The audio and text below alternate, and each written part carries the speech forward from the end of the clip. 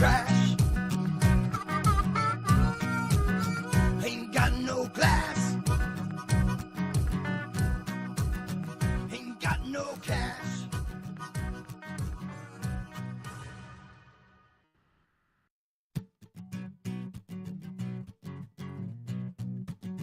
I'm a white trash man.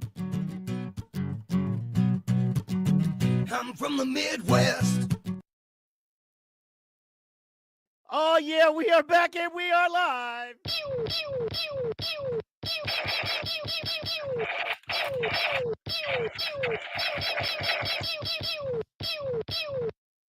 What's up, my dude? Ladies and gentlemen, Vern in the building. Cardman Vern Whitecourt in the building. How you feeling, sir?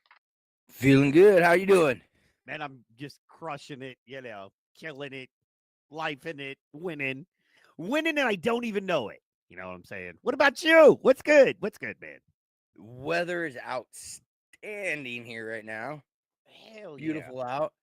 Went outside with the dog a little bit today. Here, I'm trying to figure out. There, that might work. Can you still hear me? Yeah, you sound good. You actually sound Now good. you're in my headphones. You were in my headphones before. That's what I had to fix. So, yeah, no, it's a great day outside. Beautiful air. Things are starting to really green up as well. We had a hailstorm last night again. Our second one in a week. Goodness. So, but you guys have had tornadoes all over the place around you. Yeah, finally a little chill. Yesterday was better.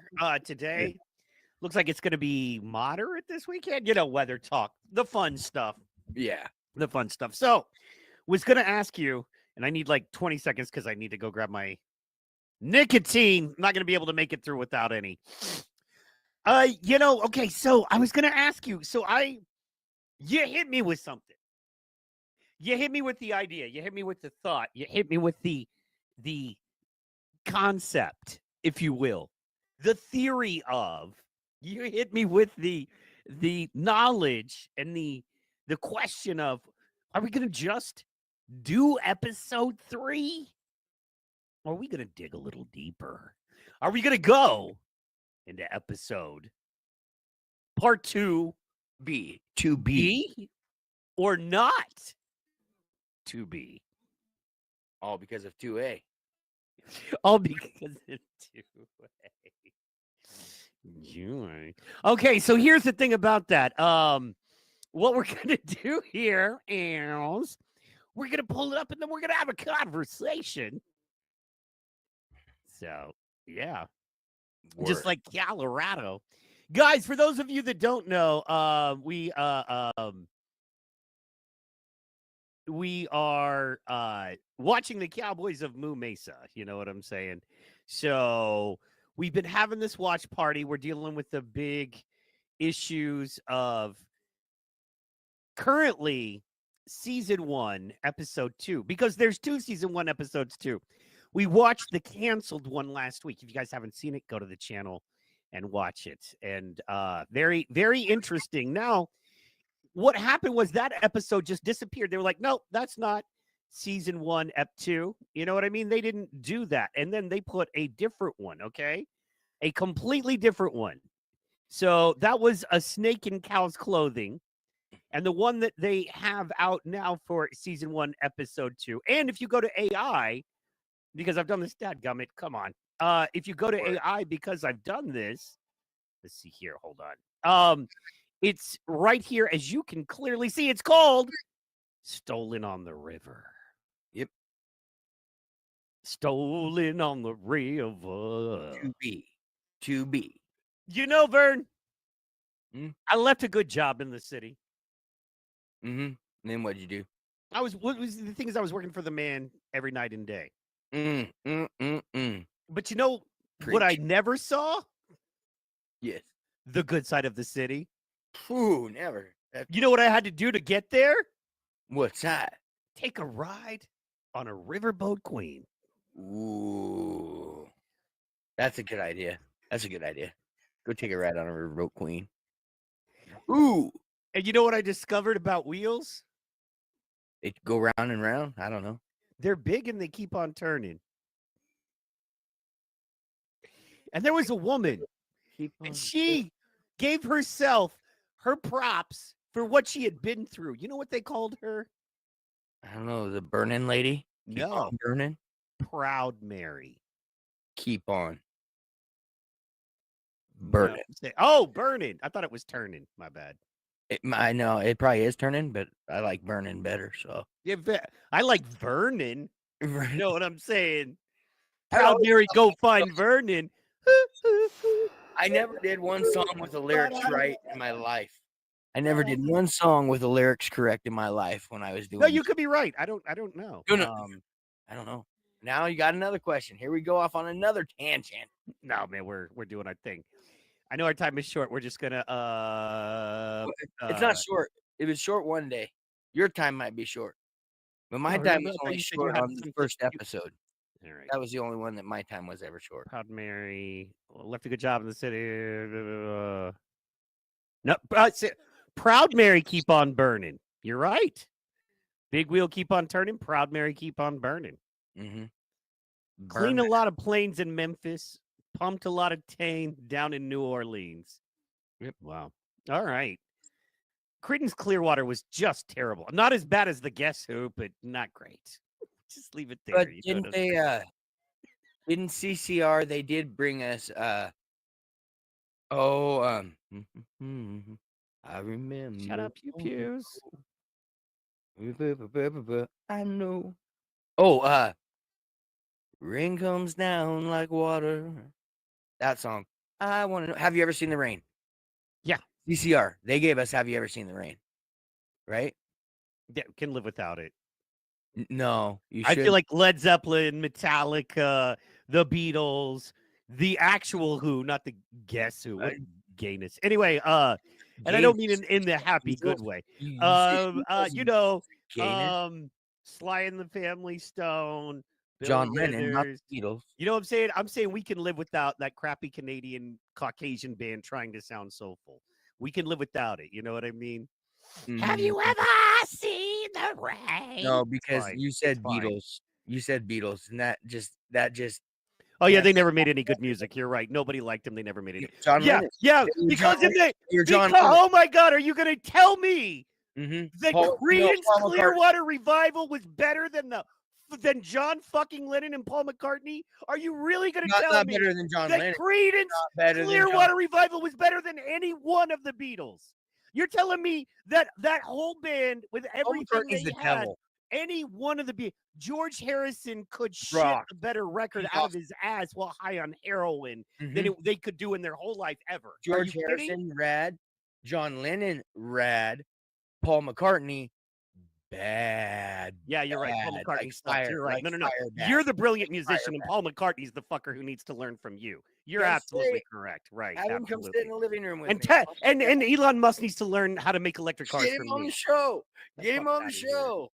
Oh, my God. Get him on the show. Paul McCartney? Yeah. Shut up, man. Stop. Just enjoy your little hole that you're in and your opportunities, okay? And figure this out. Paul McCartney, better than most musicians you know. If for no other reason, first, I've seen him live, so I know he really plays and sings his stuff. Which yeah, he does. I'm very personal on the beat. Of all the things, man, you hit me right in the nuts. So, well, no. It's one of those. It's like when somebody comes to me with politics that I know knows far less than me about it, and they think they're an authority, and it's like, well, I have an opinion because I've seen some information. I'm like, I understand, and it's one of those. You have that ignorant opinion that will not allow. You have that ignorant opinion that will not allow other points of view in because you know intrinsically how weak and silly your point of view is. So instead of admitting that you're possibly wrong and you have to listen to other people to form a clear opinion, you're just going to say bad, shut out, done. And that's fair. I'm used to it. I deal with people. It's what I do. He's the devil, though. But yeah, totally. I mean, which one, Elon Musk or Paul McCartney? They're twins. Yeah, they're the devil twins. They're twins. Yeah. The devil twins. Can't you see the now the thing that Paul McCartney was dead and he's come back to life, or they replaced him? Plausible, very plausible. I think just because there's enough there, but it doesn't make him evil. And whoever Paul McCartney is, the dude does great music, makes great music, better than John. Way better than John. No. John was a terrible musician. He was a great writer. John was a very Paul McCartney was the best musician on the stage of the Beatles. John was a lot like Bob Dylan, and that's why they were such good buds. He was like because they were a liberal communist controlled thing that got infiltrated by Yoko. By the party. But I think Yoko was his way of getting back. It's like, all right, well, at least I get a woman out of this deal. So, yeah. but we can lock ourselves in a room in a hotel and just stay in bed for months. And then it's like, well, why didn't she get it? Why didn't he get a fighter woman? It's like, well, I mean, he's British. What are you going to do? Have you seen what they eat? They eat haggis. They have poor taste. Okay. I don't know what to tell you. Look at where they live. They could live anywhere in the world, and they chose a rainy isle and to eat haggis. Okay. What are you doing? You know? Yeah. He went off the deep end there. After, Fair. But I'm saying he was a very talented writer. Although, Paul, if you're going to sit down and play, I think George was amazing. I've read all of their autobiographies, and I've seen him. I never got to see George live. I was close, but anyway, regardless of that, man, we got like 60 seconds before we got to get into Moon Mesa. Okay. How dare you say? How dare you cape up for Creedence? You understand people are going to not respect you when you do things like go. Great, Beatles, man. I stuck up for a song. Song. Yeah, but you can't. Okay, and maybe you could do that in its own world, but when you do that in reference to any of the Beatles and any of their work, you can't do that. You can't do that. Okay. With lyrics, you can. That's like saying, hey, dude, that's the same thing as saying, looking at the Communist Manifesto, looking at Hitler, the Nazis had some good ideas. You're not paying attention to the body of work and the outcome and the results of the work. You're saying, when I look at the guy, the idea that we should take care of our old and young that can't take care of themselves, that's a good idea. Right on its face, yes. But given the context of Nazism, not so much. And you're the same thing with Creedence here, man. I need you to think on that. I'll be right back. It's just, hey, I was defending a song. A song. Have you ever seen The Rain? And the melody and the frequency that song carries. You know? And yes, Paul McCartney was the best musician on the stage of the Beatles. Absolutely. Any instrument, toss it to him, boom. He just rocked it. I think, though, that they were the first NSYNC. They were the first Backstreet Boys. They weren't rock and roll. I don't associate, like, if I think rock and roll, I don't think, Beatles. You know? I mean, you can do that with pop. You know. See, because here in Brasky, we call it soda. Soda. So when I say pop, I mean like pop music, you know, not like pop or drinking a pop. But yes, he was the best musician on that stage and would be the best musician on a lot of stages. Man, I'm trying to listen to you, but I'm so caught up in trying to research and figure out where the amazing inspiration from songs like Susie Q came from. It came from a girl in a tunnel. Love you, Susie Q. It's like, so Stop the Rain and Susie Q are the same song. Okay. Anyway. No, not in chord progression. But okay, and you know what? I'll give you the Creedence wasn't the worst band from Canada. No. That title solely belongs to the Guess Who. The Guess Who? And people actually bought that shows you that the music industry is controlled. Yeah, the Guess Who. And their songs weren't even good. American Woman. See, and that you're right. But I tell you what, though, you come to Did you know there was a band called The Who? Sorry, go ahead. But if you come to this part of the country, that's the music they want. If you go to a bar, if you in this, you know, Weedville, Hickville, whatever you want to call it, Cornville, Cowville, that's I mean, it's still stuck there. Right. That's what they want to hear, that Mustang Sally. Yeah, but Mustang Sally's okay. That's but that's right in that same groove line as Wilson far as Pickett jam, man. That's Wilson Pickett, is awesome and American and, an amazing R&B blues soul singer dude, or was, right? Yeah. Same thing. You want to hear some Stevie Wonder, you want to hear some Southern Rock. Hey, Southern Rock all day. Allman Brothers Band, one of my favorite bands. Allman, there you go. Now you struck a chord. Now Skinner, you're Believe It or Not, 38 Special. Those are the kind of bands that maybe not great for radio, and you can go, yeah, but when you watch them live, these dudes are playing. I mean, you've got 6 dudes on stage, all playing guitars, and they're playing in new keys, and their jam is like, whether you love the music or not, to appreciate that many dudes together rocking out that well is a beautiful thing to see. No, it's not for radio, but man, it's cool to watch. Concerts are awesome, man. Being so close to Red Rocks in Denver, from going downtown to the Oriental to watch a band called the Band of Heathens. Really I remember Band of Heathens. Yeah. Oh, I love them. Love the Band of Heathens. They're the musicians, though, like you said. They're the group of guys that get on stage, and then what comes out of the group is really rad. Really rad, So, yeah. I'm listening, brother. No, I went to their concert, got an autographed poster from them. That was cool. Nice. But one of my favorite shows was Tool at Red Rocks. Yeah. I might have been at the same show. I think we talked about that. We both saw Tool at Red That show Rocks. was beautiful. Was that the one that did King Crimson open for him? I think so. Because I'm pretty sure that's the one that King Crimson opened. Yes. Because I love King Crimson. I've seen them live many times. So Yep. in fact, I have Adrian Ballou picks back there, if you know who Ballou is. And then again, we were busy. We were busy up until Tool time. Yeah. Well, I love King Crimson, who kind of was the inspiration behind Tool, which is why Maynard basically dug them out of obscurity and had them reunite to tour with him.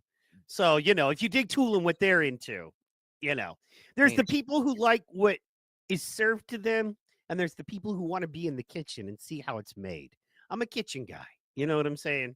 So, but yeah. All right. Speaking of being in the kitchen, we are cooking up episode 3. Episode 2. We're on episode 3, watching episode 2 to be or not to be the Cowboys of Moon Mesa season 1. As we covered, we're going to drop this, then we're going to get right into it. We watched the original Ep 2, A Snake in Cow's Clothing, last week. Check it out. Uncovered a conspiracy we'll be getting deeper into, and now it's Stolen on the River. I'm having so much fun. This is great. I do need nicotine. I can tell I'm a little nicky because I've not had a nicotine fix this morning or at all today yet. So. Roll down the river. Now, you can't help tracking a bit of dust when you come back from the no-rain plains. Yep. Sorry. Stolen on a River, lady. Now, you can't help tracking a bit of dust when you come back from the no-rain plains. Yep. What was that? Do you have to do that in front of me? Well, nope. Hey, you have a burr under your saddle blanket, Colorado. You seem a bit peeved. Wait, I just think it's about Hold on, time hold you on. gave me one of those. Under your saddle blanket, Colorado. Yep. What? Oh, okay. He was polishing his shield. You know what I'm saying?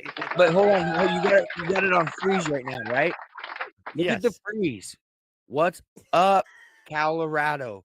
Come on. Colorado is not happy. He ain't having shizzle today. No, He's kind of carrying the same attitude you are. Bro, look. You know what I'm saying? You know what I'm let me saying? give a little. He's just. I think he just got told that the Beatles suck. That's the look that the Colorado has on his face. And you know what? I just realized I'm like, wow, man, what a trigger. You just said 2 words and it put me into an emotional state, which means whose problem is that? And we live in a world now where would demand you watch what you say because of my emotional state. I'm sorry. We to don't hurt do your that here. feelings. We live in a world that's like, oh, you just got made a bitch because somebody can say 2 words and it put you in a spin. How do you like being that controlled and small-minded? I don't. You're so sensitive.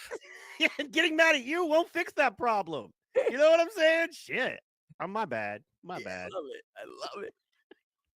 See, because you know me, I pride myself on these types of, you know what I mean? I'm going, okay, are these trigger words? Am I expecting somebody else to change so I can be, but you know me, I love trying to do that. And I love catching myself even in real time. Like, you know what I just did there? I let somebody say words. I allowed those words to connect to an idea in my brain I did not like. I allowed my emotions to attach to that idea I did not like. And then I behaved with all of that. And I Instead of rolled allowing this person to have their opinion and deciding whether I should say something, if I had anything to add constructive, which I did not.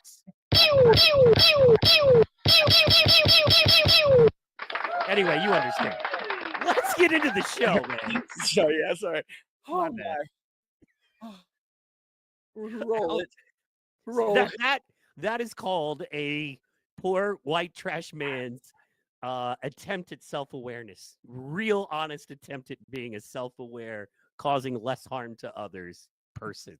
And thank you, Card Man, for allowing me an opportunity to show in real time what that is. That was awesome. All right, moving on. Roll it. Roll it. Do you have to do that in front of me? Well, nope. Hey, you have a burr under your saddle blanket, Colorado. You seem a bit peeved. Well, I just think it's about time you gave me one of those darn deputy badges, Moo. I'm a loyal and trusted cowboy, ain't I? Colorado, you need experience under your belt before you can become a deputy. Now, see, this is BS. Can I tell you why? Didn't Colorado basically risk his life and jump off of like a huge gorge bridge for this team? Yes, Has he ever not been there for them? I already thought he did have a badge. I'm flabbergasted. Man, they're I'm crapping on flabbergasted. Colorado. I'm upset. I'm upset. I already thought he All had right. one. Go ahead. Go. No, I thought he had one. I already thought he had a badge. This is Yes, nonsense. me too. And I think he deserves one. That's why he's hurt. That's why he's in a bed. He's like, you have to be shot in your back. And they're like, listen, Colorado, this is one of those stupid systematic things where we've got to prove and humiliate ritual you so we know that you're in. Now I'm take these ditty pills and put this baby oil on. I'm verklempt. And Colorado says, no, I'll do none of the things. Oh, he's gonna throw some food their way. Help! Anybody, help! Over here! I'll show you how much experience the Colorado kid's got under his belt. Give a shot! Bullseye! Holy smokes! Well, Dakota, I guess we better help out Mr. Experience under his belt. Yep. Yeah! Okay, so I don't like where this is going already. Wow. Okay, so so just a couple minutes in, the last one had some very adult themes right off the bat, didn't they?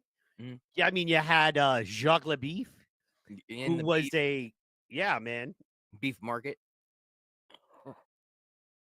Cannibalism. grifter, cannibal, hitting on the ladies, fighting with the dudes. Wearing You a had that mask. whole thing. Yeah. That whole cock Disguises. of the walk. Disguises, Mm-hmm. conspiracies, banks. There was kids involved too. Last week on that series. That's true. And we did discover last week there was a lot of women. We should also be looking Yes. for women. Yep. But here's the thing about it. Isn't this one cheesy? That other one was like, Mean. It's Yeah. like opposite. Like they're trying to throw him off the bus now. yeah. Last week he showed a lot of heroism in that episode too. All of a sudden, right off the bat, they're like, "Nope, you don't have a badge. Nope, you're not part of this."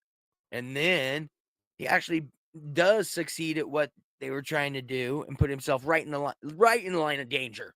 Yeah. Right in the line. I didn't see these two guys jumping in to help the. I'm No. still not sure what animals are on the wheels there. Muskrats, I'm not sure. We're going to It's- find out. I think they're the killer bees from Mexico. They're Ooh. heading up north. Yeah. Well, then he should have just shot him. I mean, because they're killer, but not because they're. All right, we're gonna keep rolling. You're verklempt. Killer bees are bad because what with killer and all. Anyway, Yeah, they put you to sleep. all right, let's watch our man insult somebody for trying. Dakota, I guess we better help out Mr. Experience under his belt. Yep. Yeah!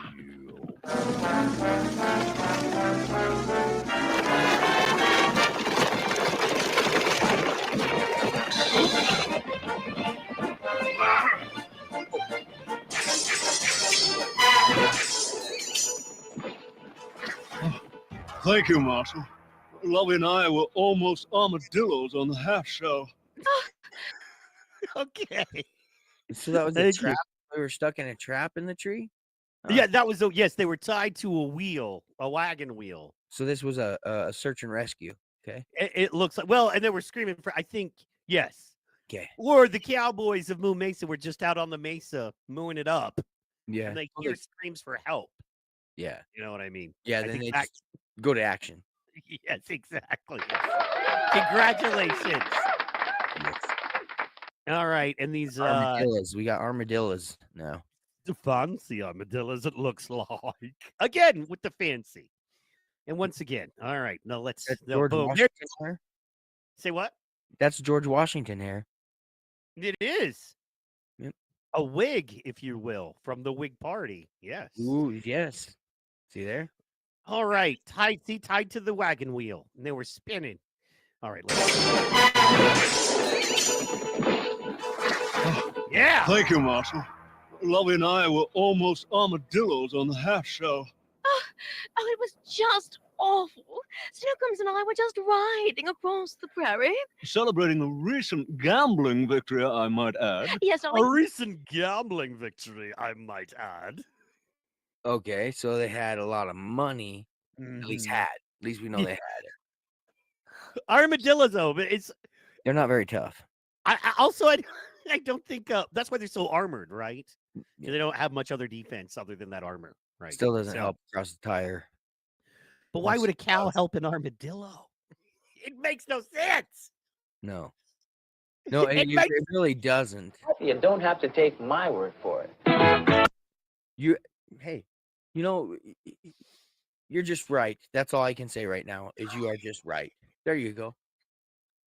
Fresh Mike, he's just right, guys. He knows. Hey, it. look, but if loving you is wrong, I don't want to You be wanna right. Be right. Uh-uh. All right, let's Big get back party, to the let's go. armadillo story. I'm already not liking this one as much as the last one. Hang in there, guys. It's gonna get better. It will get better. It's gotta get The better. thing about these shows, everybody, is you have to find the storyline. They're not going to give it to you. No, that's your job. It's like an interactive show. You have And, to find the storyline. and they can be hit or miss. They absolutely can be like everything you love. Yes. Some episodes are great, some are not. However, remember, as far as we know,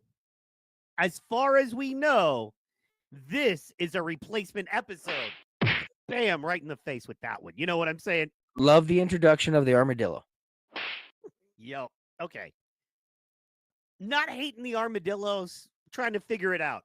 Once Yeah. again, if this was a short order replacement episode that they had to come together and draw and write real fast, I'm looking for signs of a rushed ep. All right, let's go. Yeah. Awful. Snookums and I were just riding across the prairie. Celebrating a recent gambling victory, I might add. Yes, darling, where we were set upon by a vicious, nasty, and rather foul-smelling scoundrel. Gambling? Scoundrel? Foul smelling. Mm. Know who you mean, Moo. Who? Who? They took everything we owned, including Baby Cake's favorite diamond ring. Oh no. Yes, and it was cast in the shape of my dear departed Mumsy. My mumsy-in-law. And they took it right off of my little fingers. Didn't they, sweetums? Well, there, we'll find it, Snookums. Won't we, Marshal? We'll give it the old Cowledge try.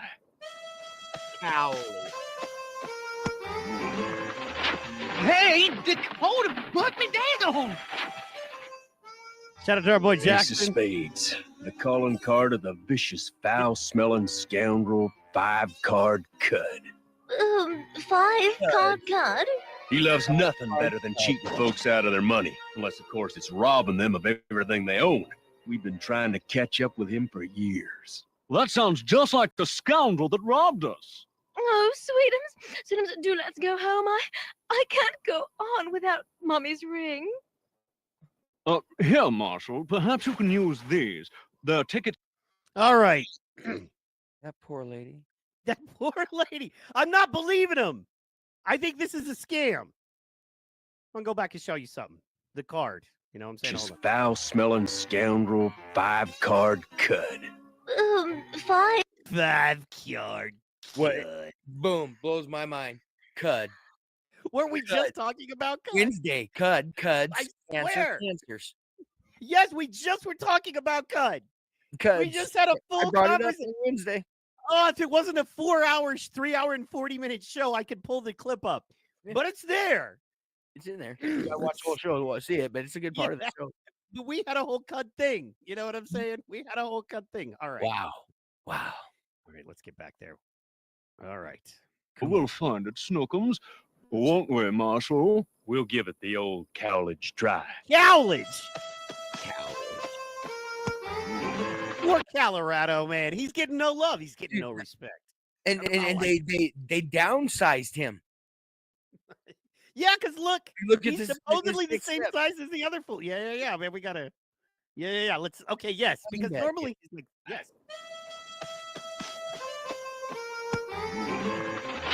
Hey, hold it, put me down. Good Lord, that's a downside. Ace of spades. The call. Can't believe it. That's crazy. The Ace of Spades. All right. One card of the vicious, foul-smelling scoundrel, 5-card cud. 5. Good, ladies and gentlemen. 5-card card. He loves nothing. That's gonna be our Pee Wee Herman secret word of the day. Whenever we hear the word cud, we're gonna be like, ah! There we go. All right. All right. So now Crazy. we have a secret word of the day. Let's go. Better than cheating folks out of their money, unless, of course, it's robbing them of everything they own. We've been trying to catch up with him for years. Well, that sounds just like the scoundrel that robbed us. Oh, Sweetums, do let's go home. I can't go on without Mommy's ring. Here, Marshal, perhaps you can use these. That was weird. Let's go back. What is that cut?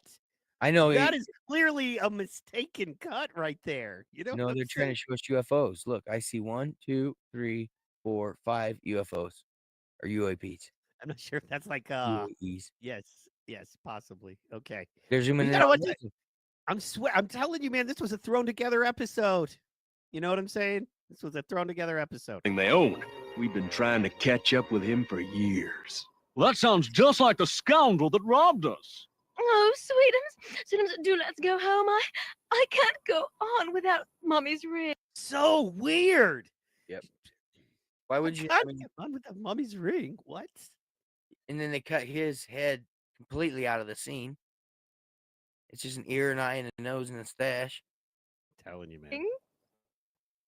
Here, Marshal, perhaps you can use these. They're tickets for the luxury riverboat Dixie Trixie. Consider them a humble thanks for saving me and Honey Pie. Well, much obliged.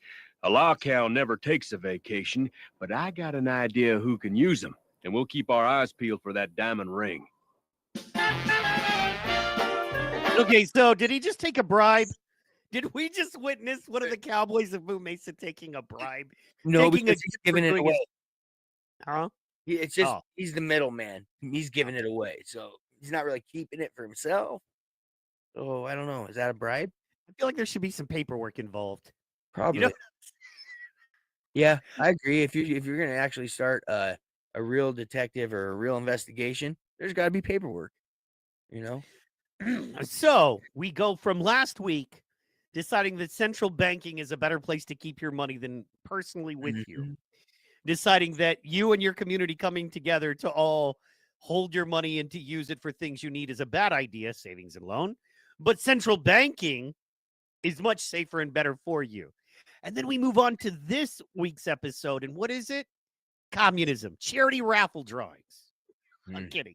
I'm kidding. That's a joke. I don't think charity raffle drawings. But we might be leading that way in this episode. We'll see. Man, this episode is on. Okay, so first of all, we have no resolution on the fact that they're crapping all over my man Colorado. Okay? What's that? Yeah. Crapping all over him. Secondly, we have these weird rich things. Why weren't the tickets stolen? So the guy got the diamond ring and everything else and left him high and dry up there, yet somehow they still had tickets, and yet somehow the bad guy put an ace of spades playing card in my man Colorado's pocket, yet there's no respect, no badge. What's going on? What's going on? You know what I'm saying? It's higher up than the Marshal. You think it is? Yeah. All right. It's got to be coming down from a higher place, I think. I'm calling it the central banking, but we'll see. All right, let's go. And so Buck, holding the rudder, with his front paws and his corncob pipe, guided the raft through the rapids and onto the calm shore. Gosh, would I like to live like Buck Finn. Thanks to you, Marshall, we're gonna make a pile of money for the town's education fund. Oh, Wait, is don't this thank child me, Miss labor? Lily. Are we? Think that Hold on. Vern, what are we doing? By the way, shout out my man Iron Bull in the building. He said, Mike, I'm gonna take you to my therapist. Fair. I appreciate that. So Hey, are we watching a child have to sweep floors of a saloon Oh, yeah. while read and get their education? Is that what we're And he's a little boy. He's a little boy. He's got his little horns. We don't know if he's going to be a got an steer. or a idea bull. who can use them. Oh, this is way too far back. Sorry. Yeah, he's a little boy. What else, Vern? Sorry about that. Go ahead. Oh, no, he's just a little boy because you can see his horns, and they're just not sure if he's going to be a steer or a bull yet. He'll be one Super of fan in the two. building, by the way. Whoa, there's Don. He's over on our Instagram chats. What up, Don? Power slap super fan in the building. Just had his daughter's graduation. Shout out to super fan offspring, super fan junior. Told him that was good, Dad. And anytime you take care of a child all the way through graduation, you've done a good job. They're not in jail. You know, they're alive, functional. Good for you. That's hard to do nowadays. Parenting is not an easy gig. I would assume. No, not in this day and age. It's not for sure. I don't know for sure, and I'm not interested. So Well, me and Don know. Amy just called it. Oh my gosh. What did she do? The armadillos, Uh-huh. they are the millionaires from Gilligan's Island. Ooh. Hello, Buffy. Yes, it's I them. love Love it. Love that. Love that thought. Gilligan's Island. All right, let's get back into this now. With child labor, we're 3 minutes into this show. 3 minutes into this show, and 40 minutes into our show. We're gonna have to tighten up. Okay, let's go. What? Go ahead. Tighten Go it up. for it. Tighten it up. We're getting skinny. It's a bit 40 minutes for 3 minutes. That's a bit lopsided. Let's go. Child labor in 3, 2, 1. And we'll keep our eyes peeled for that diamond ring.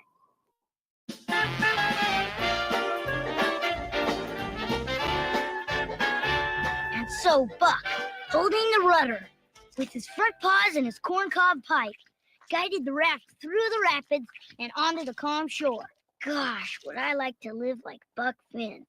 Thanks to you, Marshall, we're gonna make a pile of money for the town's education fund. And what is she always doing? I hate Lily. You know what I'm saying? She's always mixed up in it. Money, money, money. I'm gonna have my illegitimate cow child mopping the floors of my whorehouse while I'm figuring out how to get more money from you. Ugh. Whose blood is he mopping up? You know or other bodily fluids, but let's not get into that. Utterly. That's utterly disgusting. I'm sorry, Rory.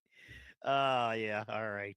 We're never gonna make it through this episode. Our eyes peeled for that diamond ring. Child labor in Ho's Owen in So Buck, holding the rudder. 2. With his front paws and his corncob pipe, guided the raft through the rapids and onto the calm shore. I feel so bad for this Gosh, kid. would I like to live like Buck Finn. Got a little Thanks star. to you, He's got a Marshall, badge. we're going to make a got pile a of money badge. for the town's education fund. Oh, Calendar. don't thank me, Miss Lily. Thank that nice armadillo couple. Without their tickets, there'd be no raffle. Well, howdy, Calf Pint. Howdy, Marshall. Cody, honey. Now, when you're done with the mopping, could you please polish the brass, put the chairs around the tables, and dust those lights? We just need to get everything ready, for the raffle. And I'm gonna need some candles from the general store. But Miss Lily. No buts, Cody. Wait. So he doesn't call her mom. He calls her Miss Lily. Is this Sure even not. his mother? No. Nope. She bought him. What? She bought him. What's child labor laws? What's going? And then she's working him way too hard. Did you see that? Oh, yeah. He's Yeah. a kid trying to read a book, and she's like, dude. And then, She's bought him at the wow. stockyard auction. She bought him at the stockyard auction. And she's probably chilling with his real dad. And it's probably her kid. She just ain't claiming him so she can treat him like an employee and not a son. How many jobs did she just give him? Like, he's oh? the caretaker of the town. The town's janitor is this little kid. And he has a badge, and Calander doesn't. Hey, and let's just see this. There's so much. Let's watch child abuse via Saturday morning cartoon in action. Mind you, honey. Now, when you're done. Say what? They're just telling them to get to work. Saturday I morning know. kids. And Watch the not show like and go do your jobs. and not like where's he around the house here. No. Spend your day working, son. Working, son. Yes. With the mopping, could you please polish the brass?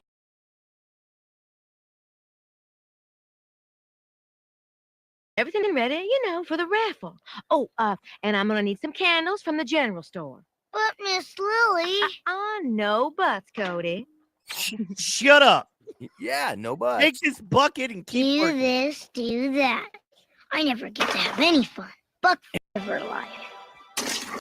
Bam. Tom Sawyer. They're pulling this from Tom Sawyer. Yep. Nice. Well, I mean, yeah, he's reading the Buck. and here, How am I supposed to prove? Huh? The band I was in for so many years, it opened for so many different people on stages. Brock Finn. Nice. Yeah, so I'm connecting. Nice. Universe All kinds of ways. here. All kinds of ways. I love it.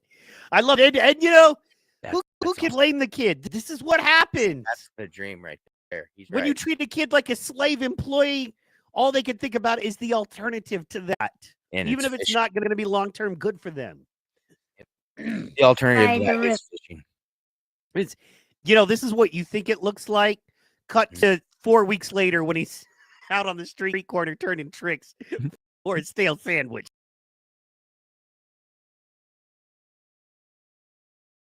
By the dumpster. In the culvert. Been there. He's doing bad things in a culvert so he can get a stale sandwich to eat. You know what I'm saying? Poor kid. Never lied. How am I supposed to prove to Moo that I'm an experienced law cow when he never lets me get in? This does come over the wire from the riverboat Dixie Trixie. Help! Stop. 5-card cud has been spotted getting on board at Nelson's Eddy. Stop. Word he's going to take over the... Stop. Stop. That's all it's saying. Sounds like they're in trouble. Would you get this here telegram to Marshall, Montana? Sure thing. Jack. We already know what's about to happen. Yes. What's about to happen? What do you think's about to happen? Well, he's about to get set up. I think Calendar's going to get set up. Or Colorado. And I think Colorado. Yeah, he's getting set up right now.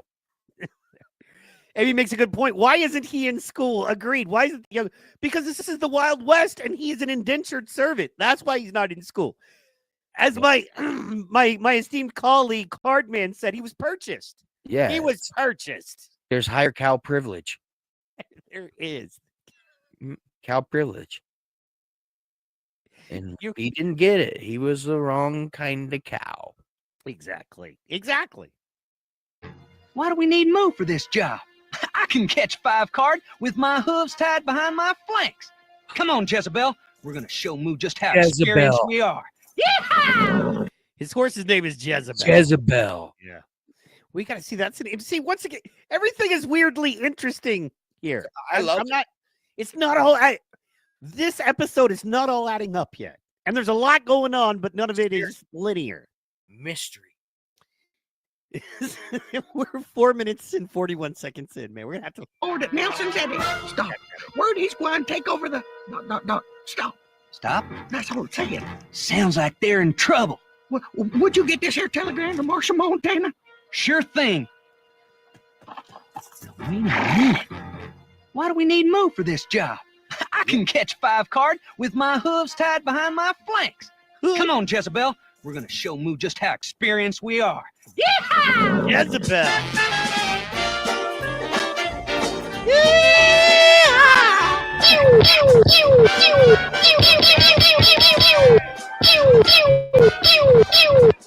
Sending that telegram and trying to warn the law. I'm going to gamble with your life. Odd, you're overboard. Even, down the smokestack. Any bets? Even. Odd. Odd. Bon voyage. Black card. What does he have around him? Oh, yeah. Looks like there are plenty of folks to rob on this voyage. Hey, Captain.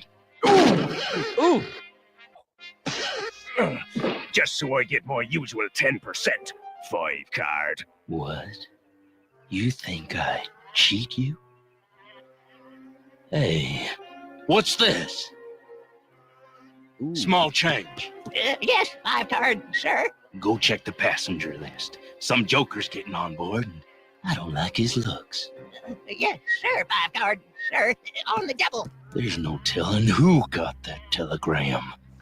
Okay, can we just pause for a second and say that 5 card is quite possibly the scariest villain we've seen in Moo Mesa yet. And stinkiest. And clearly the stinkiest. We haven't He's seen not flies using his like shield this before. Correct.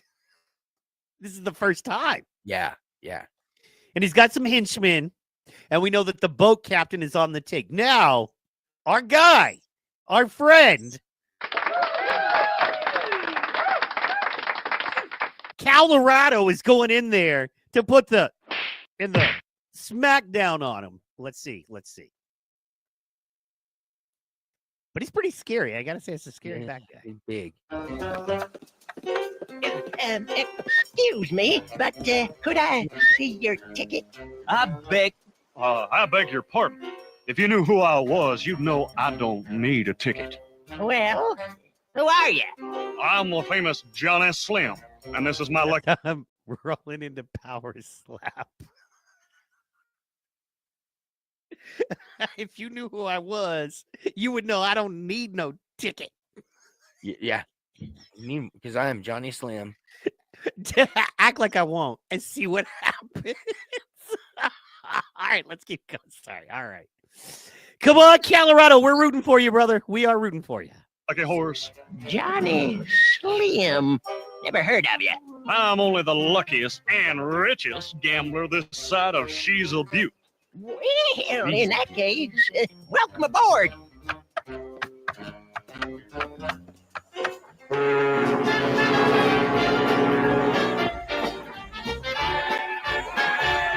Lots of filler scenes. Thrown together episode because they didn't like the other one. We fooled. Just fill the wallet with lettuce and they think we're millionaires. And Moo thought we weren't experienced. When we catch 5 card with his hooves on that armadillo diamond, we'll be deputies before you can say biscuits and beans. Okay, Jezebel, let's flip for the top bunk. Hey! Jezebel. Yeah, Buck Finn was right. No chores, no telling me what to do, just floating and fishing. I don't think I'll ever go back to the tumbleweed. Hey, feels like a big one. Uh-oh. Oh, he got beaver. Yep, he got beaver.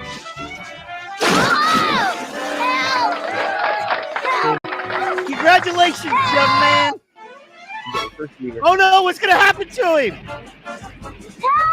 Ooh, It was all, isn't this normally what happens? You get all happy, you catch a little beaver, you get all excited, then the thing starts whipping you all around, and before you know it, you're stuck in the rapids screaming for help. Have you ever been there, Vern? Yes, right after the tunnel trip.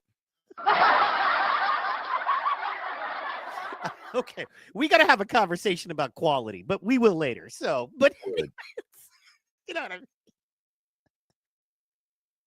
All right. Rolling down a river. All right. We're worried about my man. I know, Lil Bull. Help!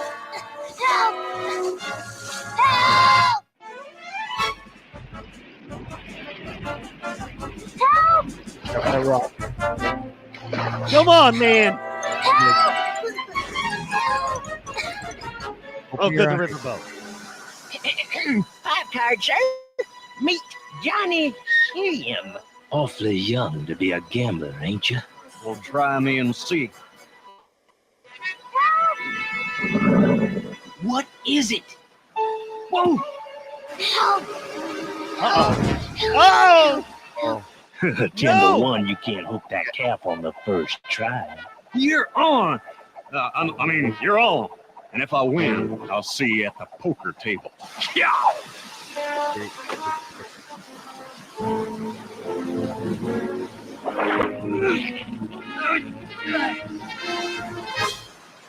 Yay! He saved it!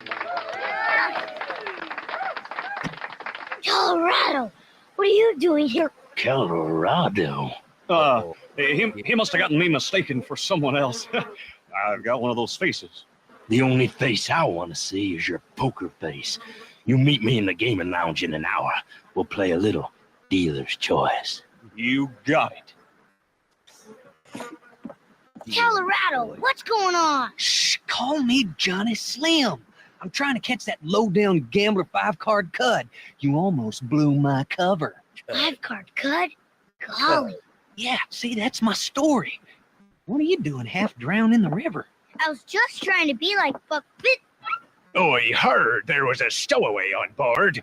You gotta work off your passage, lad. But Let me explain, Cap. No ticket, no free ride. Roy. That's how it was. More quality accents from the Cowboys of Moo Mesa. Stowaways have to work. No matter where he ends up, that poor kid's having to work. You know what I mean? He's getting no love. The Wild West was brutal for young boys, you know, especially young cows. It's just like, you're just a slave here, son. No matter where you're at. If it's a structure that needs maintenance and work, you're doing it regardless of how you feel. Yep. And he should have just grabbed the paddle and got raised up. You know, the way the paddle was going and at the speed, he should have just grabbed a hold of that and let it lift him up. He didn't need no lasso. It's all good, though. He's a good lassoer. That's fair. We needed something to blow Colorado's cover. You know what I mean?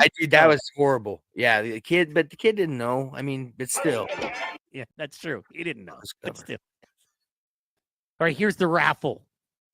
All right.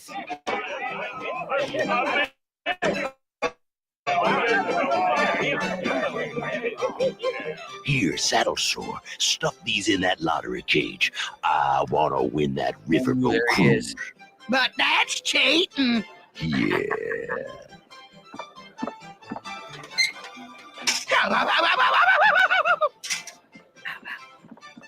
Howdy, Miss Lily. How's the lottery going? Just great, Moo. Say, you seen Cody anywhere? You know, I sent him to the general store, and I haven't seen him since. Uh-oh. Uh-oh, what? Buck Finn.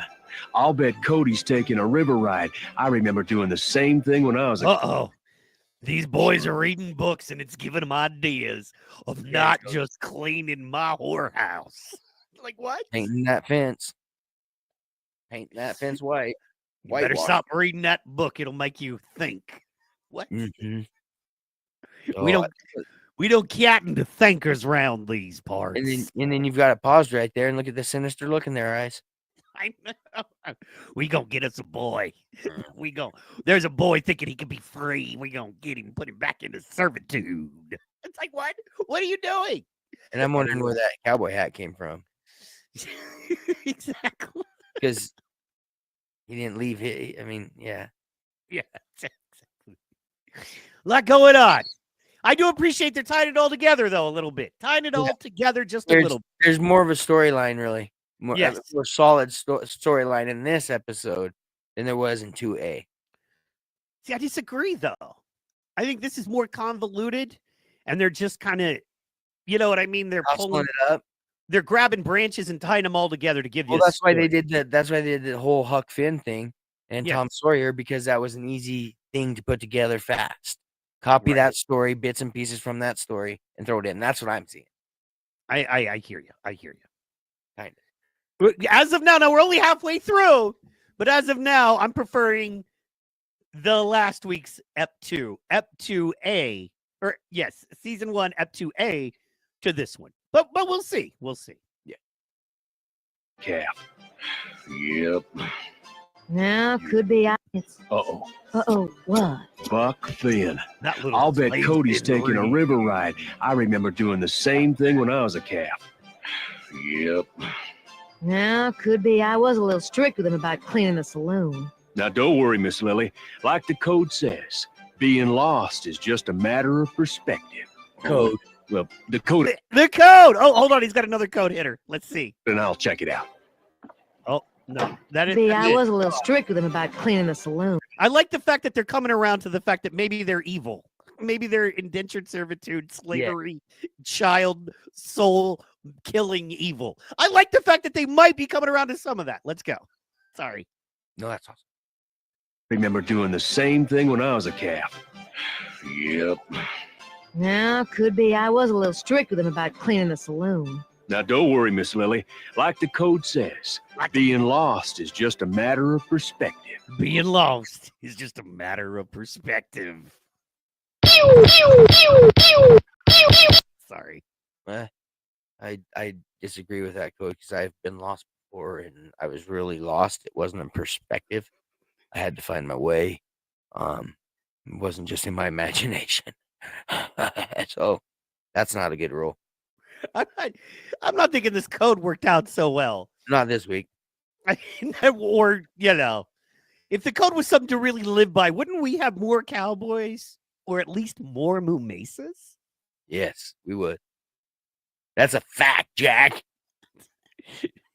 Well, Dakota and I'll check it out. Dakota. Yeah, correct. Whoa. Am I too late? Am I too late for the drawing? Not at all. Miss Lily's just fixing to go picking. I'm surprised to see you back already. Back from where? From the Dixie Trixie, catching 5-card cut. Didn't Colorado give you the telegram? Jack, Of course he didn't. Why would he give you anything?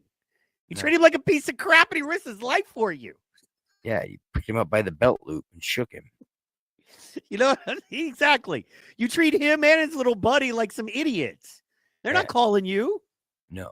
And Jackrabbit is a part of this whole conspiracy. He wanted them gone. He's the middleman. He's the sneaky snake. Jackrabbit, sneaky snake. Yeah, he's the rat. Because why would he be, you know what I mean, bringing anything up to them? And then you know what I mean? They're still there. He was hoping all the law left town. And they did not. See? And he's got those tickets to get thrown in. Yeah, it's a conspiracy. He's in with the big. Whoa. He's in with the Big Bull and Krabby Patty. Wow. Cardman got me thinking. This is deep. Rabbit is in on it. Yeah, he is. All right, let's get deep. Now we're back to the riverboat. Gambling is on.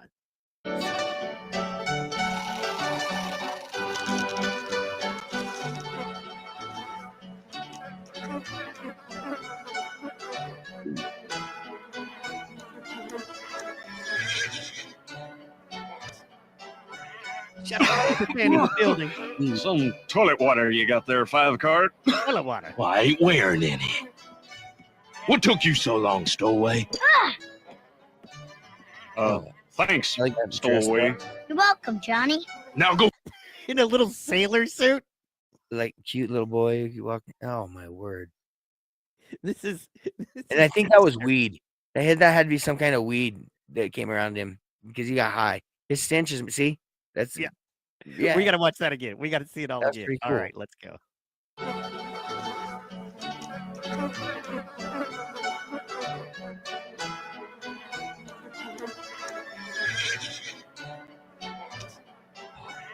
Whoa! That's some Some sticky. toilet water. That's some diggity dank. Yeah, that's right. Hit him hard. That second hand. That's why he needed that water, dude. That's Lips. Hot mouth. and that's crazy because you think out of all of them, Colorado would be the guy that can handle a little herb smoke. You know what I'm Yeah, saying? but then I think they blame it on his smell. That's fair. That's But fair. but it's not because it's the smoke coming out of. You can follow the cigar smoke going to him or his blunt going to him, right? And then he's like, you don't want to blame it on the blunt, so he just tells him he stinks. You know, what kind of toilet water are you wearing tonight? Yeah, but there's nothing worse than somebody who smells like a blunt and sweatiness. You know, like a dude who don't shower, smokes too many blunts. You ever had a friend like that? It's the Yeah, worst. they smell like feet. They smell like dirty feet. They smell like dirty ass. Well, yeah, it's like a room you just walk. Like it smells like a room you just walk in. Two people just had sex. Yeah, Hadn't exactly. showered. They hadn't showered in a month. Imagine if you knew somebody who never threw any of their old weed away, somebody who never showered. Mm-hmm. They were the same person, and they lived in the back of the dirtiest, stankiest, mustiest thrift store you've ever been in. That's what a guy like that smells like. You know what I'm saying? It's just in him. It's just absorbed. Can't get rid of it. Yeah, I know them people. Oh, no, I've had to throw clothes away.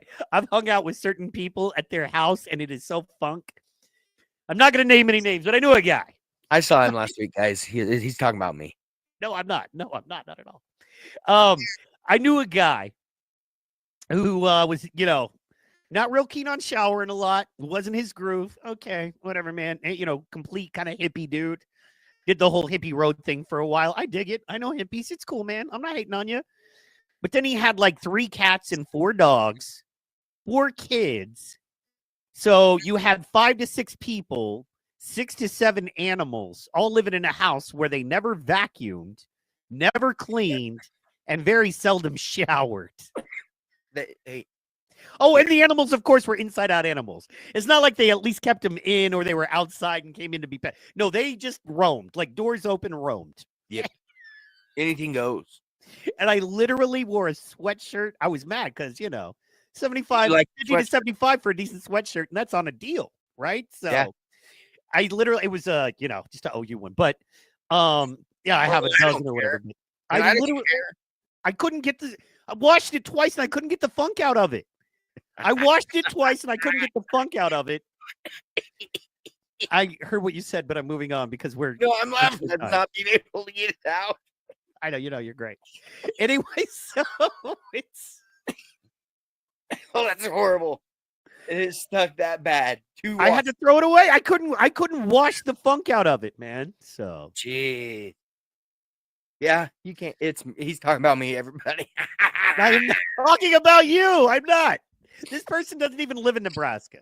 So there's that. But I'm just saying, man, have you ever had that experience where you were in a place that was so funky that like it literally ruined your clothes? Like you couldn't get that funk out of your clothes because you hung out there for like 3-4 hours and that stank just baked into you? Yeah. Used to be related to a couple of them stanks. Fair. For real. I mean, I know exactly. 1 shower a week, maybe. Mm-hmm. I don't understand that because it's free. I mean, a bar is like I can go to the Dollar Tree and for $1.25 get Irish Spring, the good stuff, right? Hygiene is like the very first thing in being healthy with self-care is your hygiene, yo, everybody. And you know, it's respectful to everybody else you're around, yo. You know, I think hygiene is one of the first steps to self-awareness. You know what I mean? like Being understanding aware of like, yourself yeah. and how it affects other people. And stank really affects other people. Yes. And the problem is we live in too polite of a society. How often do you tell, man, your shit is stank, dog. You need to clean up, vacuum, wash the walls. You know what I mean? Use some Lysol up in here. Get some Like, shampoo. yeah, man. Wash them clothes or at least put them in a laundry room outside of, because that funk is staying. Like, I'm just saying. Yeah. We live in a society where we just leave those people alone and they wonder what's wrong with them. And maybe they would clean. Next time you hang around somebody that stinks, you walk right up and be like, you smell like shit, man. You know what I'm saying? I'm like, hey, yo, my house might be dirty, but I took a shower today. Exactly. My studio's a mess right now, but you know what? You showered. You know what I mean? I actually took 2 showers yesterday.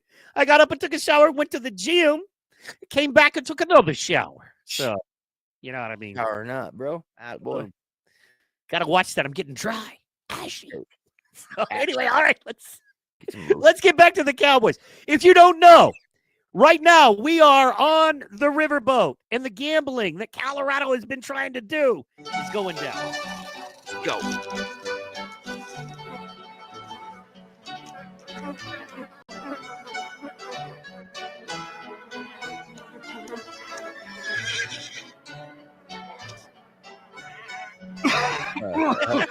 Some toilet water you got there. The dank! Hey, the dank sticky icky. I love it. I love it. I'm sorry. I just love it. First of all, now I want to hang out with 5-card Cud. Now I want to kick it with Cud. You know? Cud got the time, bud. You know what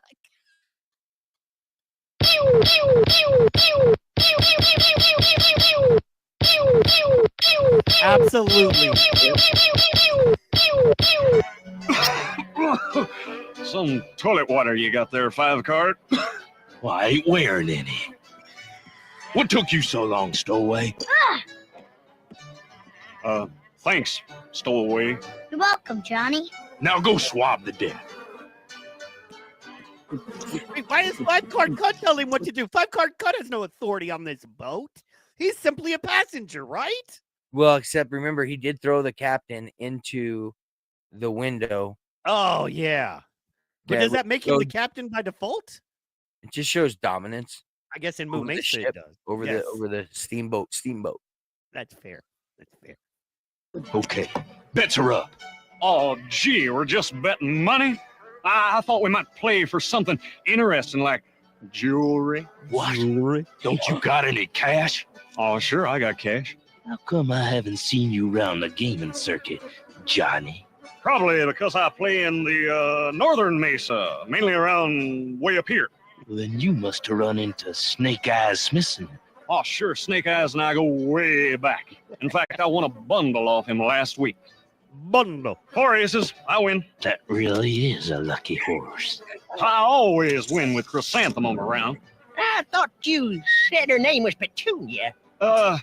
Petunia was my second to last lucky horse. She ran off with a dice painter. We'll play again later. Ran off You with catch any of that? Wait. What? Wait, what? I'm telling you, this isn't they are just freestyling here. Like they wrote a basic loose sketch and then it was like just talk to the actors because what the hell? Okay, we gotta go back. I gotta watch that whole I'm dying. I am so damn confused here. The horse his story is Weird. the horse ran off with another horse. You were just betting money? I thought we might play for something interesting like jewelry. What? Don't you got any cash? Oh, sure, I got cash. How come I haven't seen you round the gaming circuit, Johnny? Probably because I play in the northern Mesa, mainly around way up here. Well, then you must have run into Snake Eyes Smithson. Oh, sure, Snake Eyes and I go way back. In fact, I won Okay, do you see clearly how the animation is screwed here?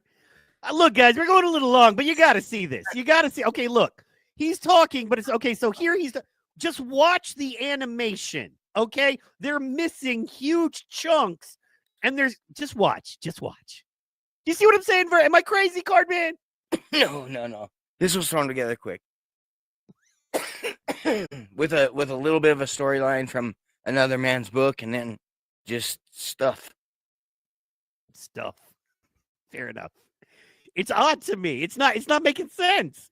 And the continuity is not there. It's like I'm watching 4 different.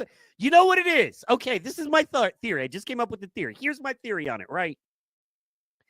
They decided they had to shelf season 1, ep 2, the one we watched last week. And so, like, 4 writers got together and were like, I have this idea, and I have this idea, and I have this idea.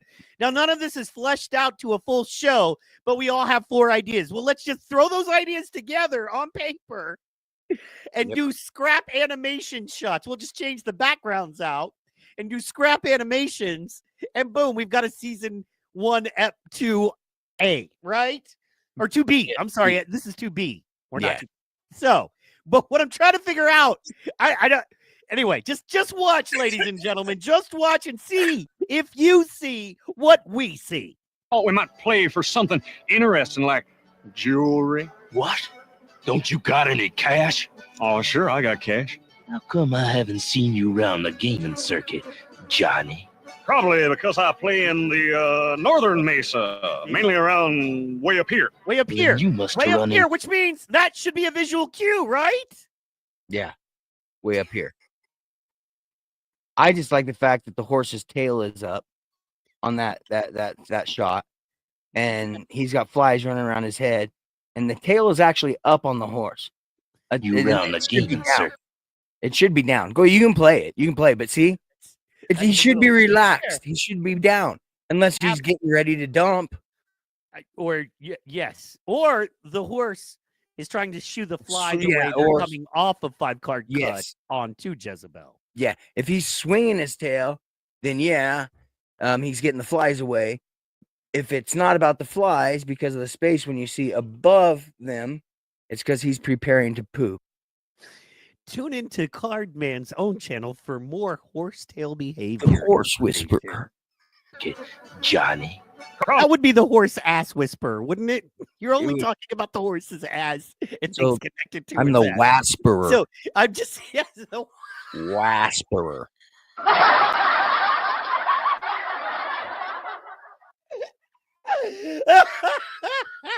I can't with that. That is awesome. Sometimes the neurons fire right and they can be quick. Sorry, what? Sometimes the neurons fire right and I can be a little quick. Dude, I think you have a new career. How many people are... Okay, look, horses cost money, right? Let's just start there. Mm-hmm. Everybody I know that's ever owned a horse or wanted to own a horse or who owns multiple horses says they cost money. Am I wrong? No, a lot of money. They used to own horses. Horses are not cheap. If you have a horse and you own a horse and you love that horse, right? Maybe he's pooping, is what Amy says. I don't know. But here's the thing. That's my whole point. If you have a horse, it costs a lot of money. Now, if your horse has ass problems. Oh, you got big problems. You want to get that shit taken care of. And I mean, you want to get that shit taken care of immediately. You better kill me. I'm going to be another rapper dead for popping off at the mouth with shit I shouldn't have said. You know what I'm saying? So, what if there was someone? This is so great. I'm not saying it's the best day of my life, but this is one of the best shows I've ever done. Okay, so, dude, we just created a new business, a money-making consultation, no inventory, low overhead business that depends on the Cardman's special skills to speak into a horse's ass. Whoa, the whisper. To heal that horse.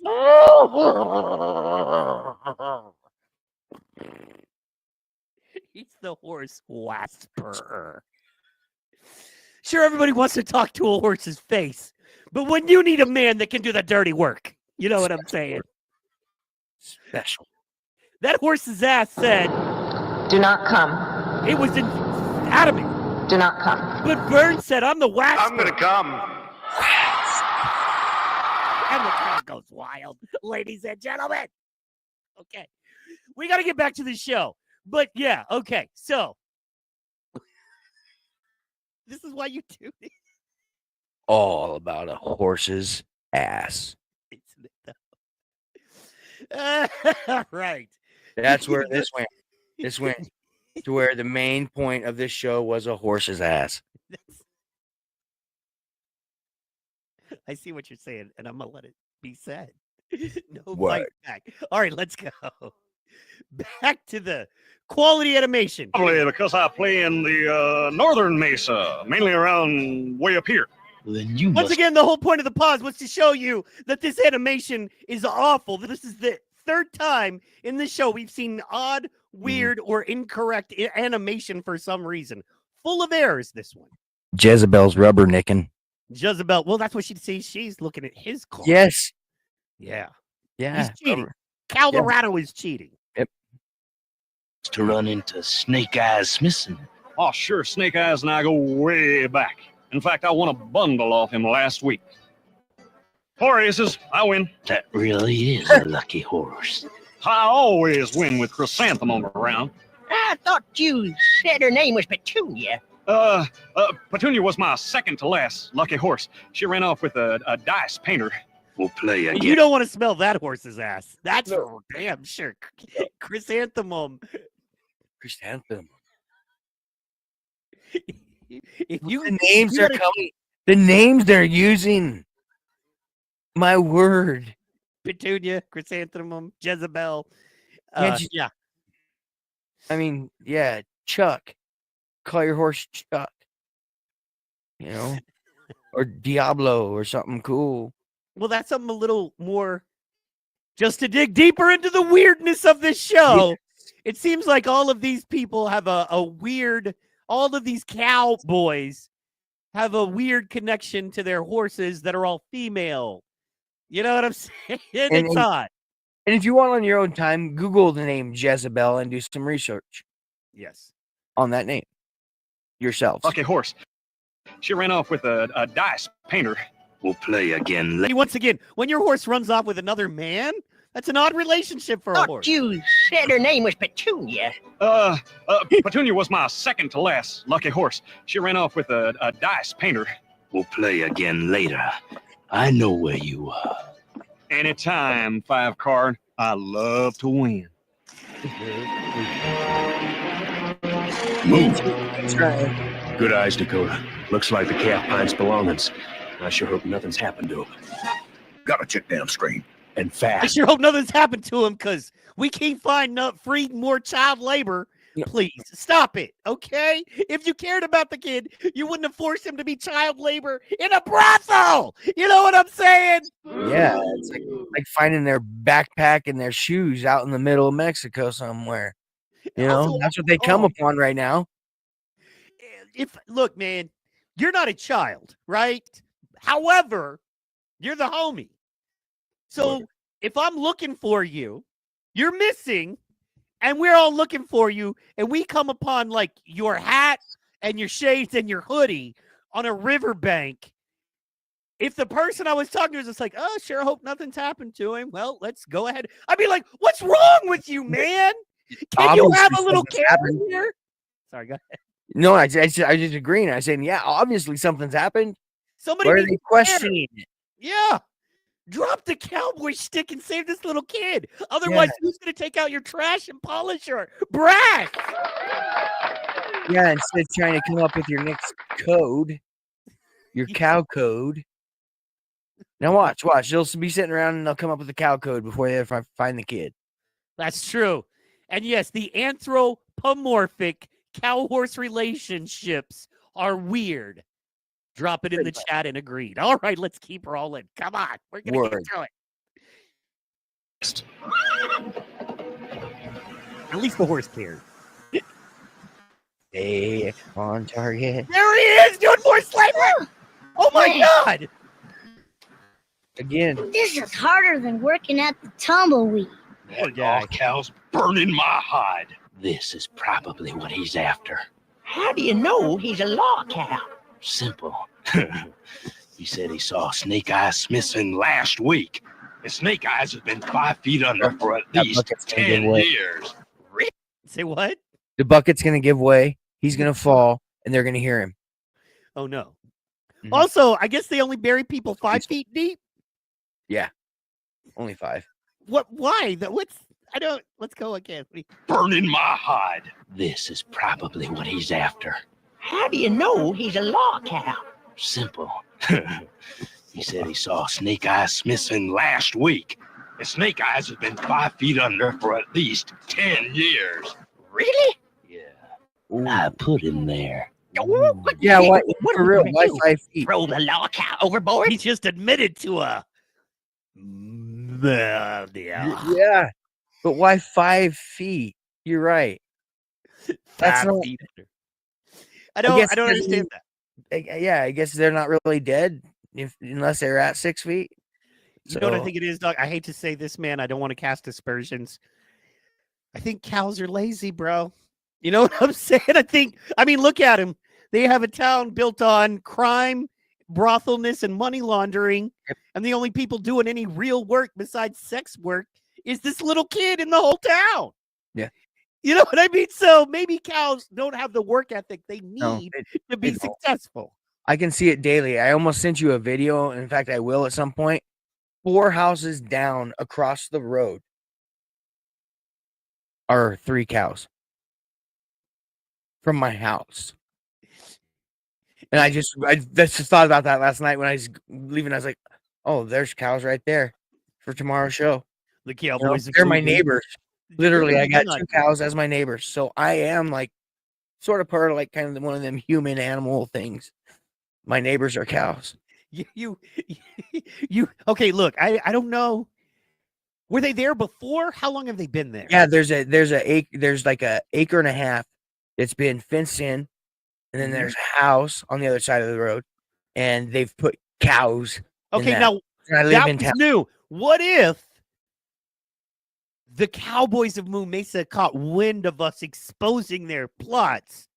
And they Because sent they can those look cows- like regular cows to us. We wouldn't know the difference between a cowboy of Moon Mesa and a regular cow, save for walking on 2 hooves. But that's a whole nother thing. Let's not split hairs. So the point is, we wouldn't know, especially if they decided to go into regular human cow mode. Like, we're going to act like regular cows around these human folk. They're going to have no idea. You know what? Bro, what if the Moon Mesa Cowboys are staked out right outside your Yeah. house, That's bro? what they're doing. That's what they're doing. Whoa, man. Oh yeah, dude. Whoa. Yep. Be I think. careful. I think you're dead on. Dead on. They Bro, found it's- out that we're doing the show. We're exposing stuff, and so they've sent these 2 cows that have been modified. I'm in trouble. They're undercover. Dude, if you find a black and white one, offer him some weed. And a star. Tell him you'll deputize him and give him some weed. I feel like that'll work. I don't know. But, Yeah. but you should try it. Yeah. Maybe your only You can shot. cow tip if they're stoned. You see, that's the thing, though. You think you can cow tip because you think they're regular cows. Then you get up close to them, and then what happens? They stand up. You know what I mean? Then bam, they got you. Yeah. They weren't regular cows. They were the Cowboys of Moon Mesa. Moon You know what I mean? West Side, Moon Mesa. I just feel like I love you guys. Maybe you'll get along. I don't know. I love Let's keep going here with this crime against humanity and this poor child. I And ain't these scared cows no with cow. poor work ethic. Say what? Sorry, say what? I just said I ain't scared no cow. I ain't scared of no cows. Yeah, I put him there. What are we gonna do? Throw the law cow overboard? Feed him to the piranhas? No, we can tar and feather him, then feed him to the piranhas. All of it. But Tar and first, feather? I want to win my money back. I gotta warn Colorado. Whoops! Oh, you called it! Fucking fall! Look, small change. Oh, they heard him! Get it? Vern called it. Nailed it. Pardon me!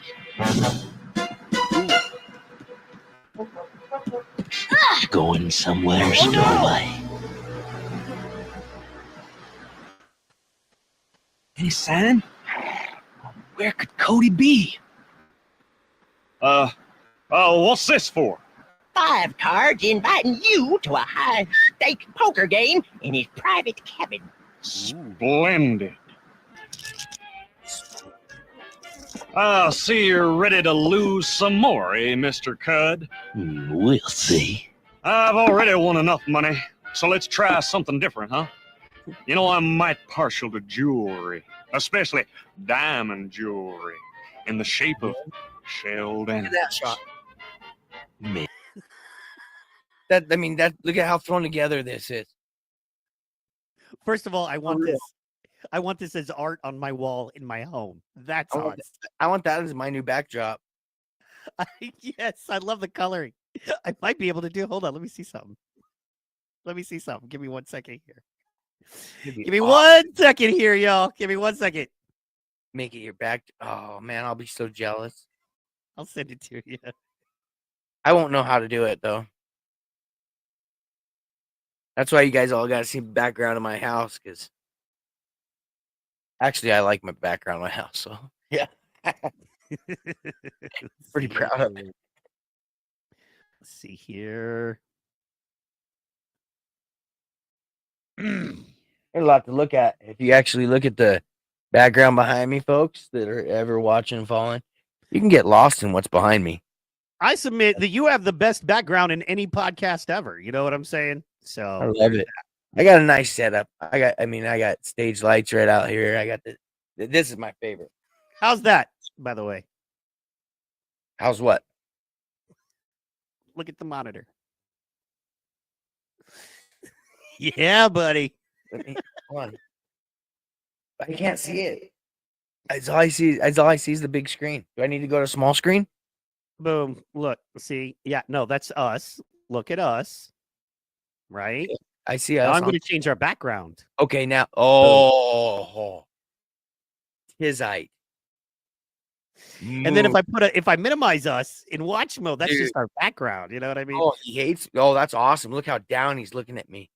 But then I remove it, right? And then watch. And then I'm going to add the video back to the stage. Boom. Remove. Add. Remove. Add. That's awesome. All right. We're going to quit playing and continue on. We're going late. We got to go. Maybe. But first, what are you betting? How about this? My great-grandpappy's pocket watch. I was thinking of something more useful, like your lucky horse. What, Jasmine? Oh, Jasmine? I thought you said her name was Chrysanthemum. What do you say, Slim? How about this to match your horse? How about this? The armadillo ring. You're under arrest by the Colorado Of King. course.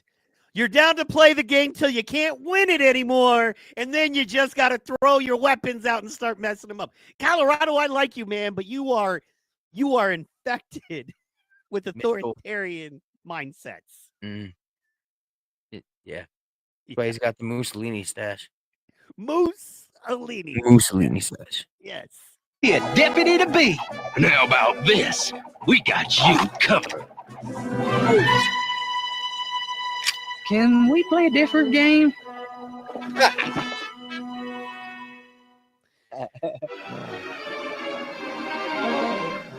So you think you can trick 5-card cut, huh? Well, one turn on the paddle wheel and 5 to 1, you'll change your mind. You're never gonna get away with this 5-card.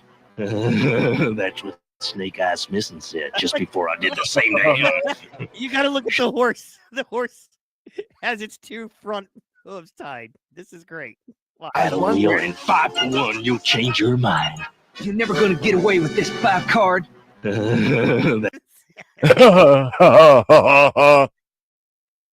Of course, What the back one's not tied, but yeah. I love this. I love the horse's 2 front hooves are tied together, and then the sound bite over that when they go to this little transition.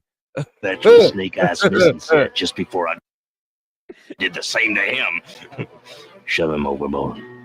Oh no! Hear that moo? Sounds like the riverboat. Let's rodeo.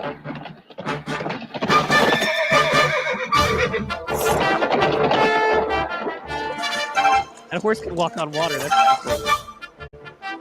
Not so fast, Cud.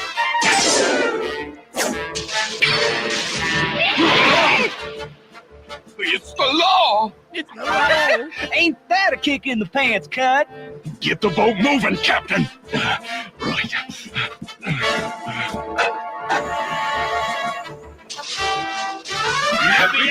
Okay.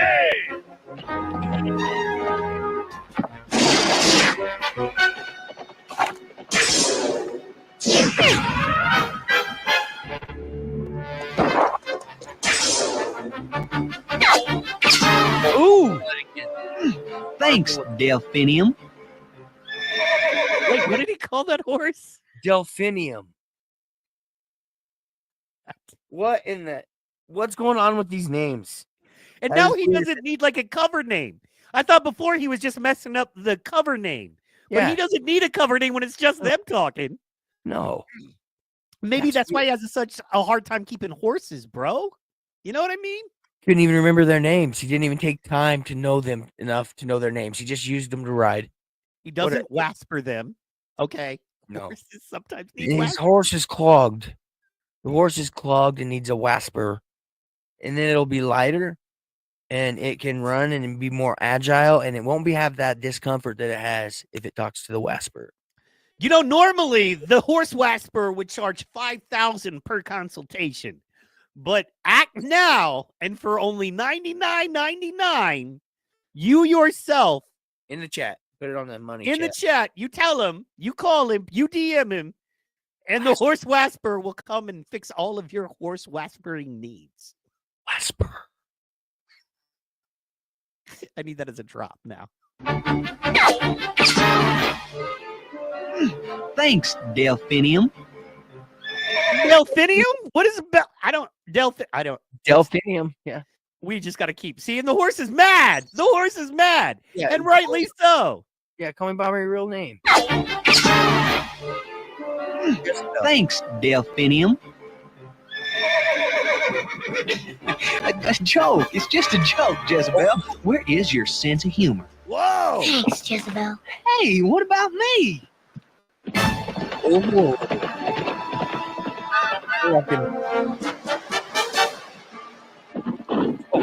I'm going aboard.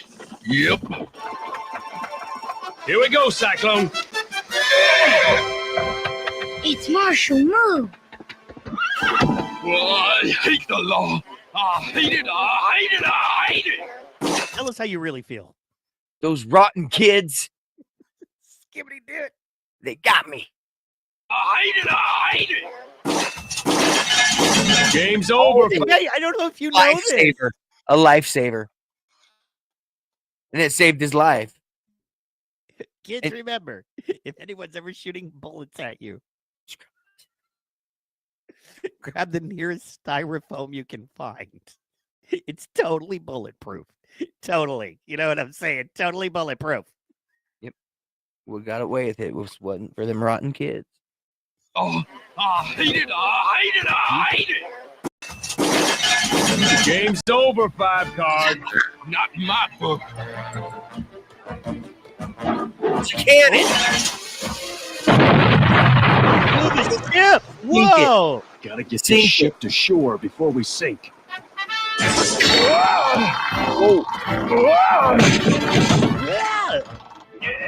Hope we make it in time. Dog was not struggling. That. Laura's down, you fool. I'm trying, sir.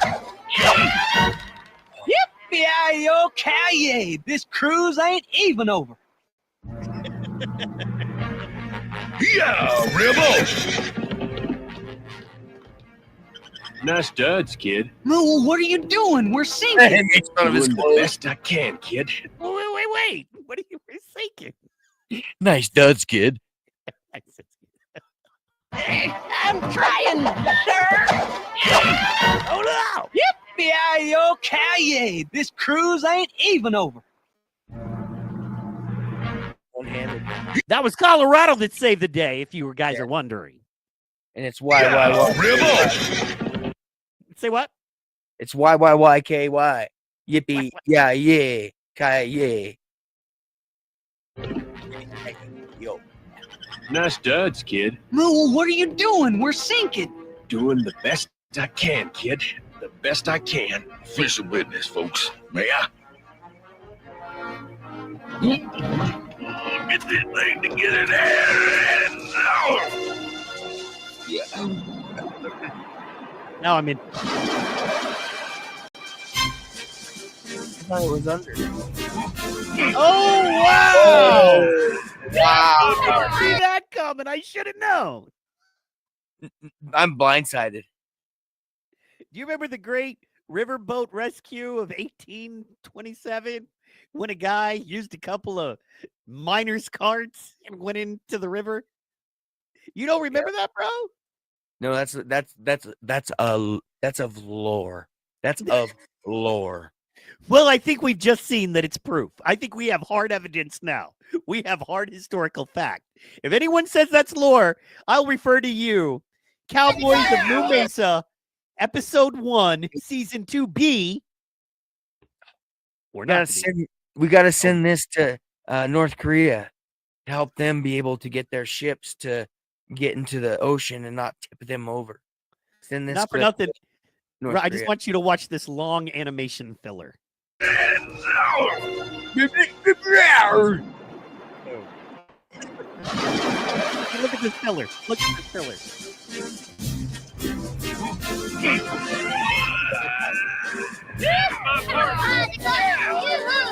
Likes fillers.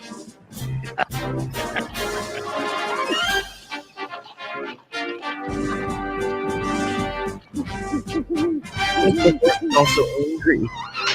You have a nice stay, 5 card. You know, I hope you don't get jail sick. Get it? Jail sick.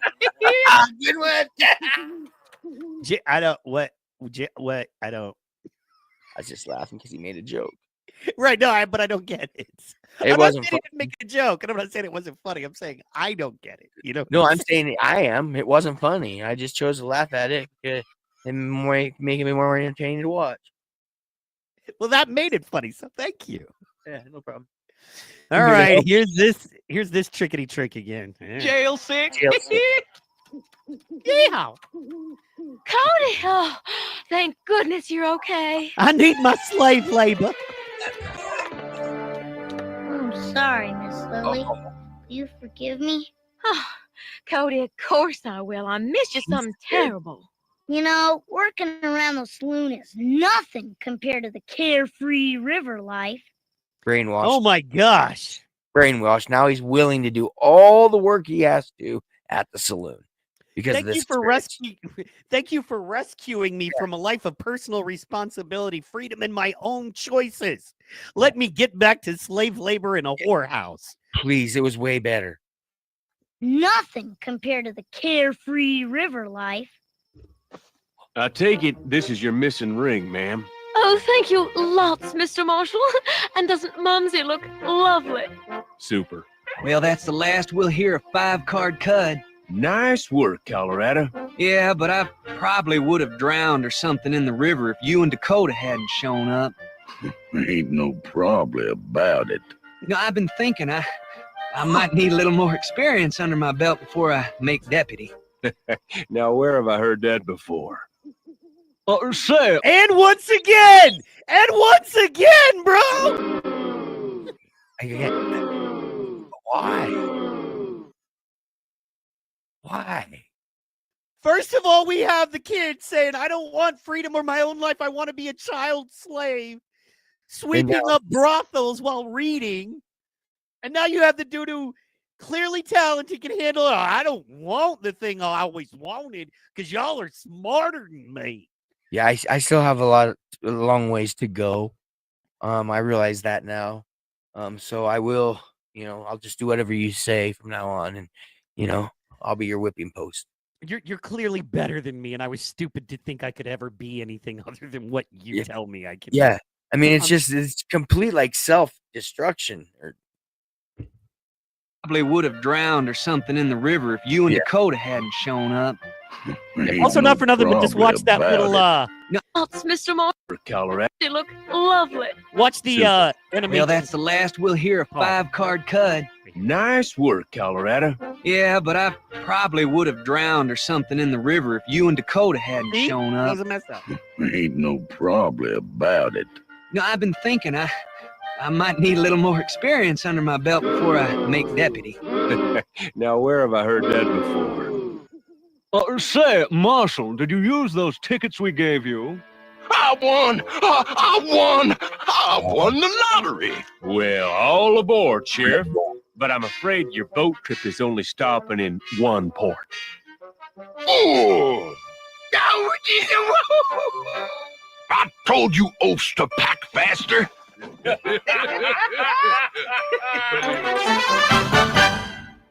Scene. Wow. This is Og1, and in today's video, we are playing. I don't know what that is. Hi, guy. Babyface in the building. What's up? Babyface. Hey, man, how you doing, brother? I have no idea how long he's been watching, man. I was just checking the chat because I have been amazed, shocked, upset, and/or blown away. You know what I'm saying by this? The most fun, maybe, but the worst episode ever. We don't know ever yet because we're only into 2B. Okay, of the three. Up to this point, yes. But the thing about this episode, there was a lot of things that were really fun to dig into and talk about and make fun of and laugh. You know, so much we needed 2 hours to cover a 20-minute show.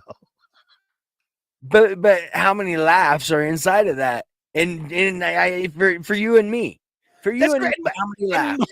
And most importantly, how many conspiracies have we uncovered in just 3 episodes, bro? Or made up, whatever, you know. No. Uncovered, made up, whatever. We don't care. All conspiracies are made up until they're proven. Yes. Yeah. You know what I'm saying? Yeah. And this is fun. This is we're gonna have a different conspiracy every week, at least 5 of them per show.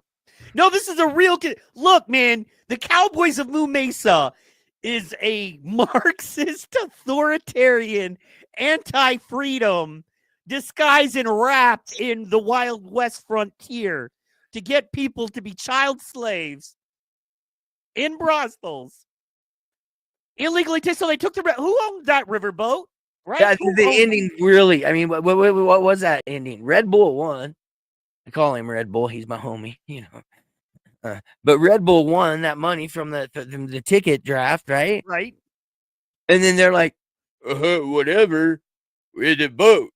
The boat is the boat is parked right outside of where? Lily's establishment. So is that her new property?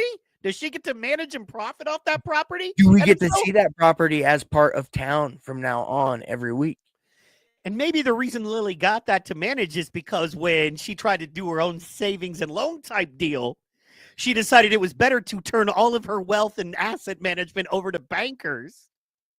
And so they go, okay, you play along. So when we confiscate something illegally from someone else because a criminal decided to show up on a boat, that means that you get to sink the boat and confiscate the boat. Yep. And then go ahead and use it for your own benefit, yes. Or what, I guess, because it's interesting because now because think about riverboat gambling. Where like in St. Louis or wherever, or over in across in Council Bluffs in Omaha, right there, you can gamble on the rivers, the riverboats, right? You know, but on land, oh no. But get on the boat, oh yeah. Weird. I don't get that, but there are towns that that are like that, cities that are like that in this country, and I completely do not understand that. But this kind of fits into that with gambling in a riverboat on a river, and then they confiscate it because it's illegal or whatever. You know, I see a different thing with the gambling in the riverboat too. You know, it's just there's so much, there's so many layers. They have too many writers. Too many. Too many. Too many writers in the room. Too many directors. I mean, I think they got 7 directors on this animation show. Yeah. That's what we have directors. I'm pretty sure this whole thing was maybe a money laundering plan for the Ninja Turtles guys. I don't know, man. It makes no sense. I know, because this is the Ninja Turtle, the artists and the makers of TMNT, right? And the one thing they're missing here, because Teenage Mutant Ninja Turtles, there was always a reason the turtles were the way they are, right? And why the rat was the way he was, Right. because of that spill that went down the drain, and those 4 turtles and that rat all got nuclearized by it, you know, and that's how they grew into the mutant Ninja Turtles. Well, sure. Yeah, but how do we have these cows? How did they happen? I want to know. Was it aliens? Did they come down and make this foundation for Cowville or Moo Mesa? I want to know who made Moo Mesa and how it happened. Well, there was a reason for the turtles. Give me a reason for the cows. They're saying it was a what do you call it? You know what I mean? It was Wasn't it an asteroid or something? Isn't that where there's an asteroid in the intro? Correct. So it destroyed all human life and then took human DNA and it combined it with a cow DNA amongst that chaos, and we got Moo Mesa. Moo Mesa. So this is the future. Right. Ooh. Wow. That hurt. That hurt my head. That's fair. That hurt my head. It hurt my head to process that is our future. They're just calling it out. We're gonna be cowmen pretty soon. After that asteroid hits, watch out, everybody. And I'm gonna be one because I got freaking cows 4 houses down. Literally. Yeah, no, hey, I live in a pretty cowy place myself. You know what I mean? Shout out, we got some chats going on. Art Vandalay seems to be a real big fan, is back. You know what I mean? Really wanting to pay attention to us. We're really important. That's awesome. And we got Apothecary J saying grown adults watching cartoons. You know what I'm saying? And I think that's awesome too. Because I love that. I love bless. We are grown men and we are enjoying the hell out of cartoons and we getting paid to do it. I always say, don't hate me cause you ain't me. Sounds like you're a jealous little punk. I always say, bless his heart. Bless his heart. Yes, well, I don't say bless his heart. I say, yeah. Look, first of all, bless your your name heart. is Apothecary J. What is wrong with you? Bless Grow the F up. You are a child who is trying so hard to be something more than you're not. Why? Because you're basic. Because like most people, the vast majority, you are slightly below average and you have a YouTube pre-installed app on your phone. And you think that somehow, some way, watching us do what we do so well that people love it, and we get literally tens of thousands of people watching, you disapprove of. So what, we're going to go watch science docs? No, stupid. Clearly, you are a joyless, below-average, lonely person who only can stop by to drop an insult because you're insecure, and you know how tiny your dick really is, and you know that you don't have the comedy, the talent, the juice, the chemistry, or the creativity, or the intelligence to do what we're doing right here now. So what do? You throw a little shit at the art. You go to the Museum of Art, and you go, I could never be anything close to any of these men, so I'm going to take a little turd and throw it at a painting because I need to be important. Well, Jay, you just got your attention. I hope you're proud of yourself. Never come back. You silenced. Bless your heart. In the chat again. Try. I dare you. Bless your heart. Do it. Do it. Bless your heart. Bless your heart. Bless your heart. Oh, Jay, where'd you go? Oh, nothing? Oh, where'd you go, buddy? That's what I thought. You know what I'm saying? I love it. I love it. My scope acts like a beard brush. It's fun. It's fun. You know what I'm saying? It's fun. My scope acts like a beard brush. Yeah. It's multitasking. It's like a Swiss Army knife, all in a toy pew. But really works though. I mean, it's a real pew. I'm sorry. Absolutely. You see that plastic paint job on that thing? Word. It's dangerous. You know, I woke up today feeling dangerous. I You watch the understand. chats. And today's been very dangerous. You know what I'm saying? It's been Has a it? dangerous day. Ooh. Lots of stuff happening. You know what I mean? We've dealt with conspiracies. Mm-hmm. For sure. Marxist evil conspiracies to destroy the soul and to indenture poor children in brothels. Yes. We've seen it all already. I mean, the only thing we can be is shocked at this point for what's to come at Moo Mesa. Hey, And coming up on about. Sorry, go ahead. Don't ever call me a grown man or an adult again. Don't you ever do that. Don't you categorize me. Don't you put me in that box. Great thing about that is he can't do any of that ever again. You know what I'm saying? That's the great part about it, because he's silenced, because he was stupid. And you lose your privileges when you're stupid. You know what I mean? So Yeah, but I like to talk to those guys. They got issues, and I can help them. They've really got mental issues. they do. They do. When you play troll anywhere, you know. Now, if it's on a bigger thing and there's actually conversation and meaning, yeah. But when what we're doing, there's no reason for anybody to have a negative comment or come at anybody on this, because this is just fun, you know. And you're not gonna poo-poo on my fun, right? It's still gonna be fun no matter what, you know. Jeez, we take 20 minutes and make it 2 hours, right? And not only that, but we make it fun. Fun That's in something 2 they hours. can't do. You know what I'm saying? Yeah. That's something they just simply, when you don't have the skills or the talent, you don't have the skills or the talent. You know what I mean? He didn't say we weren't funny. Correct. Did not say Correct. that. Because really we are. We're not hilarious really and so much. talented. You know what I'm saying? So that's good. So that's good stuff there. Well, there's so many layups. There's so many layups that Moo Mesa gives. That's why it takes so long to get through an episode, because, you know, being funny people, there's so much that we like to point out and can bring humor to inside this cartoon that the Right. cartoon doesn't bring out of itself, you know. So yeah, man, it's all about fun. So no reason for any hate. No reason for hate, except for hating the people that are being haters. You know what I'm saying? But that's all right. You know what I mean? They need the love. They need the attention. Yeah. So we're giving it to them a Dude, little yeah. bit. You know what I mean? I love it. Because I always say, I mean, I think that's a part of being successful,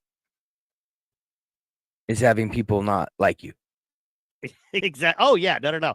Not only that, but what I like is that these people are stupid that hate us, but I love it because what they do is drive us up in the algo, and they don't understand they're actually helping us.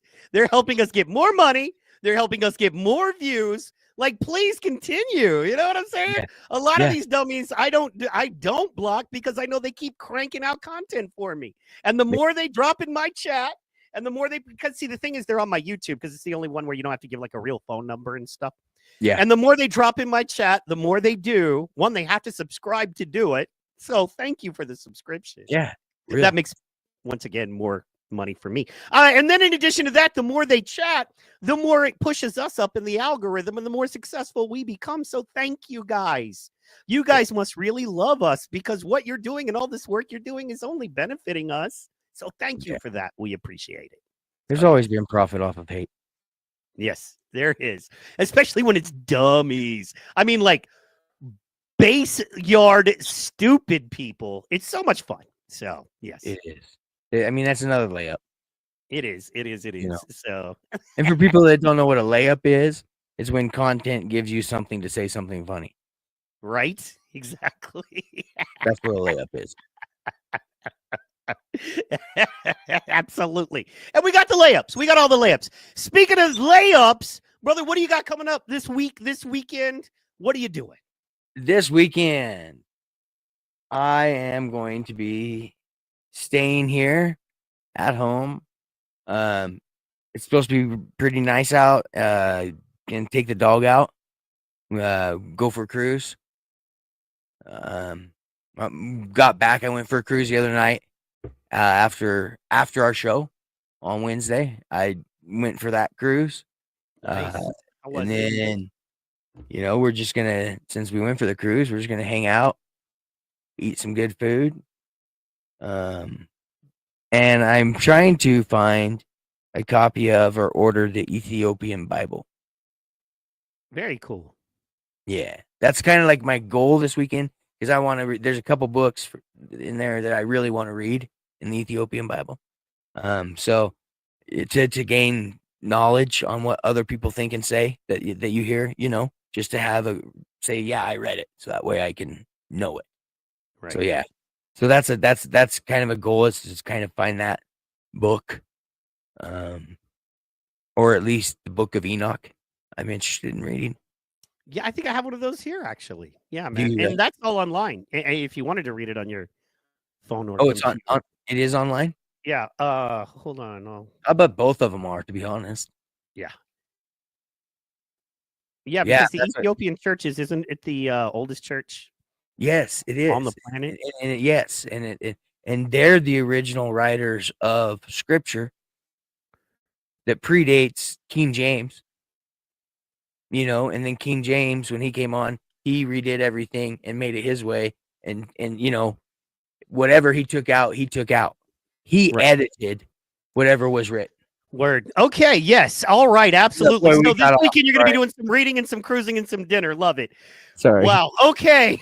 How about, did you want to promote if you're going live or doing a live stream, breaking card packs? Oh, okay. Yeah, I'm tonight. Sorry. Yeah, tonight I'll probably break some cards. I got probably Mosaic basketball, which it'll be looking for the Wimby rookie. That's the hunt on that break. So yes, we will be doing a break tonight. And it's usually late night.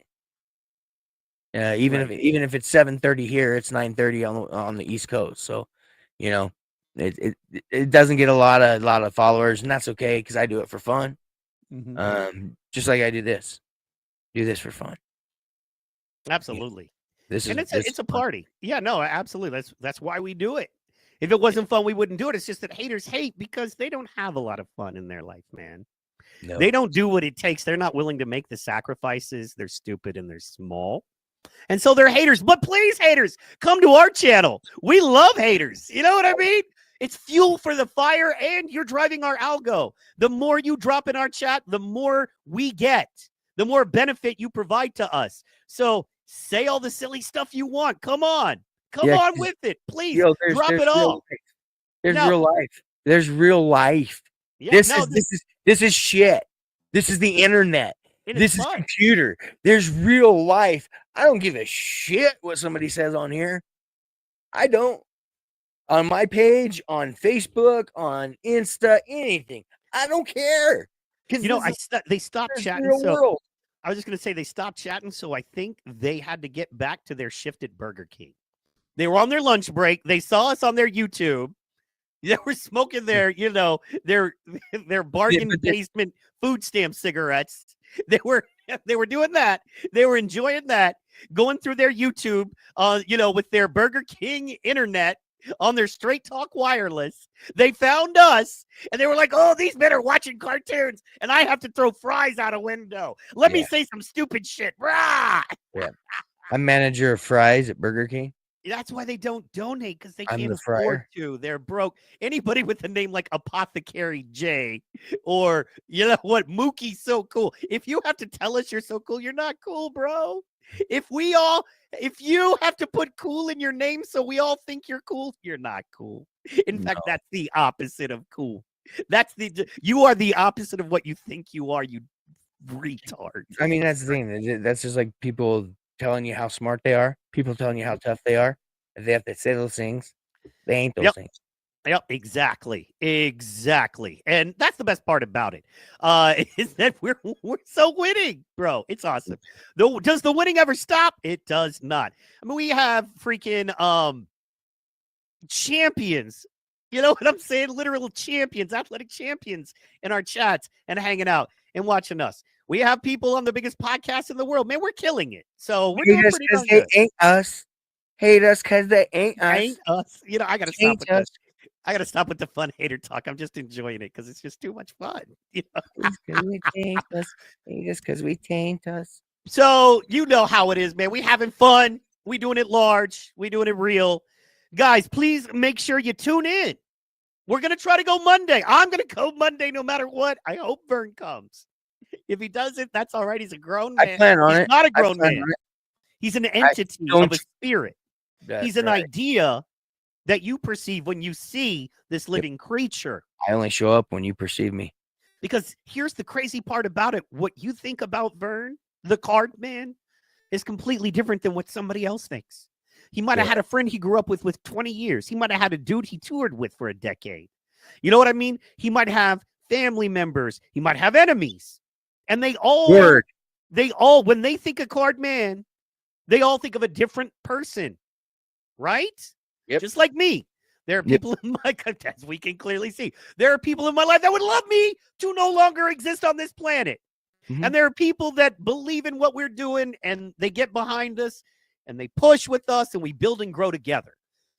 Yeah. The coolest part about that is that no matter what people think, you get to decide who you actually are.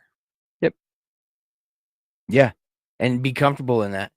And love that skin I'm in.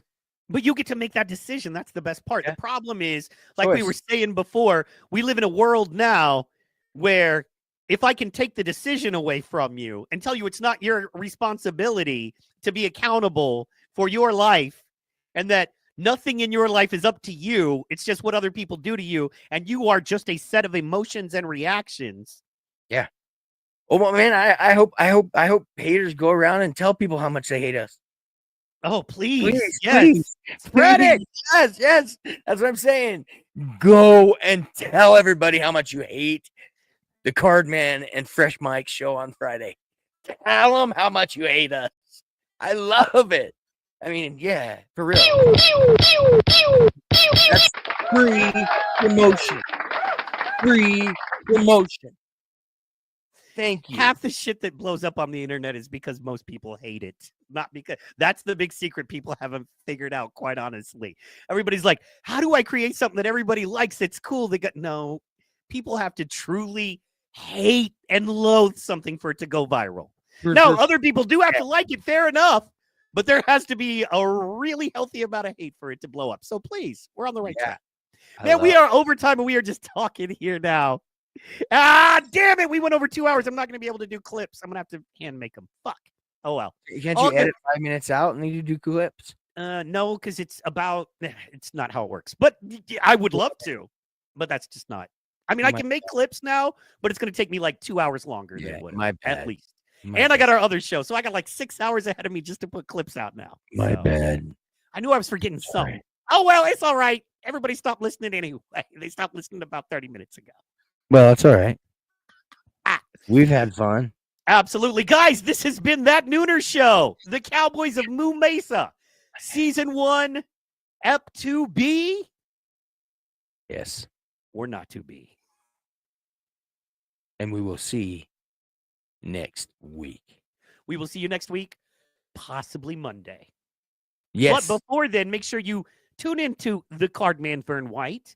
And you follow him because he's probably going live tonight. You're going to have a friend breaking some cards. He's really great about responding to you in the chat. If you want to drop a chat, ask a question. If you're trying to collect, thinking about collecting, or a collector. And he's real honest about it. He's going to give you, because you might have some of the cards he has. And he's going to be like, look, man, I'm going to be honest. This card is really about this much. And this man knows. Check it out. Check it out. Please do. Come hang out. Heck yeah, I'm excited for it. Guys, thank you so much for tuning in. We will see you next week. All the pew for you. And we are out. Oh boy!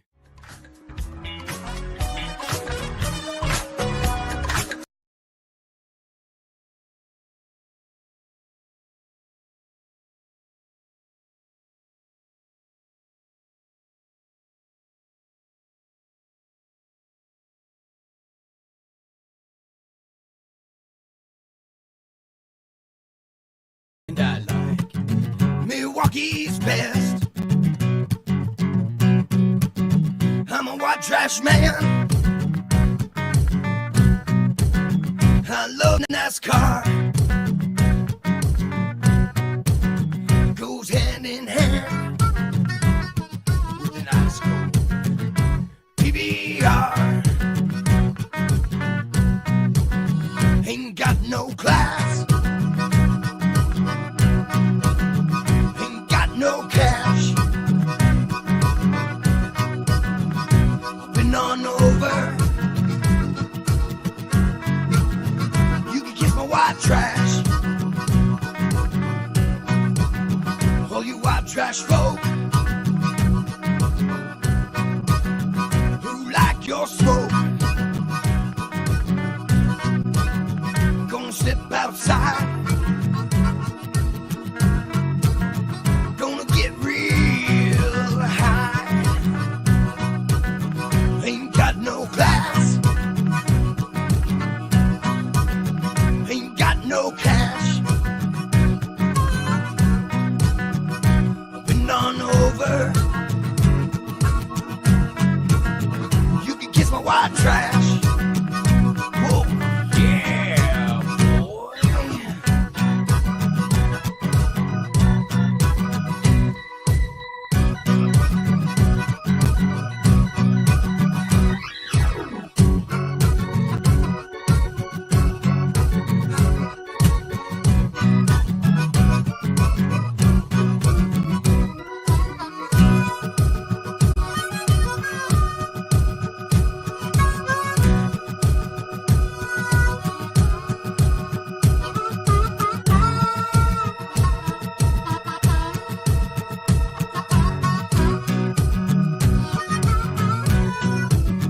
Ain't got no class. Ain't got no cash. Been on over. You can kiss my white trash. Ain't got no class. Ain't got no cash.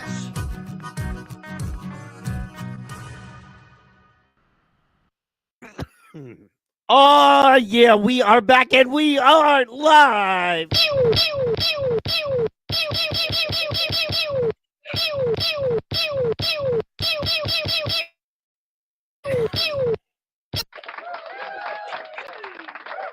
Ladies and gentlemen, it's That NoONER Show. I am one of your co-hosts, Slapmaster Mike, and I'm here with the Cardman himself, Live live and in living color.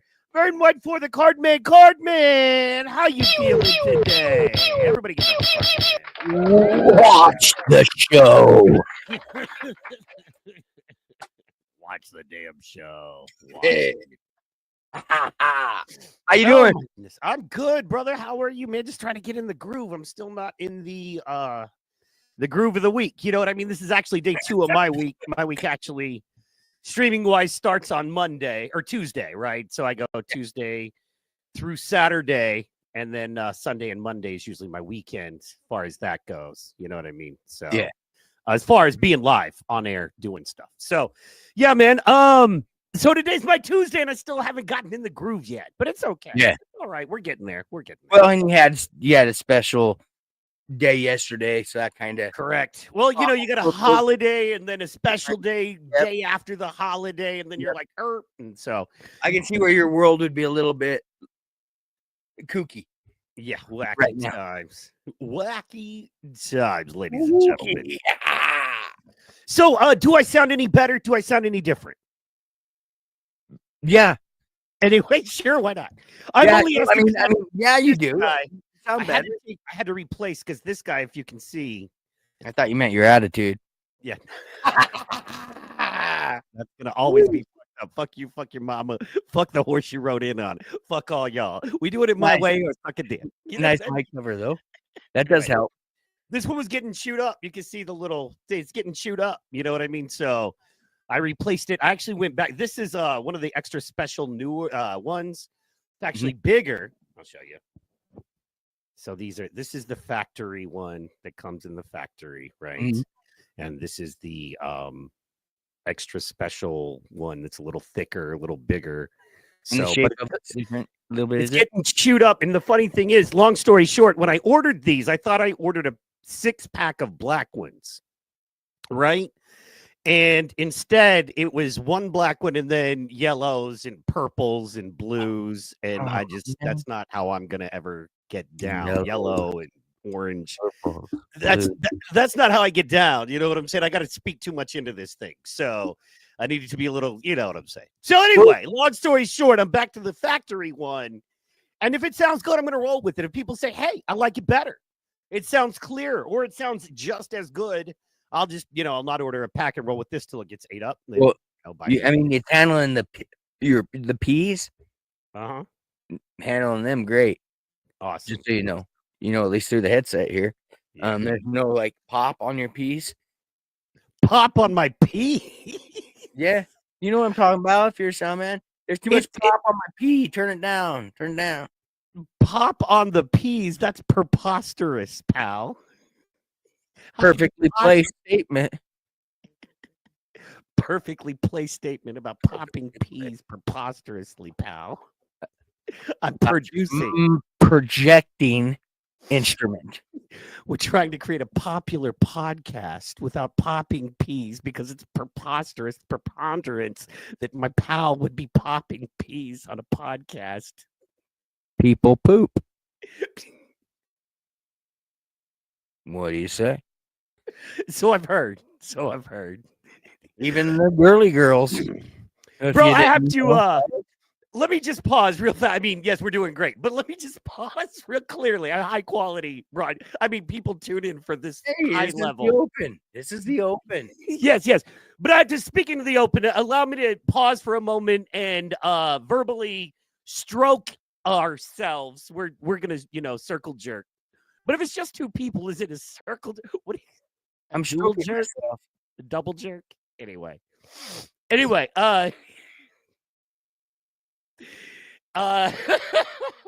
so the thing about it is, man, our Culvert clip that's pretty popular, one of our more viral sensation clips.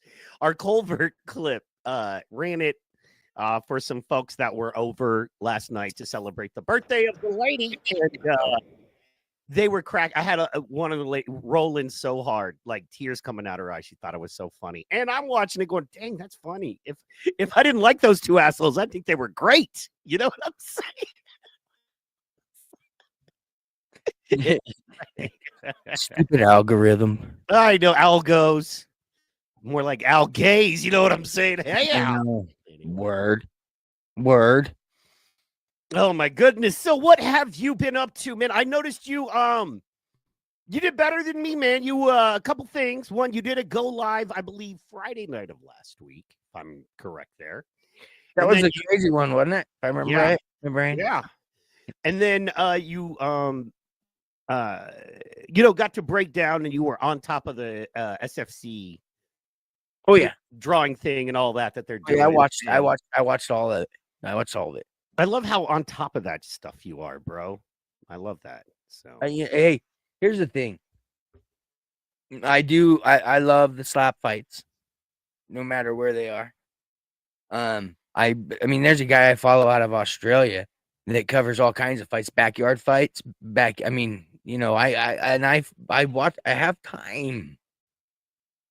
have time.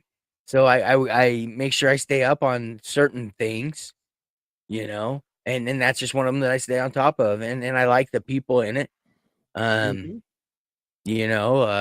just down to earth, everyday people that are in that's SFC, and I wanted to put a little light on them, and and then when I saw what you did last night, I wanted to put a little light on that too. Because Yeah, but thank you for yes, I'm so sorry. Thank you for hitting that clip, man.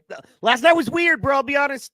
Michael Mann hits me up about an hour before showtime and so it was weird for a couple of reasons. One, I don't entertain many guests. Don't let a lot of people in the inner sanctum, as you know. You know how we are. You know what I mean?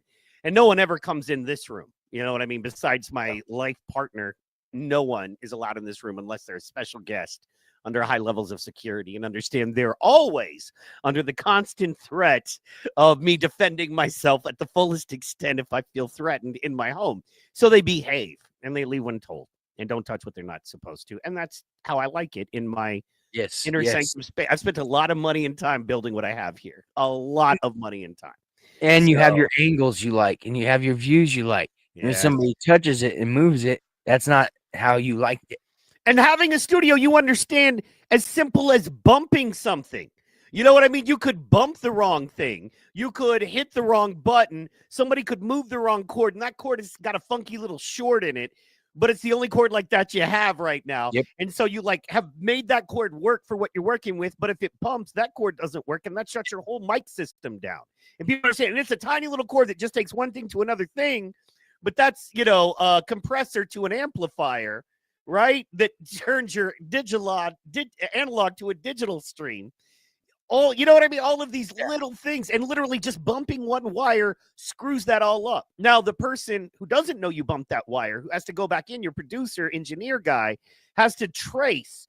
And you never think it's the wire, right? It's the mic, it's the computer, it's the software. You'll be spending 4 hours trying to figure something out, and it's an adapter or a wire. Or my number one enemy, I find, bad ports, dude. Ports are like, you can be spending so much time and realize the port is crap. So anyway, I'll stop bitching about being a producer. Welcome to it. It's all good. I'm sorry, I was gawking around because I lost my dog in the house. Sorry. Is he okay? He's right here now. I just had to mute and say, Apollo, come here. Come here. And that's why I covered my mouth. I muted my mic and I go, Apollo, come here. Because I just didn't know. Right. It's black. And it's dark in here. I don't have a lot of lights on. He gets lost, and even though he could be like 6 foot away. But no, he's back. And I don't want to surprise you. I need you to brace yourself, prepare yourself for this information I'm about to share with you. You're inside, it's dark, and I don't want to. You're wearing sunglasses, bro. That just so you know what I'm saying. Sorry. Prescription medical issued. I hear you. No, I'm lying. Is your doctor Walton Goggins? Is Walton Goggins your doctor? You know what I'm saying? Mm-hmm. Googlins. Walter Googlins. Yes. Not Goggins. Yes. Ends. Anyway, I did want to get your opinion, man. Anyway, long story short, last night was weird because, had stuff going on, came in here, and then didn't really get to prepare. But when you have a show with two other guys on it that, one guy's very informative and will talk and give you great content when you ask him, and the other guy's just a nut, but, you turn around, he's jamming cigarettes up his nose. So you can leave those two guys for a couple minutes while you're pulling info and dialing it in, right? Yep. Last night you were solo. Yeah. And then you went in on the SFC. And I wanted to cover that, but I thought it was awesome. I mean, I was like, you go. And I was like, oh no. Because you didn't have a chance to really get that platform set up and ready for your show. You said you're just talking about. And then you think these guys are gonna. It's all good, man. It is a constant and consistent complaint I have in this sport. And somebody's going to be smart enough eventually to throw me a couple of dollars to make it right and fix it. And when they do, they're going to make a ton of money and I'm going to be a superstar. But until then, and I'm kind of done talking about it, it's real simple. You can log into anybody who produces and does shows and podcasts. You know what I'm saying? And see that they're trying to cover your sport and they can't find your stuff. And if you're smart enough, you go, oh, gee, this is a regular guy looking for our stuff on an event we just spent thousands or tens of thousands on, and they can't find clips. And they're searching in regular ways. That is great information. That is valuable information for me when I market and SEO my sport to the world. But until they figure that out, we're here, and that's fine, man. I'll do it. You know what I mean? In fact, I like it better. I'd rather us build this way because we build it on our own. We bring our own folks. You know what I mean? We create our own product and brand. Then they can't take it for them. We're not dependent upon. You know what I mean? Then they need us. That's not. Here's the thing. All right. I love all slap sports. Like yes. I say, I mean, I love them all. Even overseas, the British SFC, yeah, just everything. Now that's cool. Okay, the European, like the Russian dudes and the British guys, that's a cool product. I'm just like getting into. Yeah. So I'm friends with the president of that, or the head of that over there in British. Really? Yeah, he's on my Facebook, and I'll go in and I'll like some of his stuff and back and forth. But yeah, I like their product, SFC's product, Power Slap's product. I don't like the random ones that like the amateur on Pornhub, like the amateurs out there doing it at home, you know, or on the streets. Wait, there's amateur slap fighting on Pornhub now? No. I'm saying it's like the Pornhub where you have an amateur section. Oh, so this is just dudes in the street slapping each right? other. So we've got our professionals, and then you see two fools on YouTube or on the internet playing the game, right, and slapping each other. I think that's stupid. You know, fair enough, I mean, there's a line. I think the real sports are awesome. I think some of the goofy, dumb crap you see from amateurs is not. Agreed. You know, and I think it's that way in all combat sports. You know, I mean, yeah, we can go online right now and watch 1,000 hours of dudes just fighting each other in the streets. Yep. You know, or you can watch UFC. You know, so, and I agree. Yeah, like that backyard fights. I mean, they have that off kick of, you know, that's just setting up a bunch of sheets of plywood, people standing around it, and two strangers that somehow hate each other just throwing like girls. I know, that's so funny. I'm like, you understand? Like an elementary girl fight. I'm sorry. Well, honest, it's funny. It's kind of that's how they fight in prison too, in jail. You know what I mean? I'm like, if any of you knew about leg kicks, the other one would be screwed. You know what I mean? If any one of you knew, back up 2 steps and knock him in the leg, that dude falls. Like that dude isn't even thinking about securing his legs. That dude has no clue what he's doing, and you're allowing him to engage because you're going in on him instead of backing up, letting him come towards you and either or just knocking his legs out and then just stomping him. You know. Anyway, you get what you did. The best fighting stance is the one where they throw their head back because they absolutely do not want to get hit in the face. Yo, you're in a fight, bro. You're in a fight. Accept it. You're going to get hit in the face if you're going to fight. I think you should try to block at all costs, though. Well, Bob, we try to move, but this is not. Yeah, no, that's stupid. No. Those ones where they hold their head back and then they're throwing their hands like that. I mean, yeah, you see. I mean, no, it's about they get thousands and thousands of views on that stupid making stuff. sure you have no uppercut danger and ducking your head when you throw, right? Or keeping it. So if I'm going to throw, my natural inclination, if I'm throwing a right, like you put them up, right? If you're throwing a right, your natural inclination is to drop your left, right? And then boom, you're wide open. So you come in, you duck in and bring, and then you pop back. That's what you're supposed to do, right? It's little shit like that no one ever learns in a fight. Then when you get in a real fight, and I am nobody's badass by any stretch. Yes, I've trained a bit. Yes, I had a couple Ami fun fights, 20 years ago, mind you. But I know enough to where I don't think I get my ass kicked. You know what I mean? Like I wouldn't get beat down. Now, if it's 10, no one's, but if it's just some drunk dude, I don't even drink alcohol, and he's throwing at me, chances are I'm going to be able to at least not get myself hurt. I'm going to be able to, get him down. You know what I'm saying? Yeah. And just get away. Because that's drunks are easy. Yeah. There's a certain point in life where you're like, I just want to neutralize the risk and go home. I don't care what you think of me. Well, yeah, and then you get to my age. Yeah. In my age, that's all you want to be is at home or at peace and left alone. Yeah. So at my age, these hands don't ever plan on touching another person. You know? But no don't plans. come to my house thinking my hands just don't do the talking anymore. Hey, no plans. I just mean, hey, I love the old saying, man, and I submit to it. Better to be a warrior in a garden than a gardener in a war, which is only half the saying. But there is true benefit to being both, which is the end of that, which no one wants to say. But the whole point of that is there is true benefit. I'd rather be a gardener who knows how to war. You know what I'm saying? Yeah. Then, so. Well, see, and I don't, not me. I wrestled a bit. I sucked. Some of it, but the training, no. But fights, yeah. And those ones on like it would have been like the videos that you see that I said I hate. Just nasty street fights that are in the street, dragging Maine, your buddies, and another carload of different people don't like you because we have 2 cities that are separated by a river here. So there were always fights when I grew up. There were fights after school almost every Friday. Every Friday, there would be a scheduled fight between 2 people that hated each other because of a girl.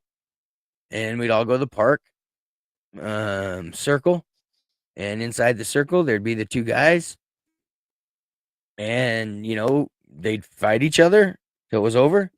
And then the girl would go home with, sometimes it was the beat up guy laying on the ground bleeding. And sometimes it was the winner. You learn real quick, girls. When it was the guy that didn't have the girl that won and walked off all by himself. And then that girl's like, picking up her pile of mud off the ground, That guy just like doing the Conor McGregor off in the park as in high school. Yeah. See, but I never wanted to fight, but I did get my ass beat a lot because of my mouth. Mm-hmm. I didn't realize. I was always the kind of guy that alcohol. Yeah. Well, I mean, as a kid before I drank, I've always just been the kind of person that says what I think, and that'll get your ass beat.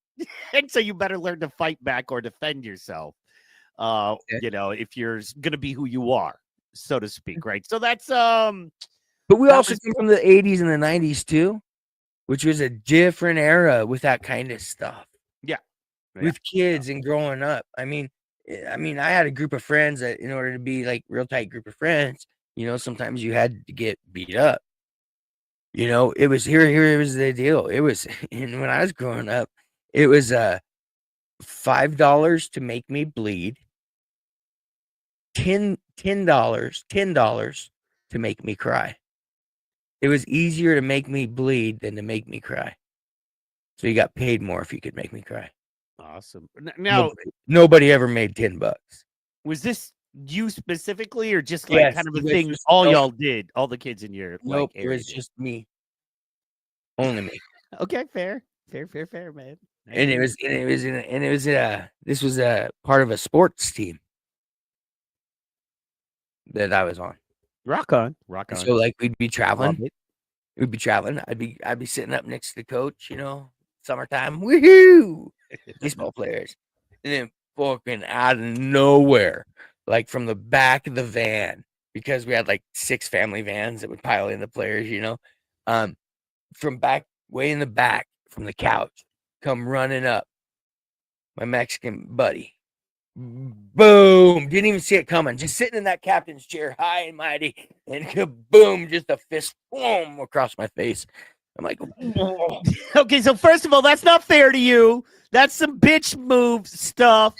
You know what I'm saying? Come on, sucker punches are the worst, man. Anyway. Made me tough though, and made me aware. Oh, and then on these same trips, they would go through my luggage when I fall asleep, and we'd get to the hotel wherever we were staying at, and I'd get in my luggage. all my underwear would be gone. They would take my underwear and throw them out the window going down the highway in the interstate. And when I'd get to the hotel, I'd have to spend 3 days with like one pair of underwear in my jaw. Wait, who's doing this? This is your My family or teammates. like your other My teammates? My teammates, yo. Man, I think you It have. was a game. It I was a think you have game. antisocial problems, Vern. Oh, and then we get to the hotel and I get a chick. I was a good-looking younger guy, and I get a girl and we go out. Like this was actually in Gillette, Wyoming, and got back to the hotel. And I was locked out of my room because my 3 buddies. They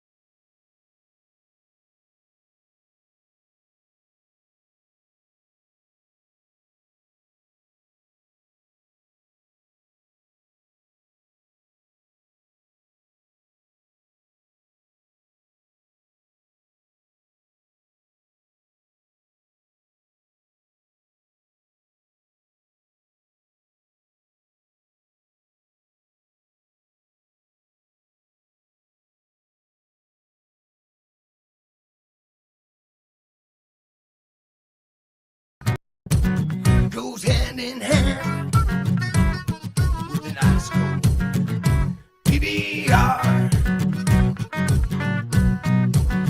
Ain't got no class,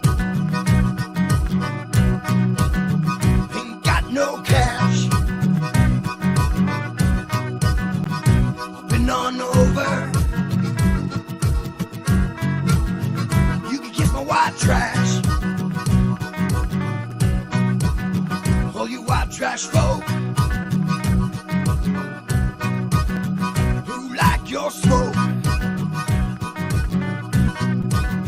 gonna step outside, gonna get real high. Ain't got no class, ain't got no cash. Been on over. You can kiss my white trash. Whoa, yeah, boy.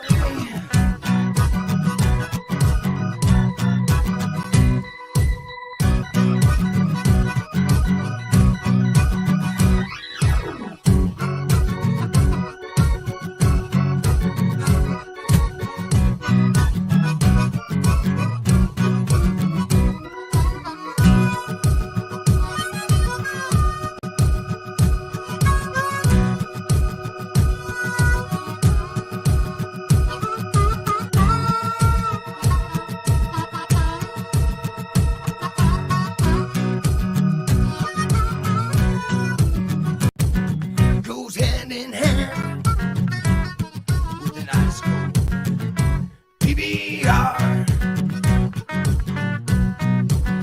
Ain't got no class, ain't got no cash.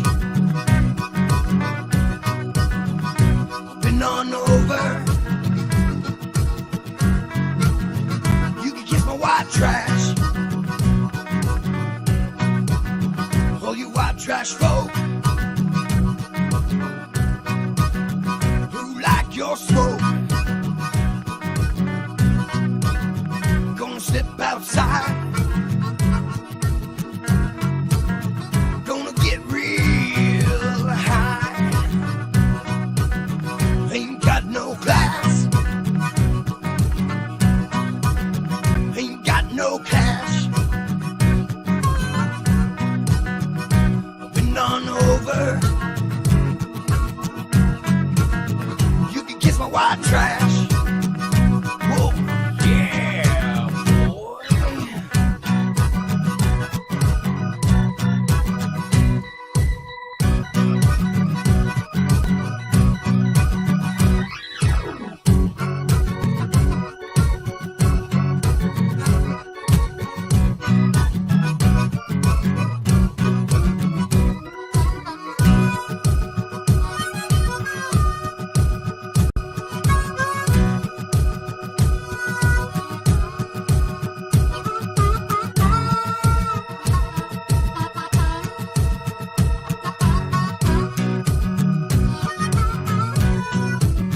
Ain't got no class,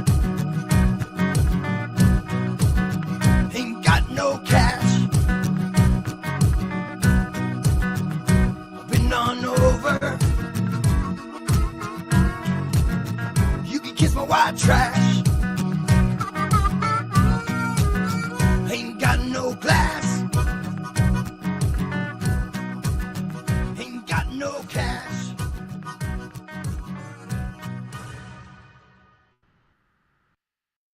Oh, yeah, we are back and we are live.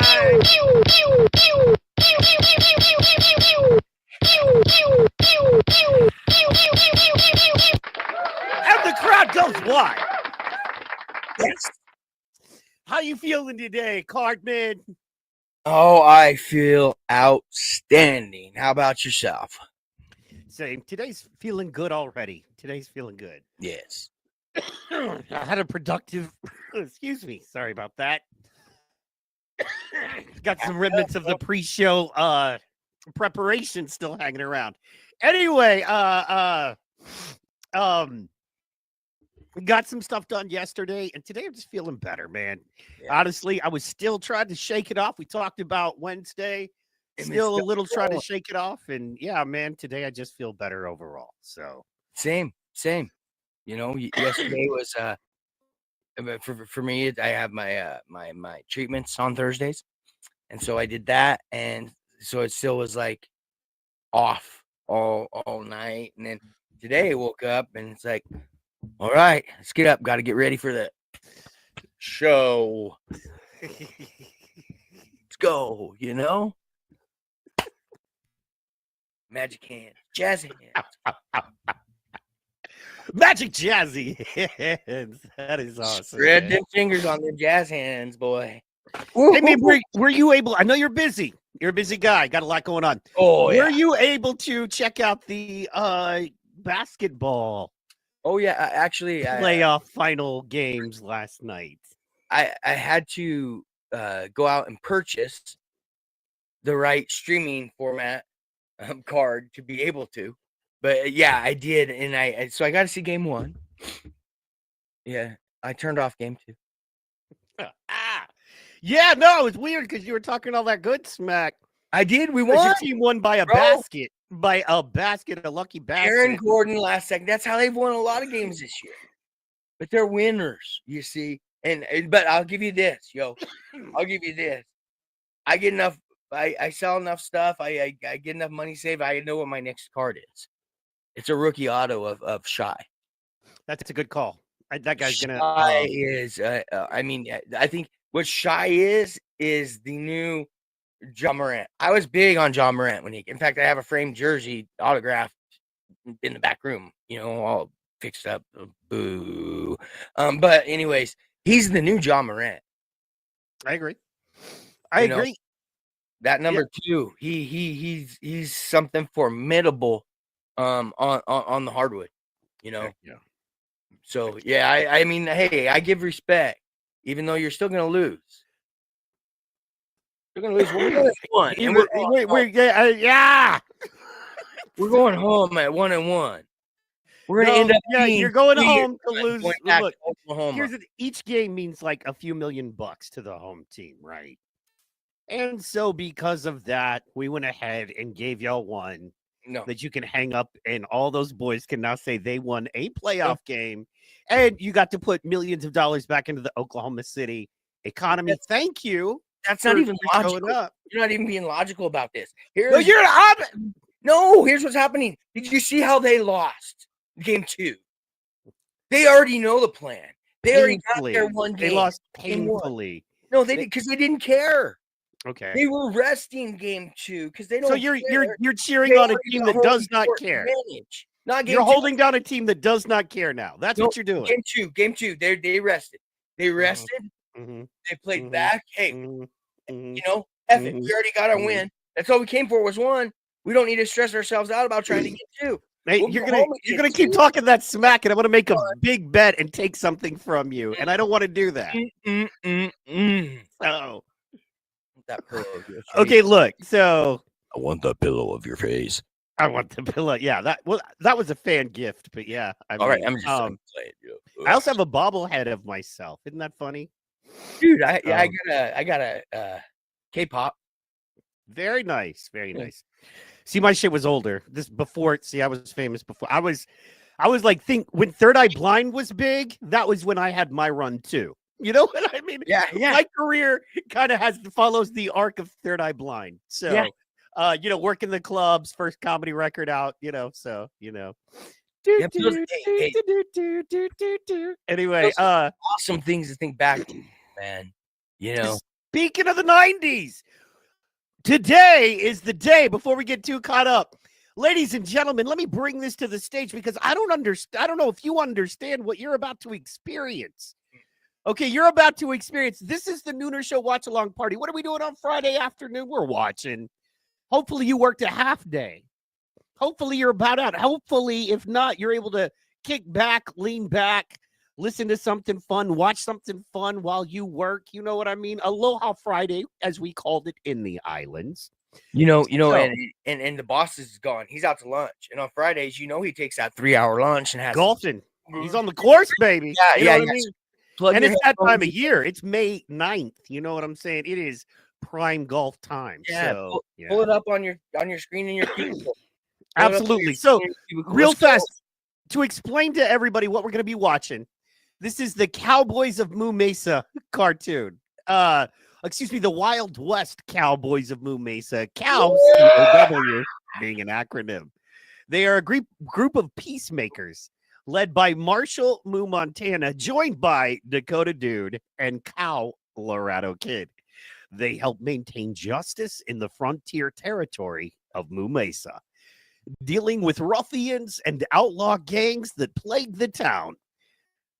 The show was an American animated television series created by comic book artist Ryan Brown and aired on ABC's Saturday morning lineup from September 12th, 1992 to December the 4th, 1993, with 2 seasons of 13 episodes each.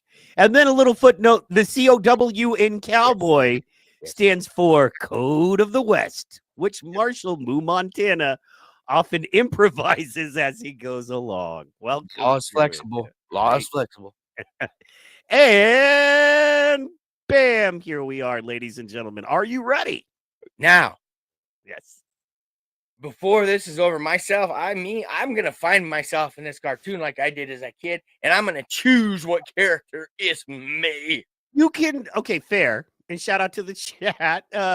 Super fan in the building. What up? Super fan. And super fan, big one too. As if we watch along, everybody pick. But Vern, I'm gonna pick yours and you pick mine. That's gonna be the fun one. Oh no. You don't get to pick yours. I'll pick yours. What do you say? I can already see. Look at the top right. Look at the top. Yeah, look. That's the bad guy. Already. That's the bad guy by far, man. We don't know, dude. We ain't down for no bad guys. Let's go. All right. Ladies and gentlemen, the NoONER Show Friday Theater presents the Cowboys of Moo Mesa, Episode 1. Excuse me, the Wild West Cowboys of Moo Mesa, Episode 1, Season 1, Bang 'em High.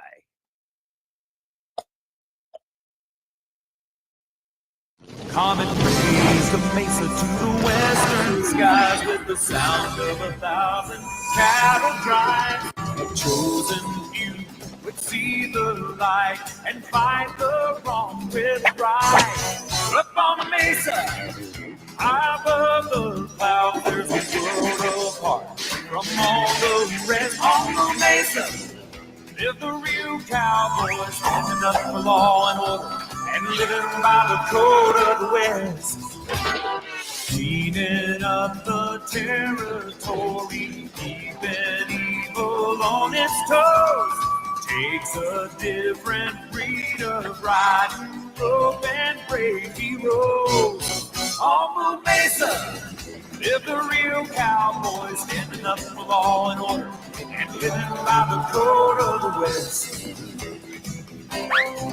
On Moo Mesa.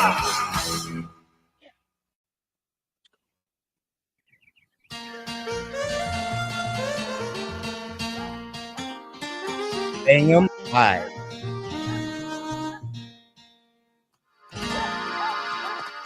We're the Cowboys of Moo Mesa. We uphold the code of the West. Since the comet done come down, They are jamming, bro. Mesa from the ground. We walk talking right Bang of the West. We're the Cowboys of Moo Mesa. I'm the marshal.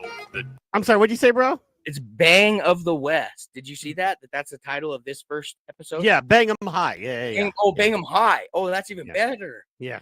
Bang 'em high. So, yeah. And they're introducing themselves. We got the intro coming. This is great. Well, we got to go back. That's a beautiful song. Yes. We're the Cowboys of Moo Mesa. We uphold the code of the West. That tenor is nice. Since the comet done come down, Raise Moo Mesa from the ground. We walk talking right like all the rest. We're the Cowboys of Moo Mesa. I'm the marshal that everyone calls Moo.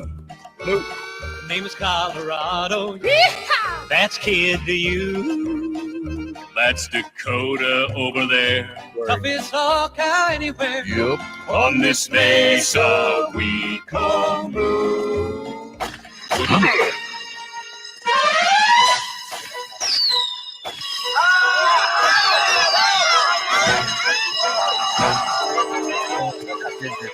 Lizard people.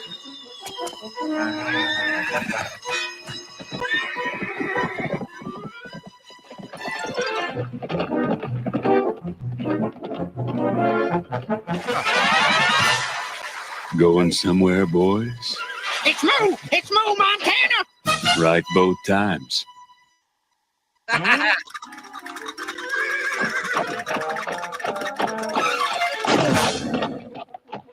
Colorado, let's teach these boys the ropes. You betcha, buddy.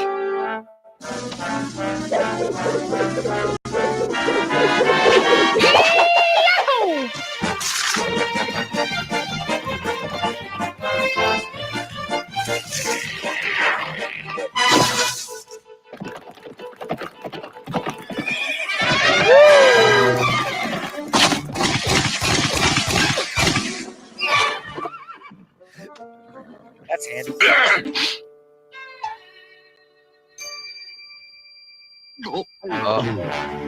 Yeah! Go, Dakota! Get him, dude!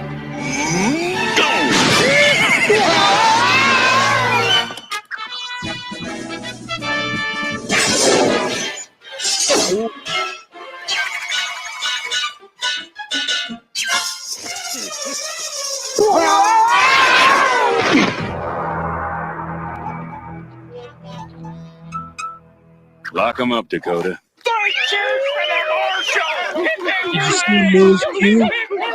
Yeehaw! Marshall, Moo, Montana. You're There muted. ain't a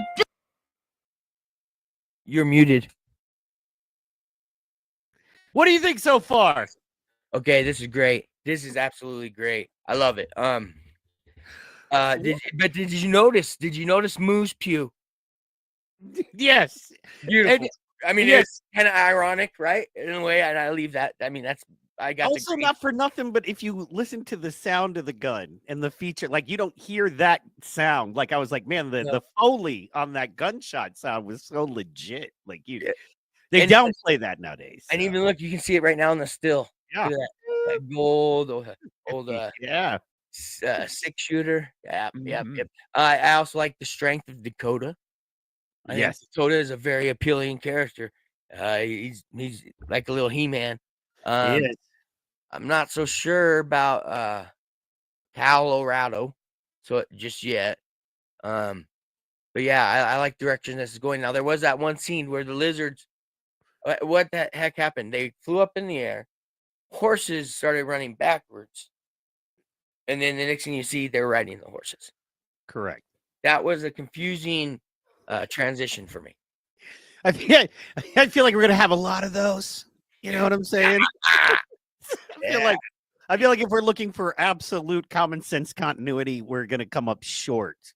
But if we're wanting to enjoy, the animators might be drunk as Yeah. they're doing this show. we're on really good stuff. I love the little. I mean, I think they're coming out hot. You know what I mean? Oh, like straight out of the gun. I love it. Yeah, 4 minutes in, you've already had a long, strong intro, an intro song about who your heroes are, and then action and saving, the town in a small way. Already in the first 4 minutes. Bank robbery already. Whoa. Yeah. We didn't even see a plan. I've got whiplash, ladies and gentlemen.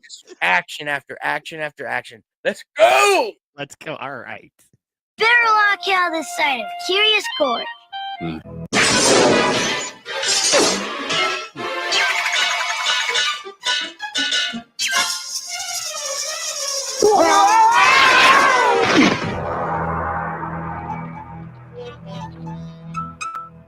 Lock 'em up, Dakota.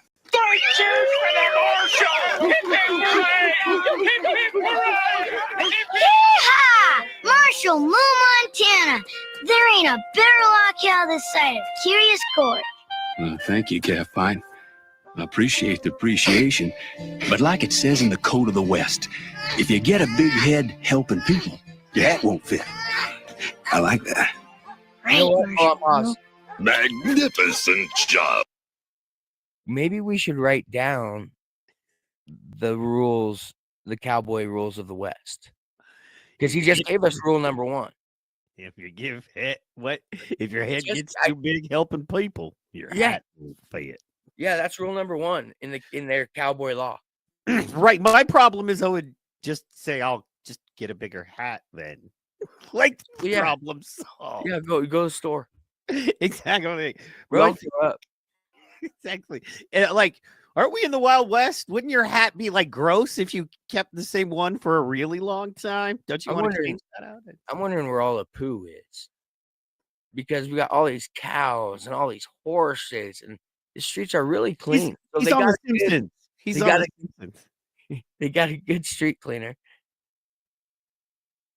Stays on top of it. With something. Yes. So. Oh yeah. So okay. First law: if your head gets too big from helping people, your hat won't fit. And then look, he's got a pen and paper. He's writing it down like a studious young man should be. You know what I mean? Oh. First of all, also, can I just say how impressed I was that he made a bullet go through a gutter? I mean, that is some next level stuff. Right there. Yeah, how he slows the bullet down and speeds it up, and has it turn corners. It's Hard a magic corners. bullet. He's got a Kennedy bullet. He does. I wonder if Lee Harvey was his great grandson. I don't know. He's probably raised on his ranch in Russia. But you don't have to take my word for it. All right, let's get back into it. Yes. Of Montana, it's always a pleasure to watch a true hero at work. If you get a big... Let's get back to that wisdom. Marshall, Moo, Montana. There ain't a better locale this side of Curious Court. Thank you, Calf Pine. I appreciate the appreciation, but like it says in the Code of the West, if you get a big head helping people, your hat won't fit. I like that. Right, Marshall Moo. Also, doesn't that kind of make him a dick? How he just pulled his hat down and he couldn't get it off, and he was like, "Yeah, listen to me. Take that. See how tough I am? Look, relax, Marshall. Okay, I know. Don't be a bully. Magnificent job. Take the compliment, ass, and quit fucking with my hat. Say thank you and walk away. Exactly. Why do you got to minor assault me? I'm a child. I'm just respecting good deeds. I know. Jeez. But Montana, it's always a pleasure to watch a true hero at work. Marshall Moo always gets his horny toad. Well, it wasn't just me, Mayor Baloney, but all of the cowboys. Well, Horny toad, baloney, what are we doing here? Where are we going? Something's happening. Horny toad, baloney. What if we stumbled onto something honest? Okay, so let's get that line again. Good job, Montana. It's always a pleasure to watch a true hero at work. Marshall Moo always gets his horny toad. Okay, so I think maybe in this setting, the horny toads are the bad guys. That's got to be what it is, right? There's a lizard and a horny toad. You're right. Right. Okay. So maybe all the reptiles are represented as the bad guys. Lizard people. Yes, like our senators. And it wasn't just me, Mayor Baloney, but all of the cowboys. Well, we're lucky to have such a sterling example of law and order in our... Remember, you wanted to be this guy in the I know. That's me right there. We're lucky to have such a sterling example of law and order. I do like the fact the good guy's got the blonde hair. I miss a little tuft. Yes. Midst. I had a little nest egg in that bank myself, and thanks to you, it's still safe. We were just staying true to the Code of the West, Mayor. That's our job. Protecting the innocent and good folk of Moo Mesa from those varmints that would perpetrate evil. Sorry, I get riled up just thinking about it. Me too. I despise a law cow who prevents me from becoming... Not a lol cow, but a law cow. cow. Nice. Nice. And richer. Don't I know it? Why, terrible. Holy cow, did you see that gun? Yeah. Oh, we gotta see that. It was a whip. We gotta see that one more time. Yeah, it was like he was lashing. They were lashes. That's I exactly- despise a law cow who prevents me from becoming richer. Don't I know it? Oh, yeah. Why, Auto terrible, whip. my dear sheriff. Auto whip, and I You love just gave me one glorious bovine inspiration. Come again, boss? What would you think about seeing Marshall Moo Montana blown sky high tomorrow when he picks up his trophy for Law Cow of the Year? What's the guarantee he'll win? Has he ever lost? Good point. In the meantime, I think the Masked Bull should pay a little visit to the noon train. Ooh, the noon. The noon The train. nooner. The nooners. The nooner. There goes the nooner. That's the nooner mask, train. the masked what is it? The masked bull, masked cow is coming to say howdy. Yeah. He won an award. He always wins. He never loses. He did win it. He's like the crocodile hunter. Always winning.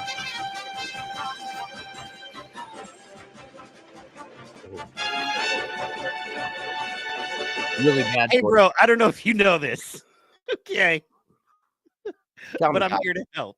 Explosives are really bad for you. There we Okay. go. There is lesson 1 of safety rules inside today's Nooners episode. Man, Cowboys of Moon Mesa, they could change your life for the better. Episode 1. You know what I mean? Really good. Help me! Help my cutie little hand! Don't fall for it. It's a trap. Go. Drop him. Huh?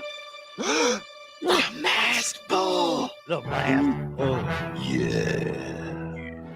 Okay, so far I'm saying the masked bull is the coolest guy I've seen. I like him the best so far. Far. Him in Dakota. You two, get the nitro. Yep, nitroglycerin.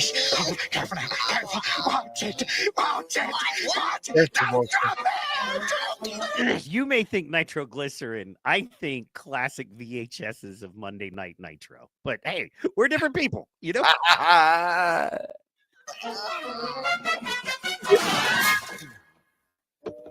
Oh, crap. Oh, you were right. You fools. This liquid blows up with the slightest bump. Allow me to demonstrate. Ooh, that. Oh. Now you two get that nitro into the wagon. I got me a Marshall to fry. That's ominous. That is. That looked like a fake bull. That looked like a lizard bull. Go back. It looks like a lizard bull. Yeah, but he was wearing a disguise because he was robbing a train, though. No, I don't know. Though. I mean, I think it's a lizard bull. It's hybrid. Now you two get that nitro into the wagon. Right there. Look. Frog face. Frog face. Frog face. No, it's because he's wearing a thing, right? So his nose. Bull frog. For frog Got face, me a Marshall to fry. horns. Right? Yeah, bull frog. This is great. Oh yeah. Yep. So that's why the noon train's late. It's stranded. Well, we got us a problem here. The 145's on time. For once. It's on time. Is that what he said? For once. We got a problem here. It's on time. I feel like if it was always late, you would just call it the 2 o'clock and be happy it was early. Yeah, Right? yeah. I don't. Disappointing people. 145 will never see the noon train in time to stop. Yep. A lot of train moves in that era. Hey, Hey, I can see our house from here, guys. Guys? Oh, it's the Rockin' Cool Cow. Hey, guys. Yeah, Colorado. Where they Colorado. had legalized weed probably in 92. Guys. Am I not here on the... Am I not No. Wait. We're on horse. Hey, guys, wait for me. Wait for me. We've got a train to save. They've got a train to save. They I do. can't. Let's just check in because of the commercial break. I want to make sure. Is your heart okay? Are you? I don't want you to be overstressed. There's a lot of action going on. Look, the 145 that's never on time is about to run into the noon, and Colorado is too busy looking at his house. Oh, dude, he can see his house from here. So you know, dude, that Colorado is stoned all the time. I guarantee it. And I know if I had to roll with those other two, I'm stoned all the time, but I get to do what I want. So go figure. You know what? You're gonna be in Colorado.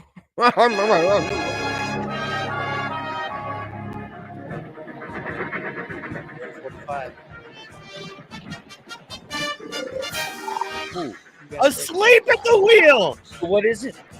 The beaver. I think it's beaver. Beaver. I love beaver. Beavers are Beaver's woolly. Hey, where's the brakes on this thing? Huh?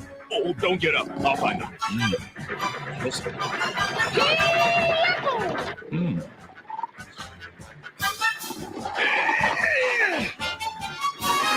Nope, wrong one.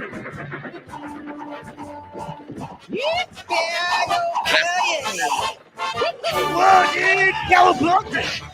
Hold on to it, dude. Just push down.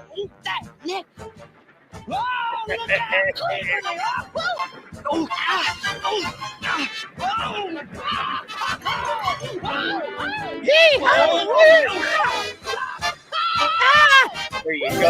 Right it out. Right it out. You know the guy doing voiceover had a great time that day when he went into work. He's like, I'm gonna get paid to do this. Yeehaw! Whoa! Ow! Yeah! Woo! I'm gonna have a pint of whiskey before I go. I don't blame you. That was your Wow!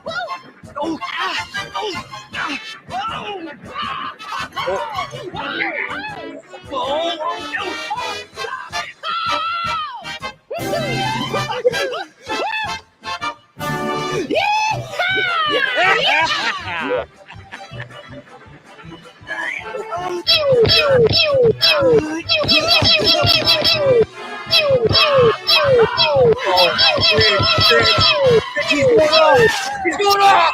Oh no!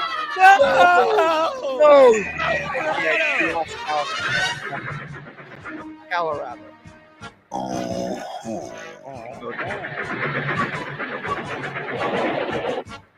Dakota's nasty. Uh-oh. Whoa. Whoa.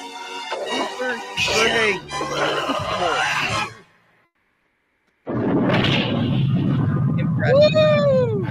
Impressive. Good move. Hey, killed the other one. What's going on?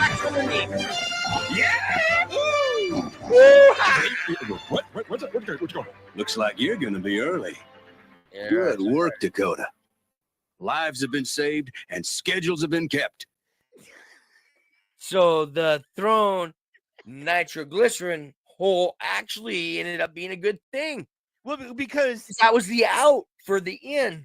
But yes, so if you throw a rock, somehow the rock disappears in that hole that you It went down. and it becomes a hollow hole, dude. I mean, everybody knows. What are you, not a scientist? Yeah, and then there is a parallel universe underneath that hole to where the tracks are running parallel underneath the hole as they are above the hole. So we still have tracks to keep that train rolling. So the train basically went to the Shire and then came back to be. For a second, I thought they were dead. Right. When they went in the hole, I thought they died.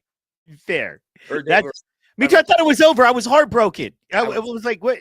End of the whole series. Last Cowboy, episode 1, season 1, final ep at the same time, but no. It's a way to go out. Magical holes every single time. And what's important is not only were lives saved, but schedules were. Schedules, yeah, we kept them on schedule, bro. We got to train them early. The NoONER never made it. That 145, it's going to be there.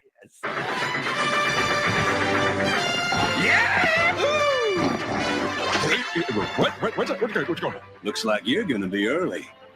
Early! Good work, Dakota. Lives have been saved and schedules have been kept. Lives have been saved and schedules have been killed. I've said that a few times. I said never in that order have I said that. Usually one has to sacrifice for the other. You know what I mean? So sure we lost a few people, but we're on time. You know what I mean? Or yeah, we're way late, but everybody's alive. You know, either way. That's America. Yeah. But where's Colorado? He's dead. Or he unalive. Oh no! No. Really? That was awesome. Where's Colorado? And I just heard you go, he's dead. Yeah, he fell off the train tracks. Duh, remember? On the high bridge. He was all high and yeah, I mean, he did that. Woohoo! I'm on the train. What you get for train skiing, you dumb stoner? Now let's see what's coming up in this cloud, though. How did he get out of it? I don't know, man. What's going on here? Let's. You're gonna be early. Good work, Dakota. Lives have been saved and schedules have been kept. There's been an hour and a half since you've seen. But where's Colorado? Here comes the spirit. Well, if that coffin. Yeah, I wonder why. No. No explanation needed. Dakota, you and Colorado follow the wagon tracks. Head into town and see what our Sheriff Terrible is up to. Somehow he always like cats. Where is he? Must have died because he fell off like a cliff river bridge. Where is he? Well, I'm Dusty. Yeah. I mean, I'm loving the cartoon, absolutely loving it, but there's just dead ends, open gaps everywhere, and there's storylines. It's the best. I can't figure out if it's the best of the worst or the worst of the best. Either way, it's great. I know. I'm loving it. I'm absolutely loving it. Everybody should be watching this. Let's go on. Yes, let's go. Knows more about the mass bull than anybody else. Mass bull than anybody else. Well, who does? Wait a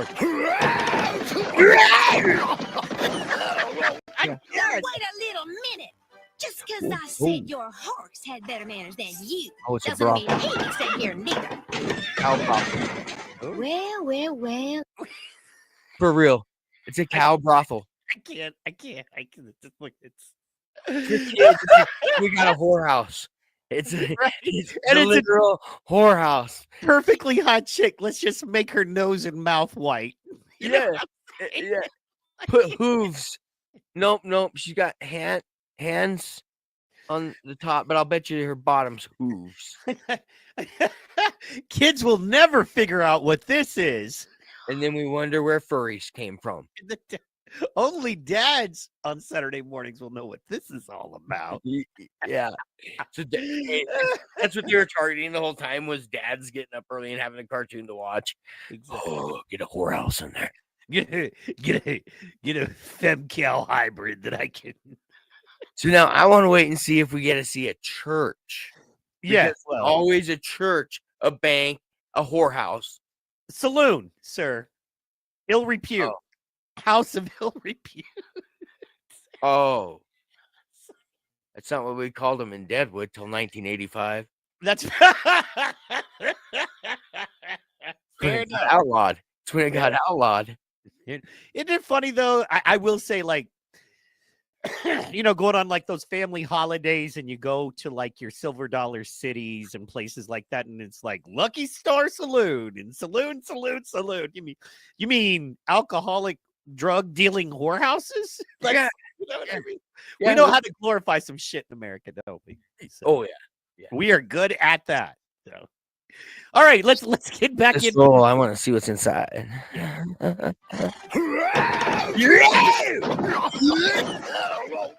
wait a little minute. Just because I said your horse had better manners than you Doesn't mean he sat here neither. Well, the look horse out. who's here. Well, howdy, Moo. Looks like you could use yourself a sarsaparilla. Much obliged, Miss Lily. Well, come on in and wet your whistle. Come on in and wet your whistle.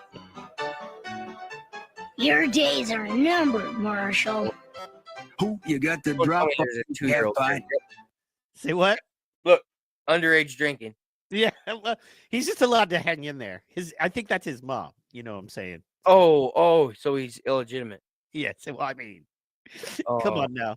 They did sad. not have Plan B back then. So, and I mean the 90s. So, You're right. You're right, man. There's just the pull. Can I help? You catch bad guys now, Marshall Moo? I'm getting pretty fast. You sure are, Cody. Here he goes again. How about you start by wearing this? Golly, real deputy star. Now say there, Cody, how's that log cow of the year floater coming along? It's gonna be the most rodeoed and floating the parade. You're gonna look good. I can't give you a daddy, so I'm gonna pawn you off on the town sheriff while That's I give right. him Marshall. sexual favors under the table to allow me to run this illegal establishment. Yeah, I mean, for real. It's an With illegal children establishment. in it. He's in on it. Yeah, They're going to go upstairs at some point. I mean, I wanna that's see him. you know what I mean. There's no great meal without dessert.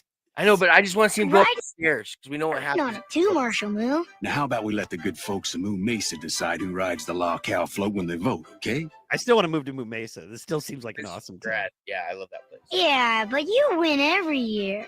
Cody, now there's more streamers and balloons in the stable. So why don't you go out and get them and, well, you could use all you want. Yeah, Oh, because here I'm we gonna go. ball. Say I'll there, make you little gonna private pick time. up your award this year, Marshall, or just gonna avoid the whole matter like you usually do? And her Well, breasts. Lily, like it says in the Code of the West, She doesn't have trophies to may utter. look good on the shelf, but they sure make your eyes look pretty. But they don't make the sagebrush grow. Oh, let's go Marshall, back. or just Hey, gonna... You win Sage- every year.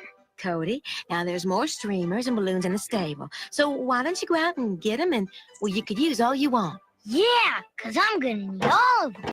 Say there, you gonna pick up your award this year, Marshall, or just gonna avoid the whole matter like you usually do? Well, Lily, like it says in the Code of the West, trophies may look good on the shelf, but they sure make your eyes look pretty. But they don't. Trophies may look good on the shelf, but they But they sure make- make your eyes look pretty. Is number 3 on the Code of the West laws. No, yeah, to be fair, I think he messed up. I think the eyes confused him. We got to get the actual code. I don't want you writing that down as Code of the West if it's not official Code of the West, Card Man. It's important that we get the Code of the West correct. You know what I'm saying? Hey, this is the loophole, though. These are the loopholes the law throws out. This Card of the West. Hey, look here, Card Man. I might not know much, but I know how important the Code of the West is. Hey. Let's get that straight here. son. Gonna pick up your award this year, Marshall, or just gonna avoid the whole matter like you usually do? Well, Lily, like it says in the Code of the West, trophies may look good on the shelf, but they sure make your eyes look pretty. But they don't make the sagebrush grow. Trophies may look good on the. Okay, here it goes, Card Man. Go. Trophies may look good on the shelf, but they don't make the sagebrush grow. What? Well, I don't. What? Can we take that one out? Save the paper and the ink. Like that's. And also, what kind of a-hole would you be if you get an award? Somebody likes you enough to give you an award, and you go, "Well, might be nice on the shelf, but it don't make my sense." First of all, isn't sagebrush like a desert weed? You know what Sagebrush. We got sagebrush everywhere out here. Exactly. Sagebrush everywhere. It doesn't. So okay, what other than making sages with out of brushes? What does you know what I mean? Like I don't. What is the why? Who cares? I don't anyway. Look, hey, look, Yeah, man. sage. There's a lot you don't under. That's Sage. sagebrush. Oh, Yeah, very sage. nice. Yeah. I mean, Well, it ain't no trophy on a shelf, buddy. Okay. pretty dull. Keep that Pretty in dull. mind. Pretty dull. All right. That saying made no sense whatsoever. I love this. It's awful, and I did not know it would be this bad, and I did not know that would in turn make it this good I don't because know, it is so good. I thought it would be worse. Fair. You know what? You have to have something there. There has to be a little life in the body, right? Yep. So, Yep. yeah. But there should be udders and not boobs. Read 'em and weep, boys. Come to Papa my. What's shocking is the amount of adult subject matter already. You know what I mean? Yeah, that you can pull out of it. Yeah. Well, because it's inferred, right? Gambling, drinking, whoring, and the kid was in there, thieving. You know what I'm saying? Shooting the whole sending gamut. the kid off so we can have a drink and go upstairs. Exactly. Yeah, I like that. Why don't you go do something, you idiot? Yeah. Take as much as you want. Yeah. Get out, go. Yeah, you go now. Cut to gambling. You know what I'm saying? Good on the shelf, but they sure make your eyes look pretty. But they don't make the sagebrush grow. But they don't make the sagebrush grow. I think that's a pubes. Read 'em and weep, boys. Come to Papa my little chipsters. I trust that little train matter's been taken care of, Sheriff. All taken care of, Mayor. And soon I'll be able to say the same about Marshall Moo Montana. Moo Montana. I wouldn't play those 5 aces, Mayor. What? Well, how did they get in there? I know the king. Gentlemen, if you'll excuse me, I have some laws to write. Yes. Mind if I sit in? Now the sheriff is gambling. And they had the crime dog. Yes. And the crime dog went running. Of course. Naughty things. Gentlemen, if you'll excuse me, I have some laws to write. What the heck is that on his neck? Mind if I sit in? A kerchief. Crime dog, McGriff. Just thought you'd like to know we found the stolen nitro, Sheriff. Nitro? I don't know nothing about any nitro. Really? I thought since you and the masked bull were so close, you might have heard something about it. You saying I'm in cahoots with the masked bull? In 3 words, yes. And one day I'm gonna prove it. See, that's wait. Wood. That's like a heart, from a heart. He broke out. Okay, yeah, but yeah. In 3 words, yes. And then you go, okay, well, he's got maybe something else to say because yes is only 1 word. Then he goes, and I'm gonna prove it. So in 3 words, is 1 word or 6 words? There's no 3 word. Let's go back. Let's go back, kids. Come on. Let's go back. Nitro. Really? I thought since you and the masked bull were so close, you might have heard something about it. You saying I'm in cahoots with the masked bull? In 3 words, yes. And one day I'm gonna prove it. Yeah. That was... Where was the 3-word phrase? Why could you not say in 6 words? Yeah, or in 1 word, 6 words. 1 word, yes, and then boom, boom, boom, or where were 3 words in a grouping in which I could tell you in 3 words? I think he wanted to say in 3 words, go to hell. Yeah. Right? But then it turned out to be this whole phrase about blah, blah, blah, blah, blah, blah. But still, 3 words, yes, I am, maybe. But, like, then you would... Anyway, all right, look, I don't claim to understand how it works in Moo Mesa. I just claim to be a part of Moo Mesa. I like their fingers on the top, so.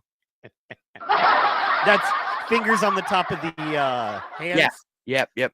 Yeah, there you go. Hey, looky. Looky there. Hey, just like I told you. The wagon tracks lead right into Cowtown.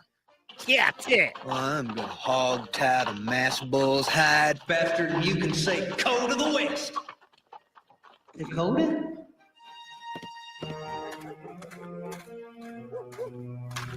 Oh man.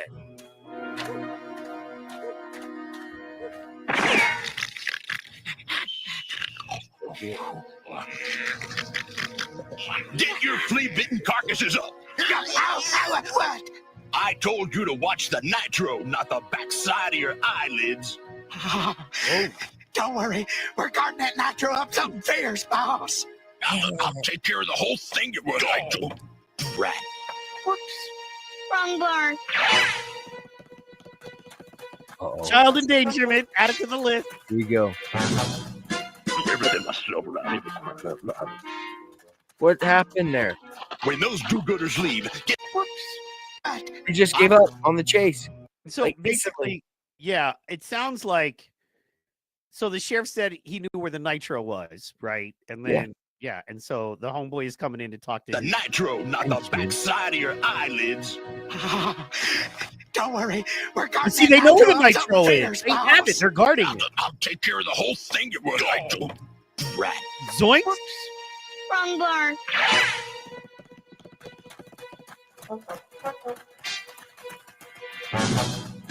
Everything must slow down. They just gave up on the chase. Screw They the kid. ran off screen, stopped, came right back on screen. Bad. When those do-gooders leave, get the nitro out of there. But in the meantime, get me that kid, Cody. Oh, Sure. We don't even need the reason. What he said. Here we go with tunnels. Hey, open up. Let me in. Come on, let me in. Open Ballot up. and stream. Mommy and the sheriff are busy. Yeah. Mommy, See? Exactly what we said. Now they didn't go upstairs, but they went to mommy's house. you know what I mean? Or just they're behind the bar, or whatever. Yeah, Anyway, yeah. Tied in right in the store. No. he's a busy boy. Oh, Who's there? fix your dress, you woman of the night. He'll repeat it. She only came in half out. Yeah. So we took all the nitro, Oh, boss. it's got Yeah, we rigged it underneath the log how the air float. We sure did. So now, when the float hits the slightest bump, Kaboomy. Moo burgers all around. Say what, brother? Listen to the struggle. Listen to his struggle. I like it. in the meantime, what do we get to do with the kid? Well, since you two brilliant fellows were smart enough to spill your plans in front of the brat, I guess you'll have to dispose of him quietly. Unaliving a child. That's not right. I know that is wrong. That's what makes him a real bad guy. We're fixing to dispose of you. I got to. No, that's my hand. No Don't way. stop it. Here goes. Come on, Sheriff. Grind him up real good. Grind him up real. Oh, no. Is that the food source? This is serious for a kid's show. Hey, y'all. We haven't seen calf punch since yesterday. Say, any of you fellas seen Cody? That's well, they haven't seen their child since yesterday. And he's in a mulcher. But she's just chilling. She's not freaking out. No. She's not wandering around the town. No, she's just standing there. But Well, I check mean, in out- case a client comes. You check know what out- I'm Dakota knows something's up, right? right. But look how stoned Colorado is just looking at her cow boobs. Well, that's I mean, It's what Colorado does. I'm relating the most to Colorado at this juncture of anybody in the show. I mean, I'm just he's not just proud of it, but you should know that at this I point. mean, he is. He's cool. He's just laid back. He's happy. He's just like, hey, whatever. Somebody got shot. Yeah, hey. Somebody's in a mulcher. Yeah. Little kid is missing. Whoa, look at those boobs. Where'd my friends go? Everybody's gone. Well, I mean, but look at poor kid's mom. I mean, you know what I mean? For a cow, she is sexy. Yeah, but okay. Not Disney sexy. But a poor mother. She's no good. She's a bad mother. Bad mom. Most sexy moms are not good at the mom part. If you're good at the look, you can have a choice if you're a sexy mom. You can be good at the sexy part or you can be good at the mom part. You know what I mean? But you can't do Well, both. you don't have to take my word for it. You know. So, all right. Let's get it. I mean, the kid's missing. It's serious. You know what I mean? So let's go. We'll find the little fella, Amber. Miss Lily. Right, Dakota? Yeah. What was that? Marshal Montana, where are you going, boy? Come on, we've got a Law Cow of the Year award to give out. Oh, bro.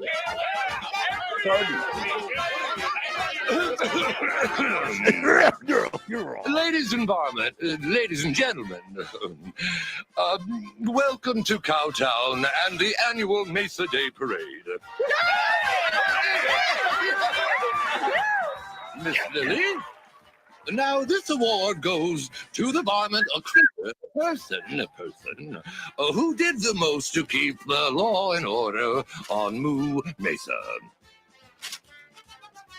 It is with great pleasure that I announce this year's winner, the Law Cow of the Year, our very own Marshall Moo, Montana.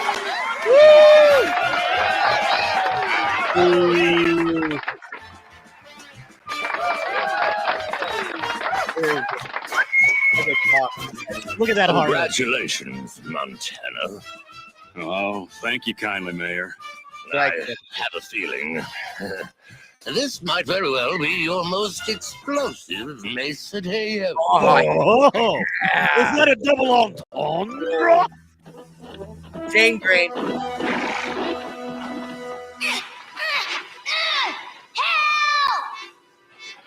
Look at that. And his mom is what? Let me tell you, folks. Don't Don't go into a grain bin, folks. No. Because you will be dead. Don't believe this show. You will sink in the grain bin. You won't just sit there and still have for a night. Are you telling me you can't Scrooge McDuck it like he does with gold coins with grain? Nope, that's true. I mean, you cannot. Don't do that. It's another safety. This is it. Hey, I'm bringing you OSHA safety stuff here. Do not. I love that. Do not. Do not get in a grain bin. Hey, kids, do not play in grain elevators. No. All right. But that guy looks like he's saved. All right, let's try this again. Where's the mulching machine? Because it was supposed to mulch him up. Remember? Hey, look, man. You are getting too heavy for Moo Mesa, bro. Okay. A heavy situation.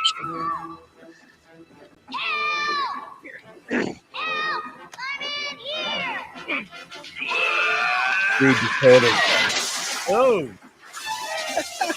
There you are. Ain't you a sight for sore eyes? Hurry! The last bull's gonna blow up Marshall Moo! We gotta save him.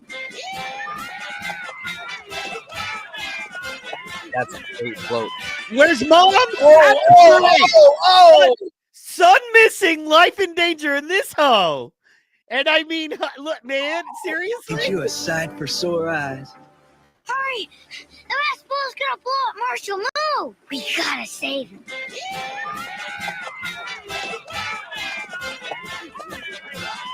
Look at Oh that. my word! Oh my word! That's straight up like that's 2 steps from cartoon porn. Her kid is in a grain bin, and she was just with the marshal, and then she goes and jumps on a float when they go to look for a kid. She don't even help. But and let's not, and not just any float. I want you to see what float she's on right now.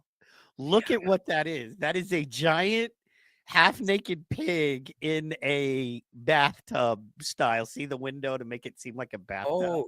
So it's indoors. Flashing. Like Yay. You see what I mean? That's why is she on that float promoting that? Card man, explain it to me. You know what I'm saying? I just want to know why. You know what I mean? Well, because money's rolling. Money's rolling in. You got to, if it's rolling in, ride the float. If it's rolling in, ride it. She was all like, "Do not come. Please, whatever you do, do not come." But the Moo Mesa Cowboy said, "I'm gonna come." Like, utter. I got it. We got it. There you are. Ain't you a sight for sore eyes? Hurry! The last bull's gonna blow up Marshall Moo! We gotta save him. This thing, man. Cow of the year, even though he is a blow. the leg is moving to attract you, and she's literally like, "Hey, come see naked bathing women." Like at the very least, I feel like she's promoting bathing women somewhere. Yes, like bathe us. With her son missing and life in danger, she's on a float promoting sex. What's wrong with? And we wonder why kids are so messed up today. And then listen to the sound. After they leave the float and they pan right to that window, Listen to the first sound, The okay? Rascal's gonna blow up Marshall. Move! We gotta save him.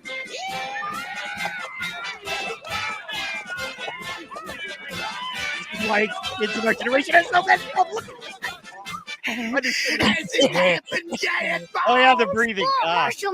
Move! We gotta save him.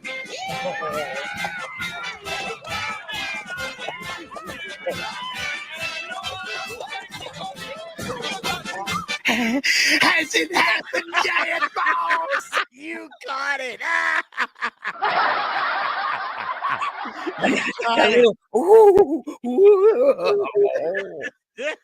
All of them just that little.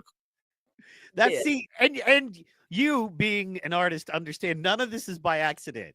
People think, oh, this is just how they don't understand each scene, especially stuff this old. It took a long time to create every scene. It took This is drawn out. Is this still drawn out? I was wondering if this was still drawn or if this was computer like, you know, they could draw it and the computer could move it. Like Maybe that might be that tech, but yeah, there's a lot of handwork. Yes, in this. Specifically, that float was made, and intentionally that sound Foley was plugged in directly after that. People don't That was so understand.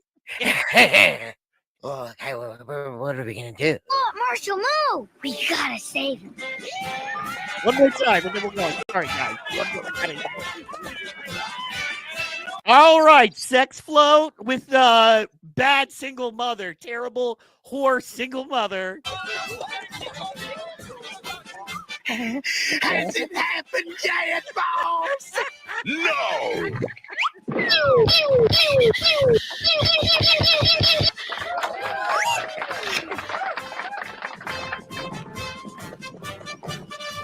Uh-oh. Uh-oh. Caught him. Take care of Calf Pint. Me and Take your kid, please. Will you please take your damn child? You We watch know it. you're- Sorry, go ahead. Sorry, go ahead. No, I mean we've been watching your kid for flipping 4 hours now.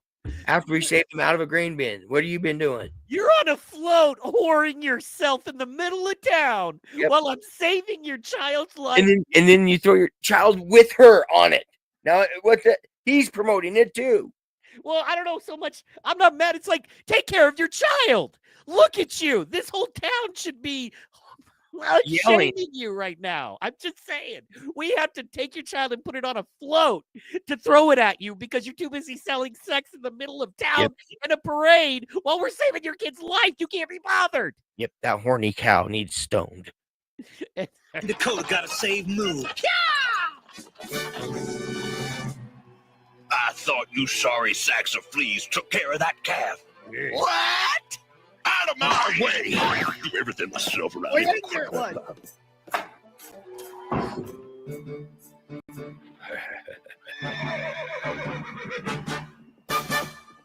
Broncos.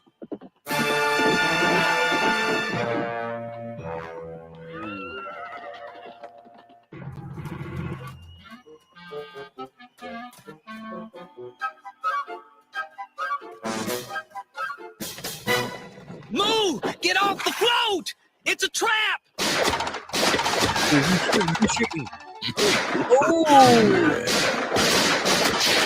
You pews are like, I think they're disguised. They gotta be disguised. oh. Either that or I don't know what the was. Hold on, Lou!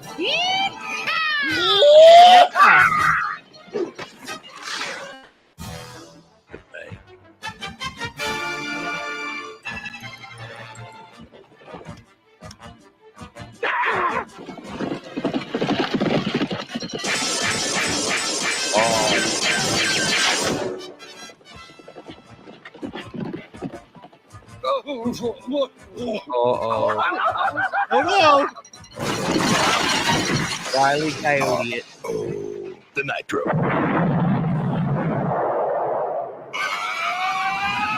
They're riding the nitro.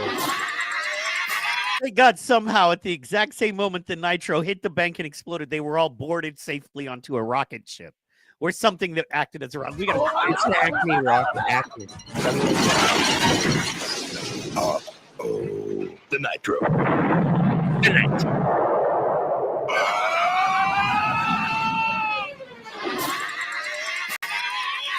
thought we were in the old west, in the desert a little bit ago. Like, no, we're in Montana. We're in Montana. That's right. So much for your plan. Say what? I was looking at the landscape. Oh, okay. Because it went from so much dust and dirt to the mountains, but then I remembered, oh, it's Montana. So yeah. I'm still confused on the rocket ship. Yeah, Where did it come from? Is it a 50-pound barrel? I don't know if you know this, but Cardman, every bank has a secret rocket ship hidden inside of it. In case something happens, they can all board it safely. So I knew that. Yes, it's a well-kept secret in the industry. So much for your plan. Plan? What plan? What was there a plan?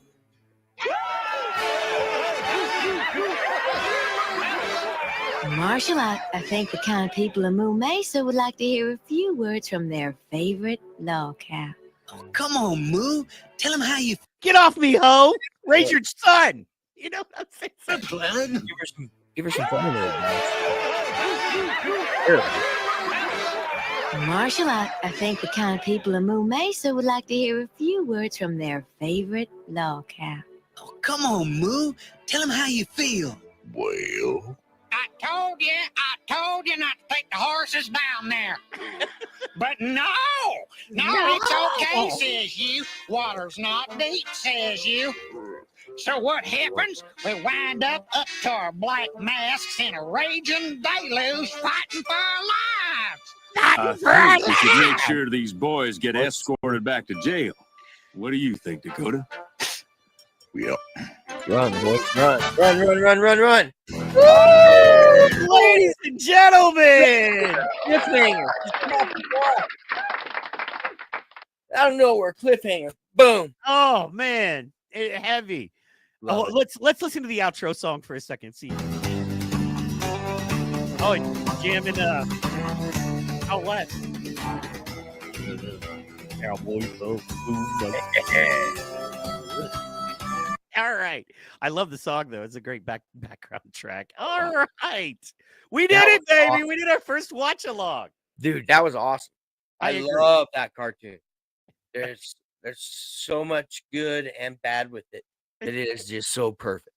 I love the fact that they blew up the bank, and then the next day, they didn't do the part where the next day after they blew up the bank and they had the feds come in and repo everybody's land, and they couldn't get loans or pay off their loans. So the rich federal people and private interests came in and took over Moo Mesa. It was great. So because they blew up the bank. Moo Mesa, that's the place to be. It is. I gotta Google search that because I really relate with Moo Mesa. Really good place. A lot of good people. Just a couple bad lizards. I disagree. I still would like to be there, but I feel like it is a dusty. I mean, think about it. The only woman we've seen in town already has a kid. We don't know who the father is. She's running a brothel bar while pawning the thing off on local law enforcement. Yeah, well, they're all up in the brothel. That's where the other ladies are. They're busy. They're making. That's what I said. She's making money. She's rolling. That's why she had to be on the float. Ignore the kid. Had to be on the float because the promotion's so big. Because she's just rolling. Them cows up in the brothel are. They're getting it. I don't know about you, but I feel like I need to see more. I feel like we got to come back. Dude, I know. Watch some more of this. Where does it go? This series needs to be completed. I'm surprised it wasn't bigger. Like, I could see getting greenlit for it. Why not? I mean, I could see being so excited because you're like, think about it. We'll have an exclusive line of toys. There's no other cowboy cows, you know what I'm saying, out there. So when we release the Cowboys of Moo Mesa, there's no Star Wars G.I. Joe overlap here. There are only these things exist in their own atmosphere. This is great. They had a great plan. They just couldn't get it to roll for some reason. I don't know what it was. I feel like we might find out. We've got 26 episodes. Let's see here. How many episodes do we have? It was for a full year that they went. Let's see here. It's so The awesome. show was American created, aired ABC Saturday morning lineup. 2 seasons of 13 episodes each. So we've got 26 episodes. Yes, we've just discovered the town. Well, I hope there's more ladies in that town. She's got to be exhausted, you know. But here's the thing that why she's rolling also. That's a 1-kid town. She's it's keeping a one her heifer girls- town. That's why she's her rolling. girls clean. They're not having kids. There's no kids getting caught up in all this. She's running a great business, keeping the kid count low. Running a great business. She is. In the time, hey, we got to go in the time. Okay. With the time. And today, yeah, bad. That's bad. Bad in America today, brothel bad. But back then, brothel was bank. That was money. You were rolling straight OG. True. That's what she is. She is straight OG. Did you see those boobs? She has power in that town.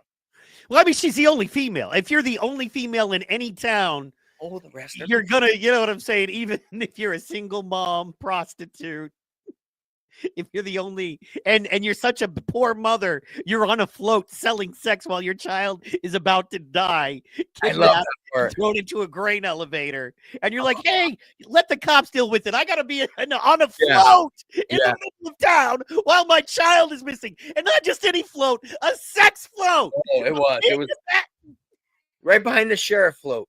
Come on, man. With 2 pistols. I feel like that's very Nebraska, dude. Like when I think Nebraska, I think you think you nailed it. That's Oregon Trail Days. Awesome. That's our summer celebration. I know you've heard of Oregon Trail. Everybody's Oregon Trail, but that is actually our summer celebration. Is Oregon Trail Days because the guts of it run right through my backyard. Very nice. I mean, so yeah, very nice. So it is very Nebraska. I really relate. I think I could run that town. I could be mayor of that. Oh, I love it. That town.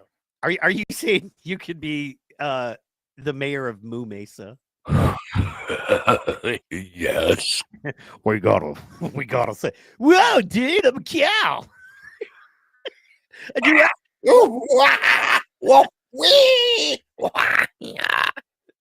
And you're Colorado. Yeah, I hope. I mean, for real, dude. Just that. Hey, how's it going? I got a lot of questions for you. Anyway, man, we got about 3 minutes left. Tell the people what you got coming up, what your plan is this weekend. Might you be doing a live? Might not. What are you thinking? Actually, I probably will be doing a live this weekend. At some point. Yeah, I will be because cool. Today's a good day. Then hey man, and if you ever want to do a now that we have a show, I was worried this might not be the show. We were gonna have to keep looking. I'm in. I'm all dude, in. I love it. I'm surprised at how good and bad at the same time it is. Anyway, you ever doing a late night stream? You want to just watch another Moo Mesa? Let me know. If I'm available, we'll do it. We'll just go live. Anytime. Drop the hat. Because we're gonna create a playlist of these. My goal is for us to have an episode per episode where you can sit with us forever. You know what I mean? It's an evergreen thing. It's not a current event at all. No. But what's great is you can look at it and then you can think of 92, but yet you can bring today's sort of things into that cartoon. And man, I had a blast doing that. Hell yeah. That So was you're so talking about going live, excited about that. Are you still And- thinking about being on maybe possibly doing a Monday? We'll talk this weekend, but I want you to Oh wanna yeah, put I'm down. If I'm down for whatever you say, Mike, I'm in your pocket, bro. I got your back. Whatever you say, I'm there. I got just what I do. I'll this weekend I'm starting in on the softball team cards. Ooh, cool. Oh, so you might do a go live as you design? I won't do that. I just don't have the setup for it or the room that's okay. where I do my work because I work on my coffee table and I work in an area that's literally Snug. I mean, that's where I do my cutting and everything. So I don't really have room. And then around it's just a ton of cards. It's a mess. People say I have a problem, but I don't have a problem. I just have a way that I make my cards and it's dirty. Dirty for some. Hey, man. Everybody's got their jam. You know what I'm saying? Every creative person has their creative process. That's right. So Mine just looks awkward to people when they walk in my house, but they we can ain't go mad over it. at it. We ain't mad at it. Nah. And they chill and they finally figure it out and they realize, But no, because I have it in the living room. We've got the That's Right cut. Then I've got here in the Cardman kitchen. This is where I have my setup for us, and those are pretty much my 2 spots. Nice. Yeah. Well, guys, please make sure you go follow the Cardman. Follow him on Instagram. Follow him on Facebook. Follow him on YouTube. He does some amazing go lives. They are awesome. We got to give a shout out to Power Slap Superfan, Don the Superfan, always holding us down, making it worthwhile. Guys, we hope you enjoyed it. Remember, PT Podcast, PT Pod, check it out. We are dropping all kinds of clips this weekend. Probably no Sunday night show. Don't know. Going to be on hiatus for our Sunday night show for a while. But tomorrow we're going to be doing a mega stream as we do on Saturdays, a big 8-10 hour stream of, different work and content. And then, Monday we'll be back at it. We'll probably take Sunday off this week. But guys, today we're going to be uploading all kinds of clips, and daily clips are coming out. Check the Cardman's page. Check Seahawk Comedy. Check PT Pod. All kinds of stuff. Thank you so much for tuning in. This has been the first ever Nooner Watch Party. Guys, we appreciate you.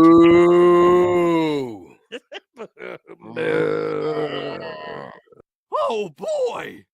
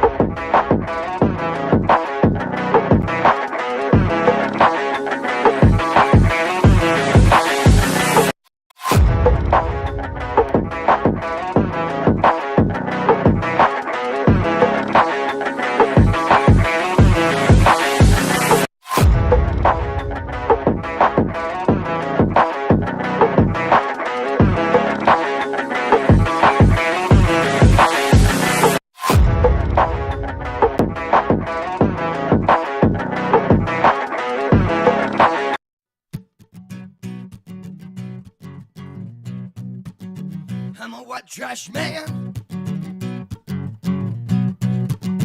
I'm from the Midwest. I'm a white trash man. And I like Milwaukee's best. I'm a white trash man. I love NASCAR. Goes hand in hand with an ice cold PBR. Ain't got no class, ain't got no cash.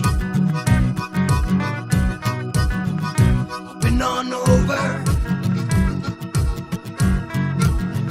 You can kiss my white trash. All you white trash folk who like your smoke, gonna step outside, gonna get real high. Ain't got no class, ain't got no cash. On over. You can kiss my white trash. Whoa, yeah, boy.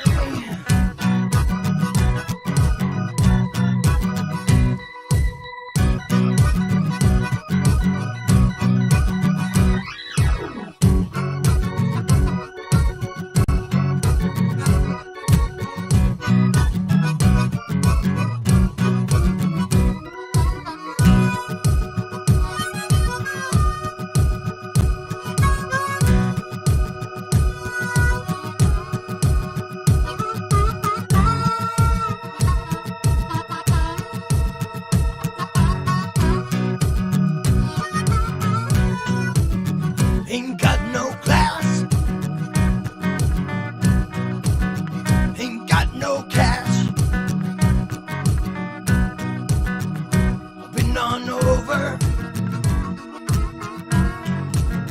You can kiss my white trash. Ain't got no glass. Ain't got no cash.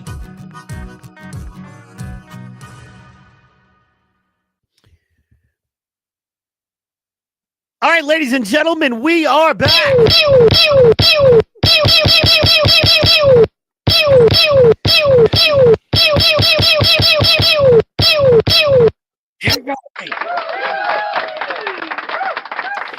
Along with the card man himself, we are making it happen. He's your friend. He's my friend. He's everybody's friend. We love him. We know him. It's the card man, Vern.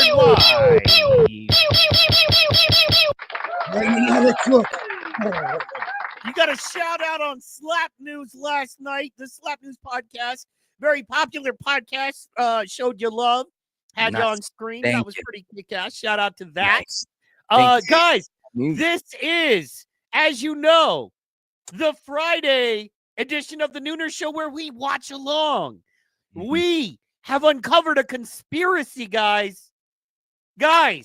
We have uncovered a cowboy conspiracy. You know what I mean? You better kill me. I'm gonna be another honky tonk dad. Shit, I shouldn't have said. So here's the thing about it.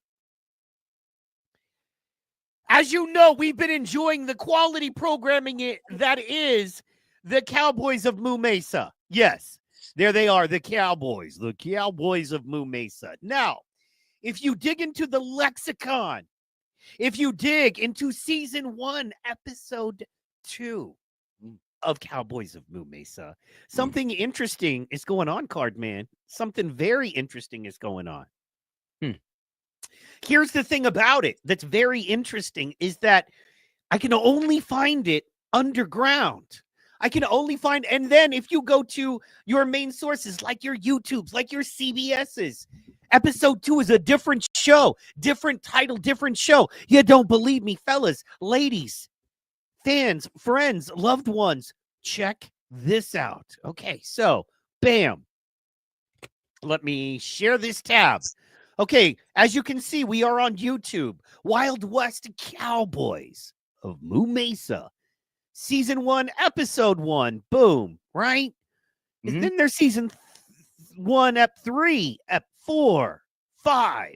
You know what I'm saying? That's not how you count. 6, yes. Where's 2? Where's 2? And you go, oh, okay. Well, let me go back and find 2 then. Let me find another playlist here. Oh, okay. Well, here looks like a pretty good playlist of Wild West Cowboys of Moo Mesa. So let's just, go over here. Let's just look at this playlist and see what we're looking at, right? Cool. Yeah. So, So season 1, ep 1. Season 1, ep 1 again. Stolen on the River. There you go. Okay, so it's called Stolen on the River, right? No. Not in my memory. When I was a kid, it had something to do with reptilians. Right. So, the Wild West Cowboys of Moo Mesa, season 1, episode 2, via YouTube is called Stolen on the River. However, ladies and gentlemen, we're going to bring you over to Rumble, where they tell the truth. Word. And as you can see here, what does this say? Wild West Cowboys of Moo Mesa, season 1, episode 2. Let's read the title.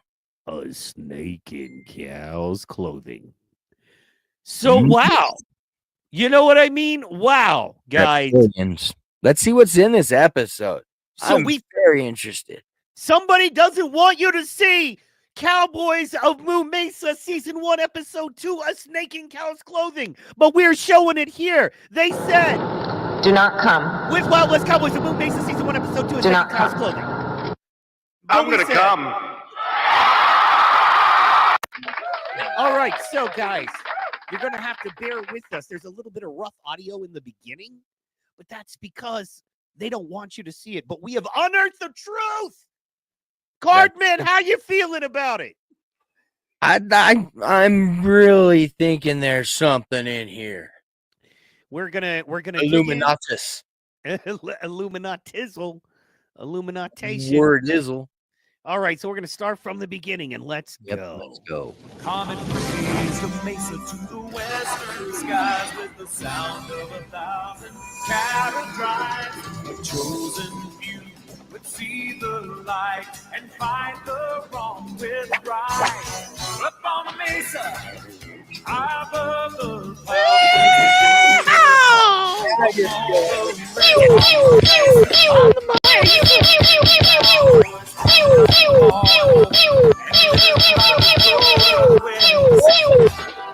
Cleaning up the territory, keeping evil on its toes.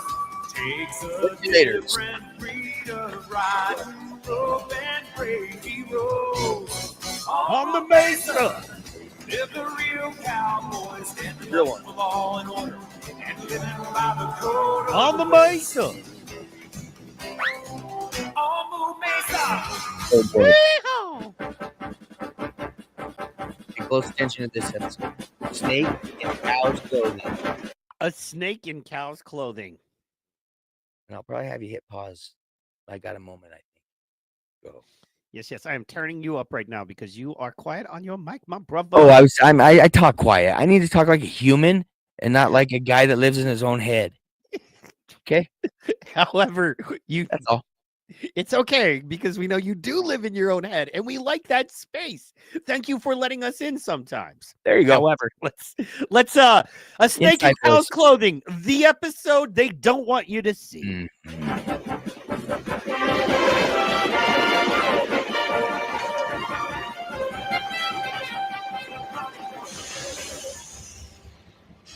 Train's rolling in. 1 o'clock on the dot. Is it Pause, there? pause. I don't know. Pause. I see something scary. What? What's scary? We've already got cannibalism going on. Okay. Do you see? We've got cases of beef. Cases of beef. Jocks beef. But that's Jacques not beef. beef. It's Jacques La La beef. beef. La beef. It's You so, have no idea what that is, man. And also overseas. not for nothing. But don't those look like little caskets? Yeah. Ooh. What's that good stuff called that people eat that I don't? That's about the pâté. Is that made out of like baby cows or something? No, that's baby chickens. Let's go. Let's go. Let's go. Baby chickens and baby cows are delicious. Yeah, Veal, I think you're thinking of, and it's There you wonderful. go. Thank you. However, I just wouldn't have noticed unless you pointed out coffins, ladies and gentlemen. You know what I'm saying? So, coffins. I don't know, With but Jacques La beef.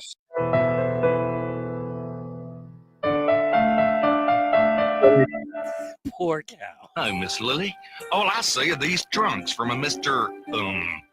Jack's. That's Jacques, as in Jacques Le Beef. Oh no! I hate him There he already. is. Of course, he has blonde hair. Every bad guy always has blonde hair. I hate him already. Yeah, no, nobody likes Jacques Le Beefs in his weird caskets full of other cows. What's going on, Jacques Le Yeah. Beef? I don't trust you. Why are you talking to the only woman in town? And who is this Already. lovely mademoiselle whose beauty makes the sun's rays pale by comparison? Oh, show. Well, Lily Oh, she Bovine, blushed my good. name. Très bien. Now that I see how lovely this town is, I think I may stay a while. Ladies, be careful. See, that's the problem, ladies. You get swept off your feet by these no goodnicks, these ne'er-do-wells, Jacques Le Beef types are always there. Well, Never trust a man that has a blue flower. Exactly. I was going to tell you that's that blue flower. That's a special flower from France that puts off an essence that hypnotizes the woman cow. It makes cows crave beef, yo. Oh Probably, yeah, I think their own flesh. I don't need proof.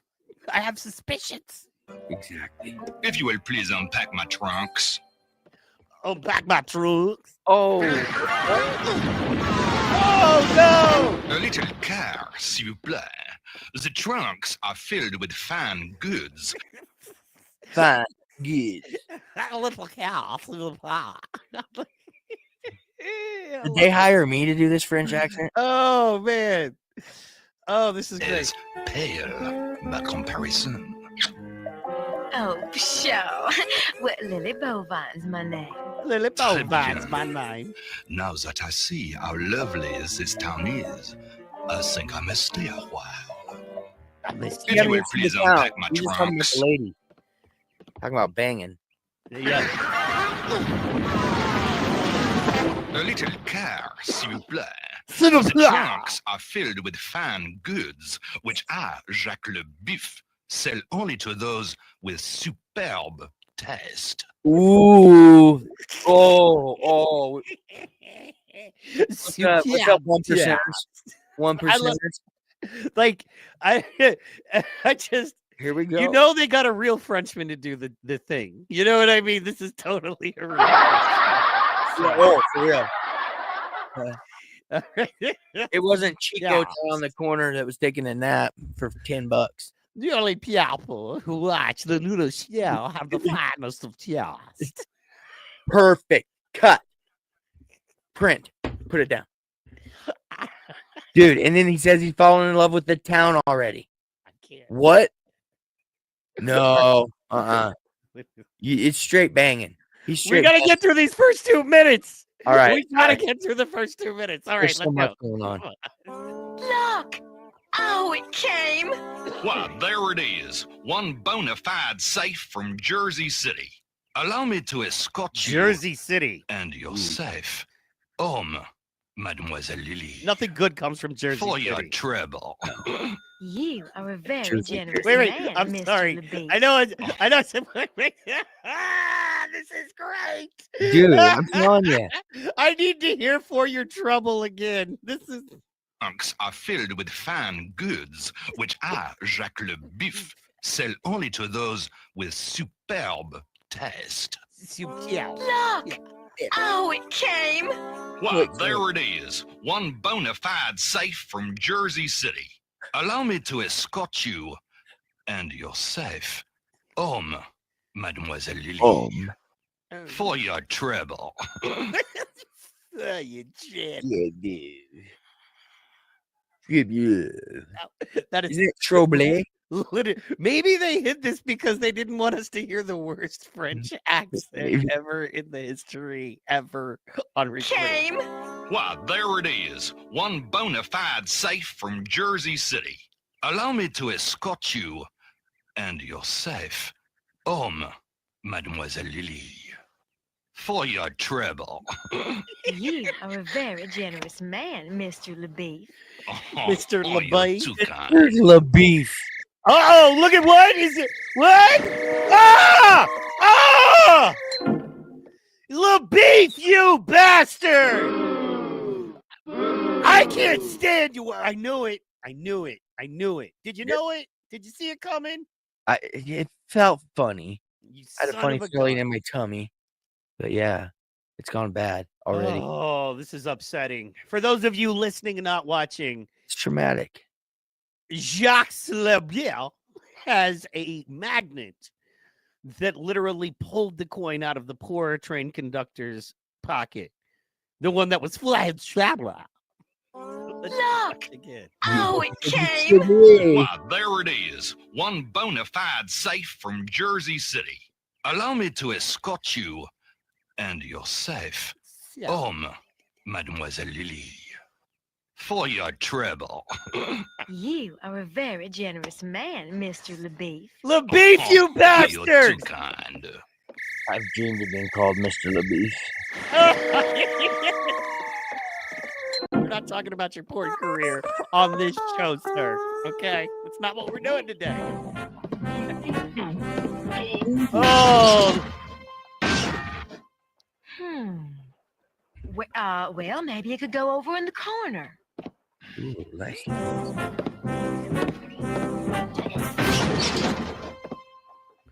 No, I think the corner, is better. Here they're teaching kids what a woman I'm is. sorry, Dakota. I just got Move it so here, excited. I'm not thinking straight. It's fine right where it is.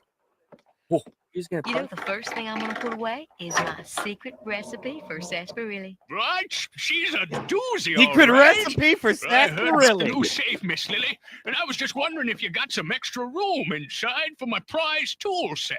Sure, Buffalo. I got some room. Yo, she said she's got room. Oh, fit it in.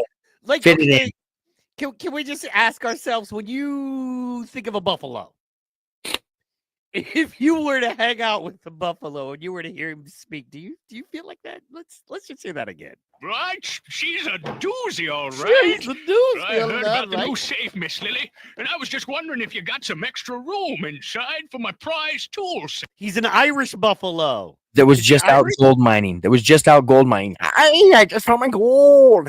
A gold mining Irish buffalo. Well, of course. I mean, Sure, Buffalo. I got some room. Yo, she said she's got room.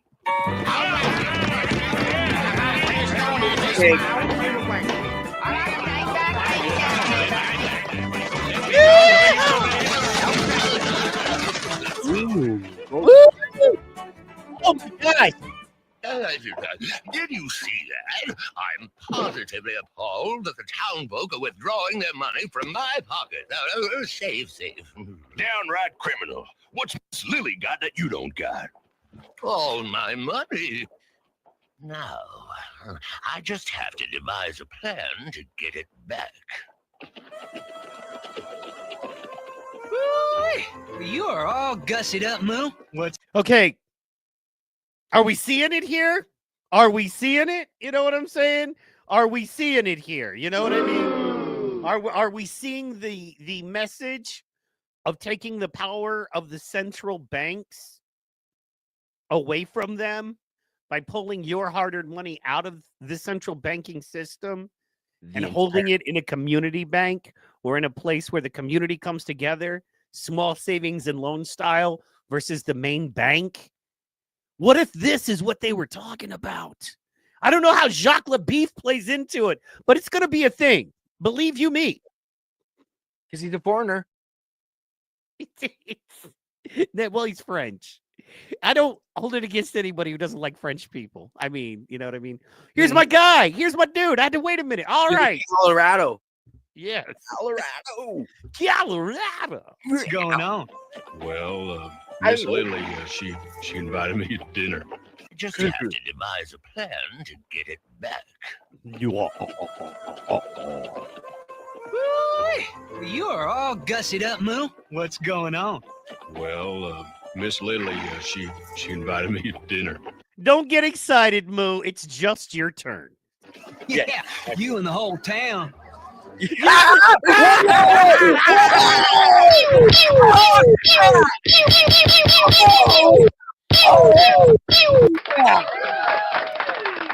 of the year. Oh my word. You just said it. Hey, the rest of the town. But you don't have to take my word for it. Oh my. All right. Lily must be serving some special today. I think it's more than her sarsaparilla that's bringing in that crowd. Oh, I think it Let's is. have a look-see. Way more than her sarsaparilla that's bringing in that crowd. This is Air Tonic Extraordinaire. A mere drop, and soon you will have the most luxuriant girls. Is this enough?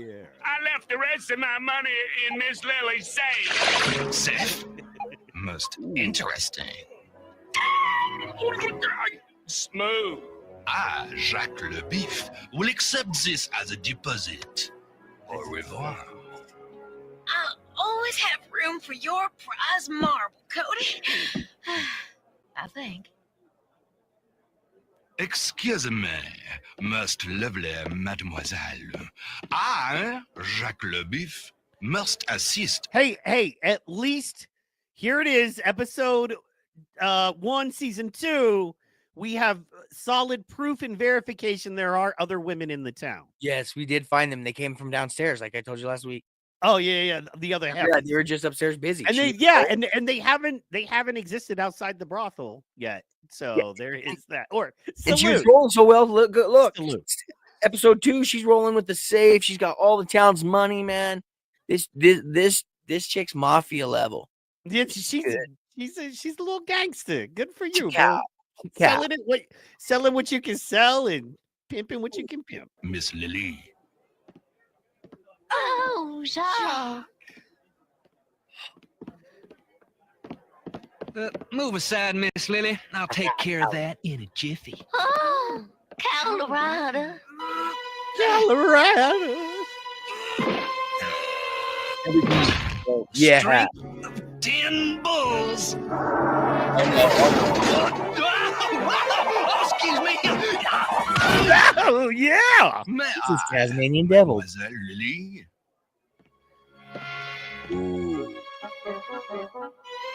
Ooh, there's a note in there.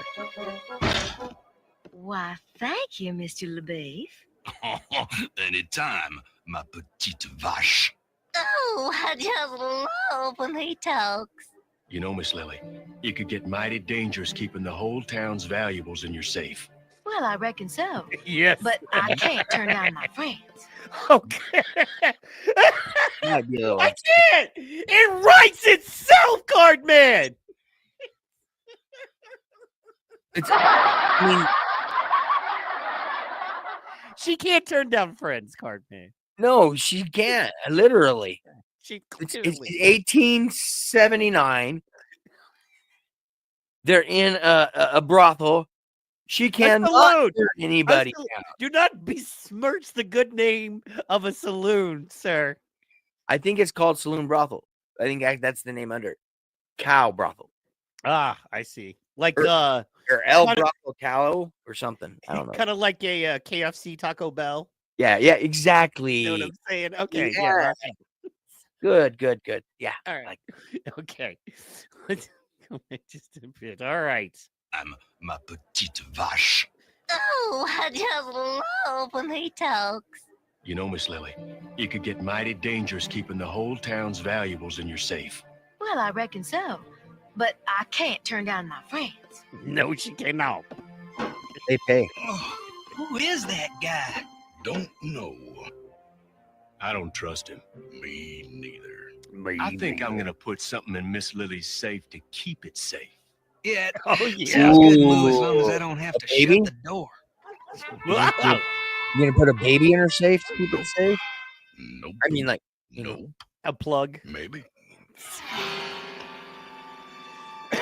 Wait a minute. Oh, Wait, dude. Now that is some high quality detective work right there. That is how you solve cases. Okay. see, Big That Brother facial recognition right there. that is. Look at that flag. Nope. Meanwhile, Nope. back at the ranch, Nope. the police ranch. Maybe. Wait just a cat and picking minute. Oh, what? We drew a No. stash on him. I know I've seen that Jacques character somewhere, and it wasn't on the right side of the law. Keep looking. Keep looking. That mustache wasn't Here we are, quite him. Mademoiselle Lily. Wasn't right mustache. Oh, really, Mr. LeBeef? You didn't need to drive me to my door. No, but I, Jacques Le Beef, am honored to do it. Oh, a mud putter. Could you imagine if you referred to yourself by your full name when you did random stuff? What? How annoying! Like, yeah. I'm Mr. Vern White. Vern ain't white. Hey, Vern, say, do me a favor. Tell me, hey, thanks for giving me a call. Thanks for giving me a call. Okay. Well, that's fair, Vern, but I, Michael C. Hall, like to call my friends because I, Michael C. Hall, am a good person. You know what I'm saying? Could you imagine? Like, that would suck, right? Man. Who does that? So, Well, I like this whole like, ooh, a mud puddle. A mud puddle.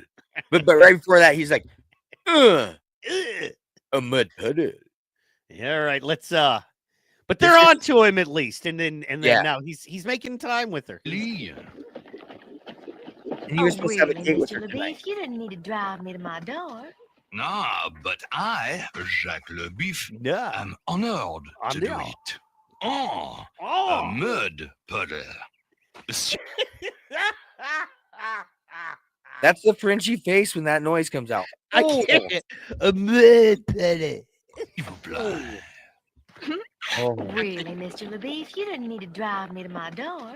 No, but I, Jacques Le Beef, am honored to do it. Oh, a mud putter. Oh. S'il vous plaît. My goodness. Like it says in the code, a snake in cow's clothing is still a snake. Yup. Hey, yonder comes Miss Kate. Yeehaw, cowboy! Howdy, Miss Kate. Oh, we got a new woman on the scene, yo! She's her own woman. She is not upstairs. Miss Kate is in the building, y'all. Loving her. Lily has a little competition. You know what I'm saying? She's getting romance and Miss Kate. Competition. All right, cow. You got it. You got it. You did it good. You did it good on that word. Move over, Lily. My goodness. Like it says in the code, a snake in cow's clothing is still a snake. Yup. Hey, yonder comes Miss Kate. Yeehaw! Howdy, Miss Kate. Dakota. Hold up there, Mr. Jock.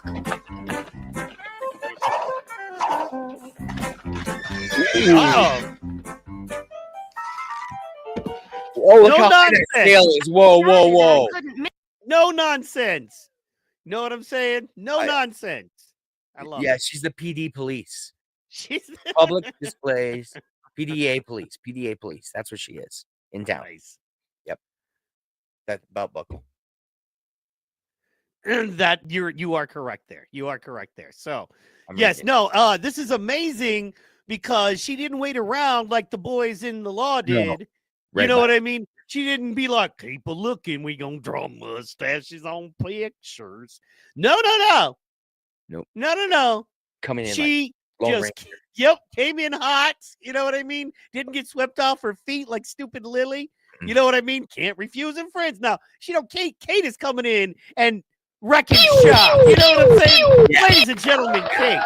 All right, let's go back. What did you need to say, Vern? Sorry about that. No, I mean she chicken blocked him. She male chicken blocked him. Right. You know, I mean, she just boom came in and just like I don't know. I'm feeling some girl vibes here. Let's go. All right, yeah. You know what I'm saying? All right. Dakota. Hold up there, Mr. Jock. Why is she protecting herself?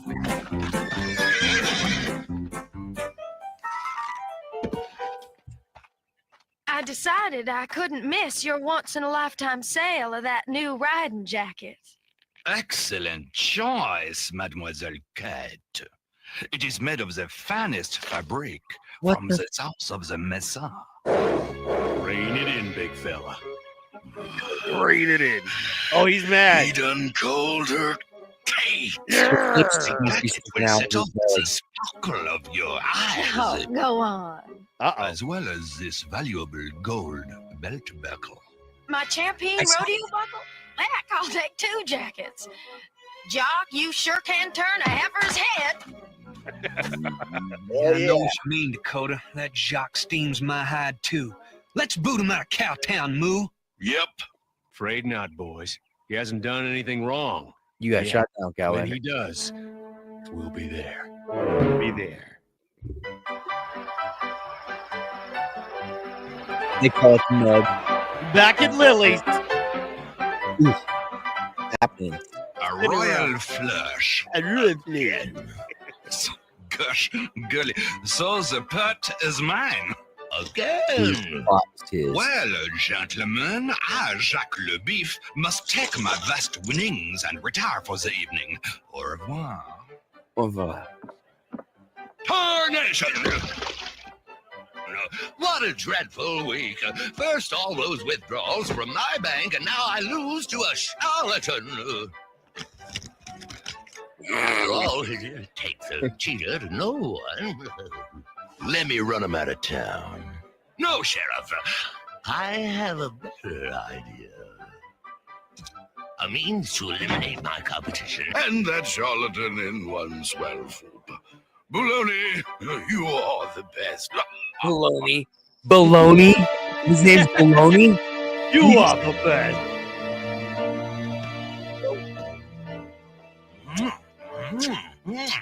My little beauties. With you, I never lose. Too bad they call it cheating. Cheating. One part sugar, two parts water, and voila! We have air tonic, elixirs, and whatever else I, Jacques Le Bif, can sell to the imbecile of Cowtown. We knew it. We knew it. He's just a grift. He's just a base level scam grifter. You know what I'm saying? Snake oil salesman. Snake oil salesman, correct. Another day, another dollar. Especially when I figure a way inside Lily's safe. Ooh, he's trying to still get in Lily's safe, though. What's in that?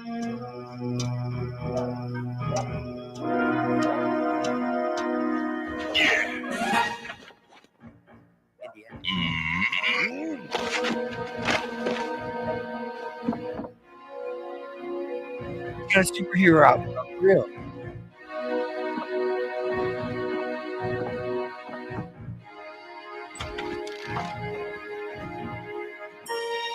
Oh.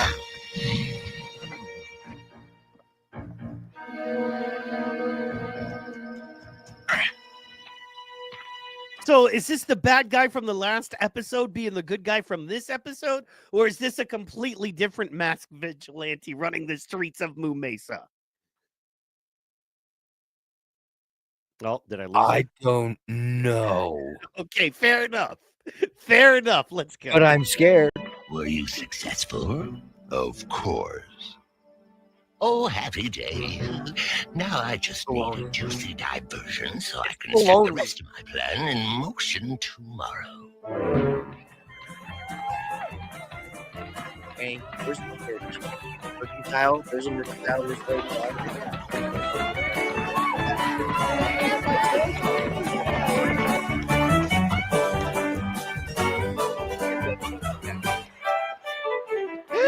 Play it, no.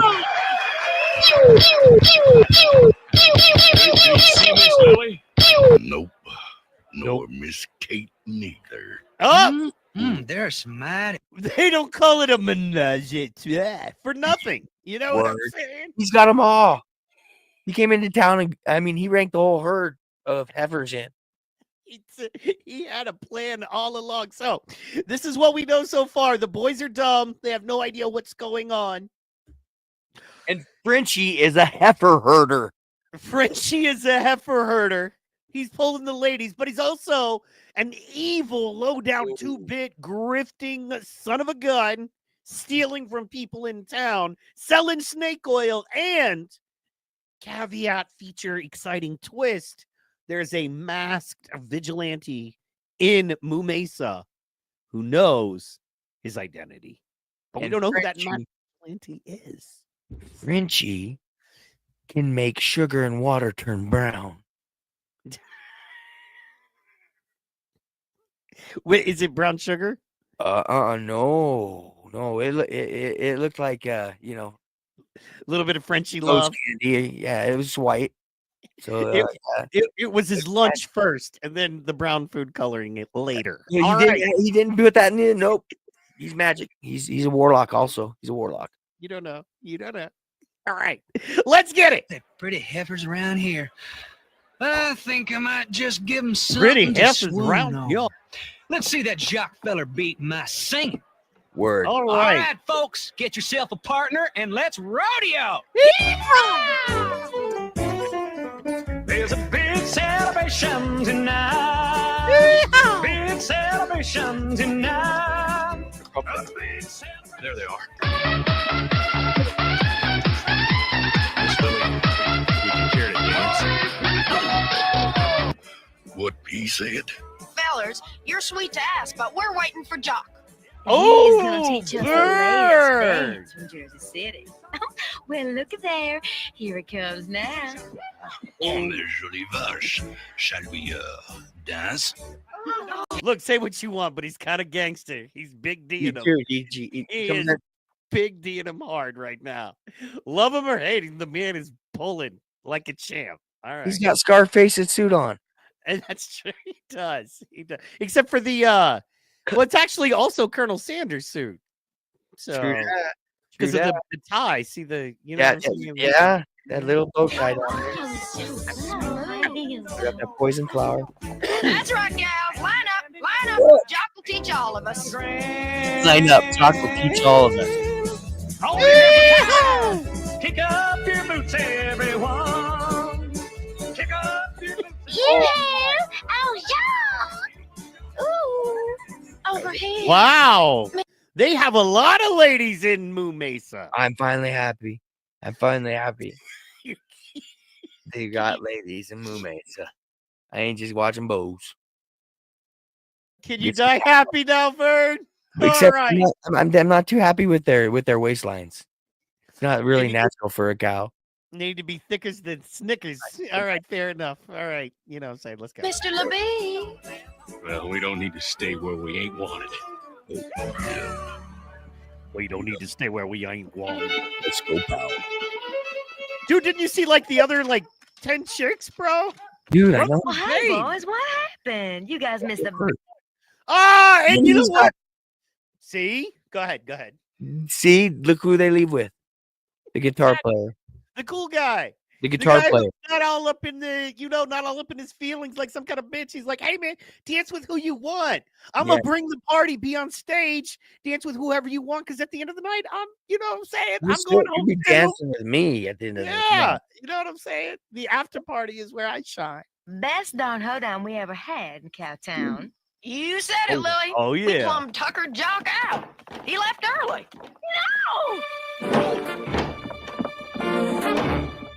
On. It can't be. I've been robbed. Oh, All his valuables gone. Even my sarsaparilla recipe. Oh no. Here's a hoedown was a diversion for a safe robber. But who would have done such a rotten thing? That's what I'm here to find out. You heard about this robbery right quick, Sheriff. Nothing Reptilian. escapes the sheriff's eagle. There's our guy, the Scorpion. He's here. Love it. Hey guys, I don't have any problems. And was a diversion for a safe robber. It's Michael Mann.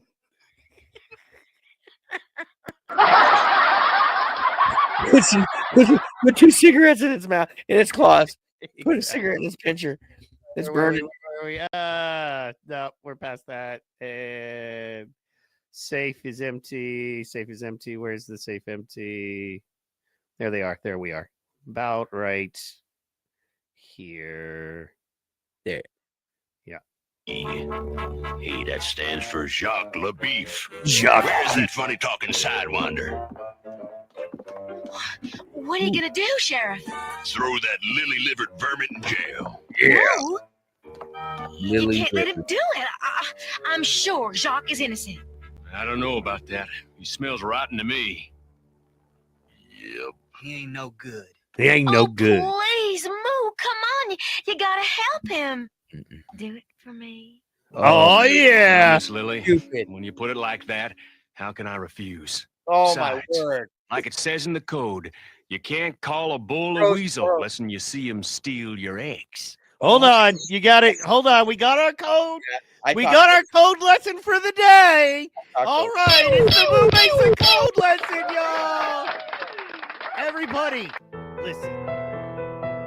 It's the Moo Mesa code lesson of the day. You gotta help him. Do it for me. Well, Miss Lily, when you put it like that, how can I refuse? Besides, First of all, if you had just dissed me at the dance for the guy who I'm pretty sure is a criminal, and then you're like, do it for me, I'd be like, get on, you skank. You know what I mean? Get on. Yeah, You why are know you what I even talking to me? Why are you even talking and then like pouring out?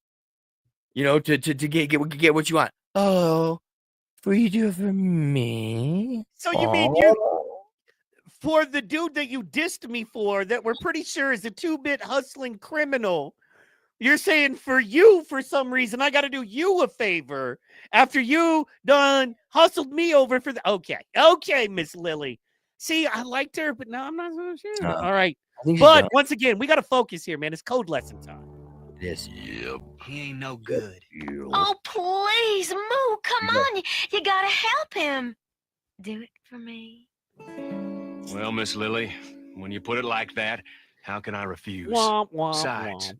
like it says in the code, you can't call a bull a weasel lest you see him steal your eggs. You can't call a bull a weasel.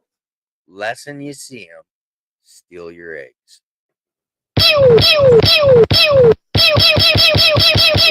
Call a bull a weasel. Lesson, you see him steal the eggs.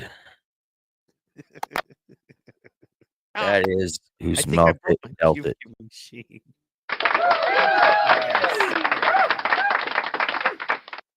That's like number That's what 4. I'm talking about. Yeah, man. I mean, Number 4. it in the is. code. That's I wake up and I tell myself, hey man, before you go calling a bull a weasel, you can't do it less than him. You see him going and stealing your eggs, bro. You know what I mean? That's code. Sage That's code. Sage wisdom. Sage wisdom. Code. What?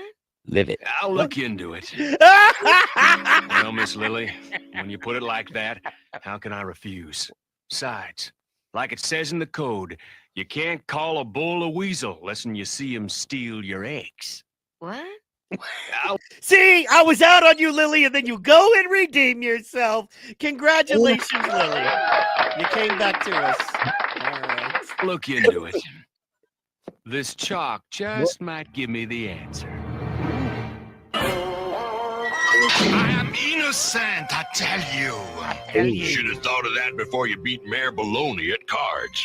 But I, Jacques Le Beef, am no safe rubber. Wait. How does beating Mayor Baloney at cards equate you going to prison? I don't. Wait, can you help me here, Vern? Like, Where's you're well where's the educated in the evidence? law of the West. Where's the evidence? Where's the weapon? But he's in jail. Where's the body? Okay, so yeah, and he's clearly saying, I'm being thrown in jail for a crime I did not commit. But then they're saying, regardless of any crime you did or did not commit, you beat our mayor in a card game. Ergo, here you are in jail. You know what I mean? Well, in North Korea, you do not beat Kim at cards. Moo Mesa. Who'd have thunk it? You know what I mean? Worldwide. We'll soon know about that. Let me see your boots, Mr. LeBeef.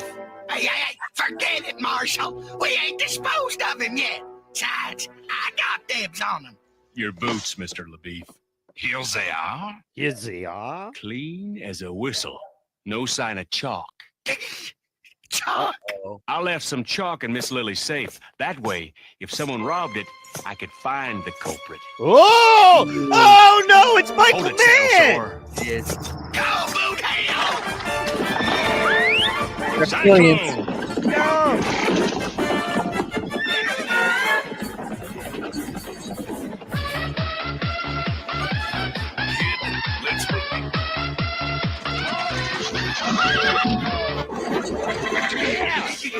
They's catching up. I see a little bump in the road. Oh! Oh, that was fancy. That was nice. Wait a Let's go through that again. They's catching up. I see a little bump in the road. So he shoots gold star bullets. Yes. His gun shoots gold star bullets, bro. That's pretty Kid, let's rodeo.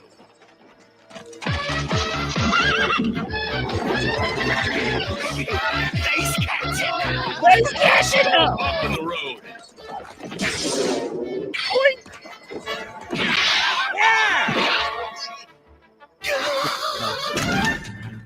Love them. Way to go, Moo. Okay, so we're not gonna break that scene down anymore. But do you see how that didn't? How did? Okay, wait. No, oh, dang it. Okay, here we go. Because there's not. Okay, so the question is this: how did shooting that rock with that gold star affect anything to do with the bad guy's escape? The angle of the rock. Oh, he changed it. Okay, I'm gonna have to see that again because Move it into the wheel. That way the wheel hit it. So he had, gangsta gangster. I see a little bump in the road.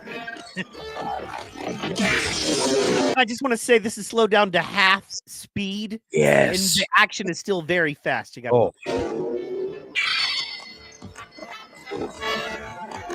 What angle change? What angle change, Vern?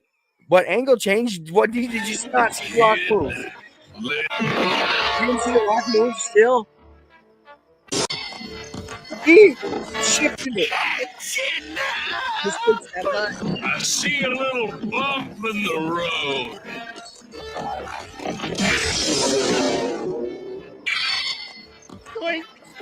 Shifted it.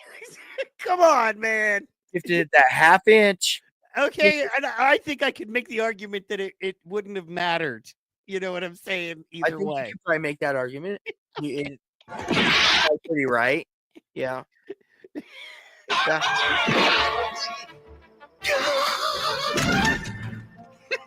Way to go, Moo. Oh, no. This is dirty pool mess bull. I accept the compliment. I accept the compliment. Oh. Woo. PETA got involved. That's why I'm not getting this with my horse. Somebody do something. Yeah. I think the rest is up to you, Dakota. Yep. I mean, you could have just used your gun to shoot the guy that that had quite a you choice tied in up. angles. Yeah, or you It could have was a just shot the guy, and then you wouldn't have had a right. Like, couldn't you have Yeah. just shot the guy? Yeah. Or the rope that. Well, I mean, it was right on your hip. The Things rope you could was have on done your before hip. you did that, and you would have not been dragged through town. All right, One day I'm gonna catch that masked rogue. Oh, you could have just shot him just then.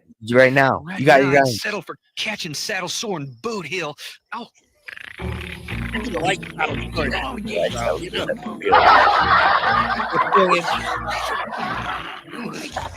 Michael Mann. Who is this Joe? Get up, buzzard breath. You're supposed to be guarding this here. Is that Michael Mann and Superfan? Look at Superfan. Look at. I'm kidding. I'm kidding. I'm kidding. You have to give him a goatee. Kinda got a goatee. We love you, Doc. Yeah, Love but that. they'll skin us alive if anything happens to that trunk. Too bad, boys, because I'm taking you in. Wow. Guess who? Always look where you're running. Yeah, Always. just like I thought. You two robbed Miss Lily and framed Jacques LaBeef. So what's your point? You didn't like him no more than anyone else. Yeah, That's true enough, but he's still got to go free. But I'm gonna keep this chest. Except for Hold the on other there, stuff Miss he's Lily. done. What you got there? Oh, just a little something for Mr. LaBeef. Well, we didn't want an innocent bull to starve. Let me see that. Uh-oh. Sauce. Never trust him. You know what I'm saying? Yeah. Wow. Wow, man. She I'm like, she's on the bad list. you know, man, I think of these women in Moo Mason. I'm like, it hurts me, dog. It hurts. I know. It hurts. Because they're cute. Oh, They're cute little cartoon cows. cute heifer. Oh, and it's a pie. Whoops. Now, how'd that get in there? Helping a criminal escape is against the law, ladies. You're lucky I don't run you all in. Population will be doubled by next week. Hey, ladies. Pleasant afternoon. Moo, you just gotta do something to help Jacques. Babies. He's just rotting away in that jail. He didn't rob no safe. I know. I've got the real culprits right here. What can I do for you, Marshal? I've got some thieves for you to lock up, Sheriff. And while you're at it, I'd like to have a word with Mr. LaBeef. What in tarnation? What in tarnation? Where'd he go? Appears you lost yourself a person. He escaped. Jacques escaped. Yes. Yes, someone escaped. Nobody escapes from my jail unless I say so. I mean, nobody escapes ever. Well, there's a first time for everything. Sheriff, I feel I've imposed on your hospitality long enough and bid you a pleasant au revoir. I am furious. Hope the sheriff has better luck with these two. You bet he will, because he's going in there with them. And as for you two sorry sirs, you're going to rot in here for a month. But Mayor, it's for our idea. Oh, yeah, you said the wheel. What are you doing? You can't do this. I'm the sheriff. And I'm the mayor. You do remember who paid Mayor's for never it, like nobody else. you? Speaking of money, Mayor. It'd be a badass I got mayor a if he did. safe you might be interested in. Why, thank you, Miss Lily. I knew you. What the hell's going on in this show? It's all yours. So wait, so central banking is good? Now she's getting out of it. Plot twist. Sorry, say what? I said so she's having to the insurance was so high after the thievery, she found out that she can't play with the big boys. So she's now throwing in the towel and giving it all back to the big man. Or yes. Let's Or just go back to horror life. She feels weak and scared and vulnerable, so she needs the big, powerful banks to come in and protect her. She needs to give them all the power. Cede her money and resources to them for protection. Yes. He's going in there with them. And as for you two sorry sirs, you're going to rot in here for a month. But Mayor, it's for our idea. Just for a month? You mean you get to rob all of the town's wealth? And you only, man, Rot come in this cell for a month. a month. Rot. That's just a vacation. I would love to like just hang out with the homie for a month. Everything fed, just chill. What up, dog? Let's stream live for a month. 3 hots and You said the wheel. That's what I said. What are you doing? You can't do this. I'm the sheriff. I'm the sheriff. And I'm the mayor.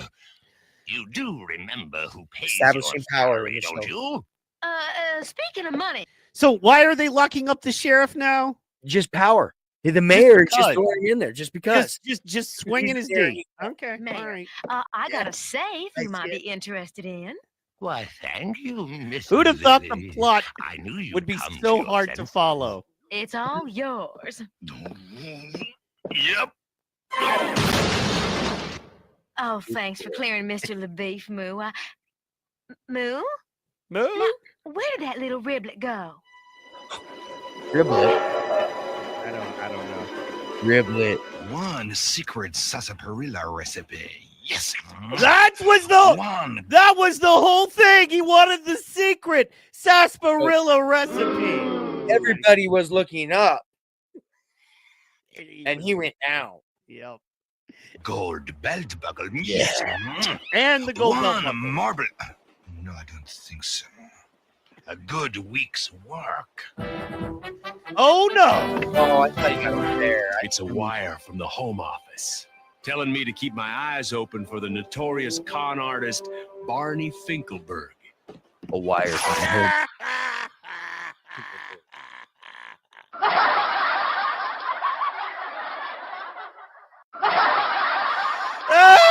He had a cute thing. He had a cute thing. Wait. Let's hear that last name one more time. Finkelberg.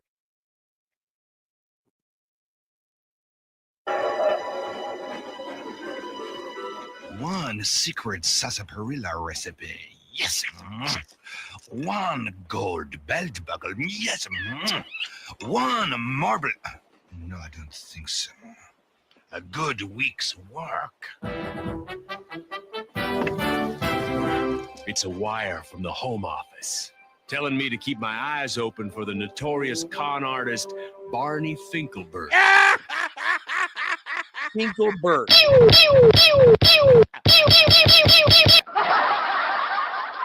Vern, there's a lot you're missing there because you're not on Twitter, but just saying. Shout out to all my Twitter friends. I don't have that Twitter account or anything. But We're yeah, gonna do that one more time. A good week's work. It's a wire from the Home Office telling me to keep my eyes open for the notorious con artist Barney Finkelberg. But you don't have to take my word for it. I knew I'd heard of you somewhere, Barney. Toupee. I'm saying. He's wearing Rip that hair off and show a tiny hat. What's going to happen now? Oh, listen to his real voice. I could take you back to Cowtown, but that would embarrass a lot of lady folk who believe in Jacques LaBeef.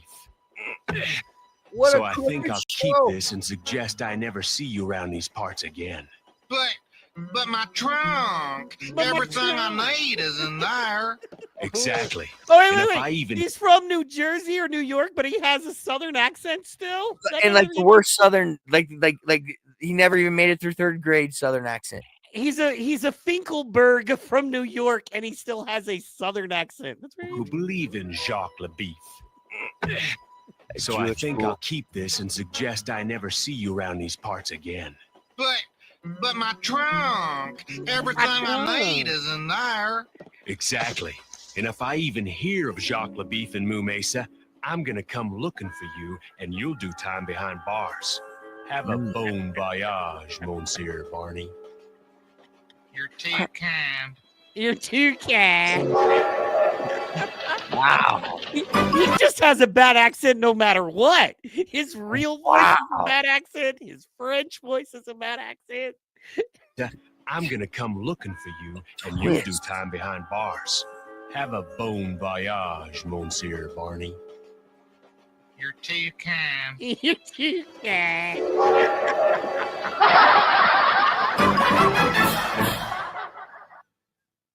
How was it? That's it. Wow, that was it. Okay. You know, the twists. That show caused children in '92 to have seizures. It was just twisting and turning, and everything's bad. Nothing in there is good. Everybody's cutting a deal on this one. Yeah, no, it was, and what was crazy is like it was very adult themed. You know what I'm saying? Very adult themed. Yeah, there's not a lot of fun going on there in this one. And not only that, but like it was crazy at the end. You know what I mean? So all in a matter of like 60 seconds, one bad guy gets out of prison. The other local bad guys are in a chase to get busted. Then the sheriff ties up the good guys who busted the bad guys to bust the bad guys. Then the mayor comes and busts the sheriff and locks him with the real bad guys up. Then just because he can. Then Lily Cow turns her entire town's wealth back over to the mayor / banker of the town with the sheriff locked up. You know what I'm saying? Oh my gosh! No wonder they buried this thing. That we're going to be thinking on this for weeks, man. Dude, weeks. I'm spinning. I am spun out. I mean, crazy. Ladies and gentlemen, this has been the NoONER Show Watch Along. Cowboys of Moo Mesa. Guys, make sure you tune in Monday at noon Mountain Time, 1 Central,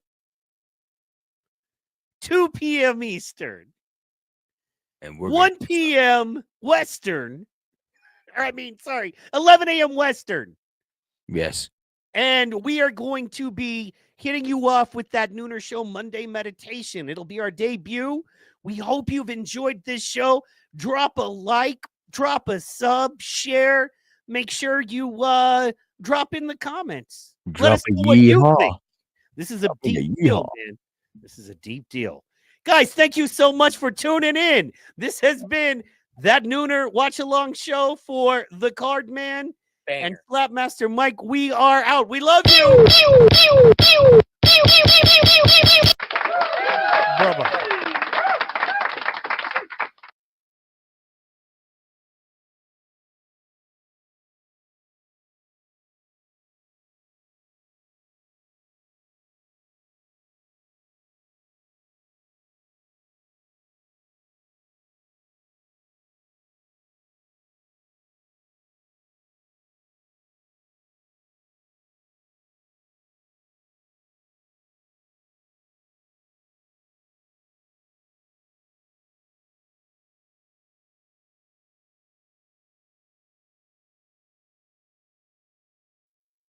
It's just an illusion.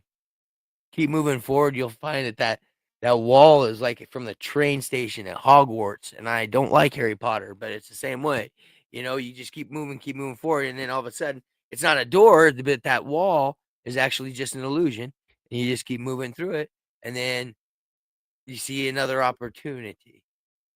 And nobody knows this, but I did have another opportunity arise last evening. A very interesting one that we'll talk about off camera. Cool. Yeah, I think it's hilarious. It's awesome. It looks fun. And it has to do with my cards. Somebody hell actually yeah. reached out. It's a promotions company, and they reached out about, hey, you should make cards for us. Hell yeah, and you should, if you want to. I should. If you want to. Hey, I don't look want to do this thing where I'm like, you should make cards for these people, and you get into it, and it's a bad deal. You're like, Mike, you remember on that podcast, you were like, you encouraged me. No. You might say no to this one when I tell you what the promotion is, but I clicked on it. I never heard of it, right? Clicked on it, and I was like, I have to do this. I have to. I mean, type it in private chat. Now I gotta know. Yeah. And the fact you didn't text me or tell me before hurts a little. It just I'll happened be last honest. night. It's okay. Last night. I know, and then you should text me. Okay. Instead of teasing and be like, now we got to do a whole show. And you know today's a crazy one for me. Today I am backed up. Yeah, dude. 3 shows today. Three it's- different kinds of shows. I got to shift from watching cartoons to personal interview to hard politics. You know what I'm saying? Yeah. All in a 5-hour time span and get, Well, so I can so the one thing I need today from Vern Stradamus is not to be teased. No, I won't. I'll give you a little clip of one of the events that's promoted by this company that I absolutely want to make cards for.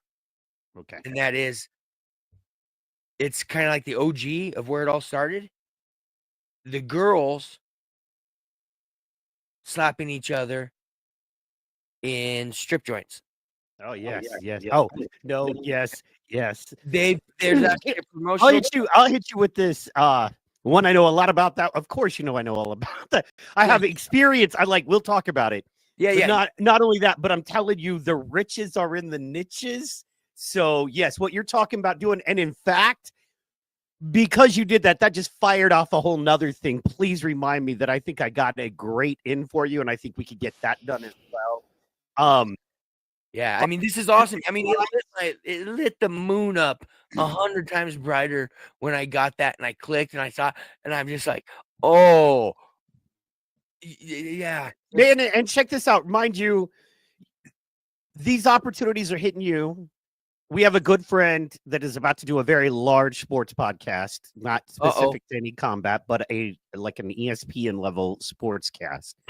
That's our homie. You know him. You love him.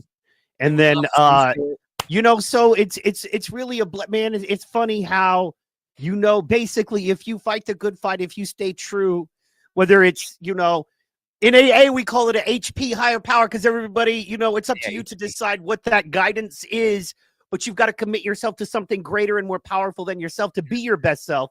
Long story short, I feel like we've done that. I feel like there are many different ways we could have gone in some embattled situations. And not only did we do our best, but we kept our cool and we stayed open and stayed, more importantly, true to who we are, what we feel is the best person to be. And we've done that.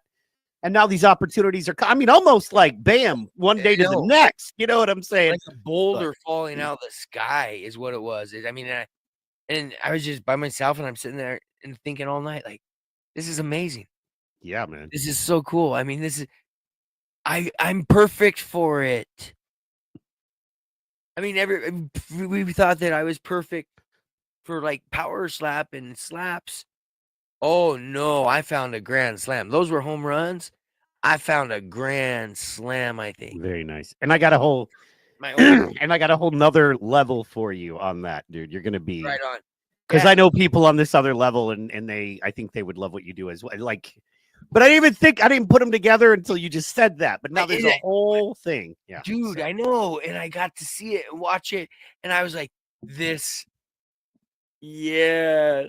Thank you for reaching out to me and asking if I would do your card. Very nice. Yes. Okay, guys, we've done our 10 minutes of intro. Vern is doing good. I'm doing good. Got a lot going on.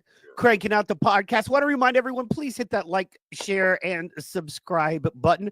Most importantly, the two most important things we want you to do is like it if you could, and then drop something in the chat. Let us know you're watching along. Give us an idea. Just say, hey, drop a fire or a 100 emoji. Let us know you're with us. We appreciate you, chat. We thank you so much for being with us because, honestly, this is your show. Everything we do is for you. Because if you don't exist, we're not doing this, right? So we want you to have a good time. We want you to enjoy this and look forward to it. All right, and because we've had to wait so long, without any further ado, we are going to get into it. This is the Cowboys of Moo Mesa, Season 1, Episode 3. And the name of this is Bulls of a Feather. That's right. We're watching the Cowboys of Moo Mesa. Bulls of a Feather? Is that what you said? Season 1, Episode 3, Bulls of a Feather. Ooh, yes. My.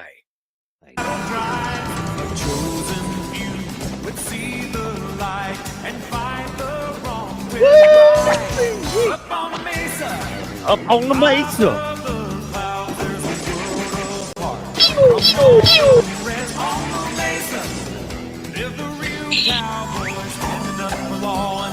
Blood Trip's in the building. Shout out to Blood Trip.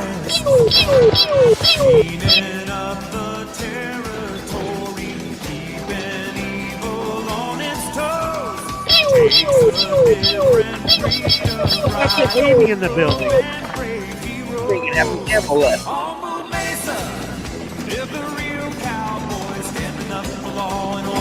And living by the code of the West. On Moo Mesa. Yeah. Bulls of a Feather.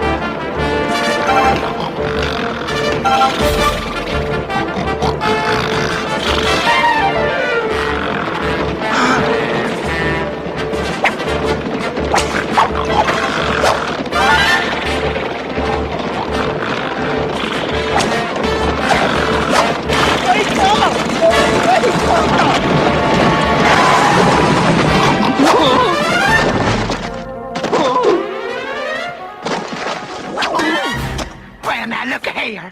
I wonder what Calamity Kate ordered all the way from Jersey City. I guess she ain't gonna. Wait. Do you understand what he said? Not a word of it. Neither do I. Let's go back. Not one. And by the way, he's sleeping. You guys. Whoa! Poor Beaver. On a train. Well, now look here. I wonder what Calamity Kate ordered all the way from Jersey City.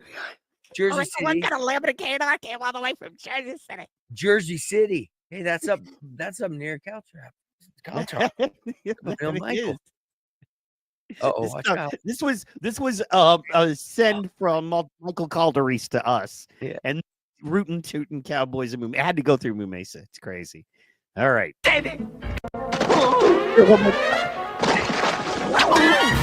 Well, now look here. I wonder what Calamity Kate ordered all the way from Jersey City. Calamity Kate all the way from Jersey City. I wonder, here's what he started with. I wonder whatever them two words came from Jersey City. Hey, it's something. You know what I'm saying? Something. That dude. Hey, he needs to get hooked on phonics, brother. All right. We do it, and there we go. Well,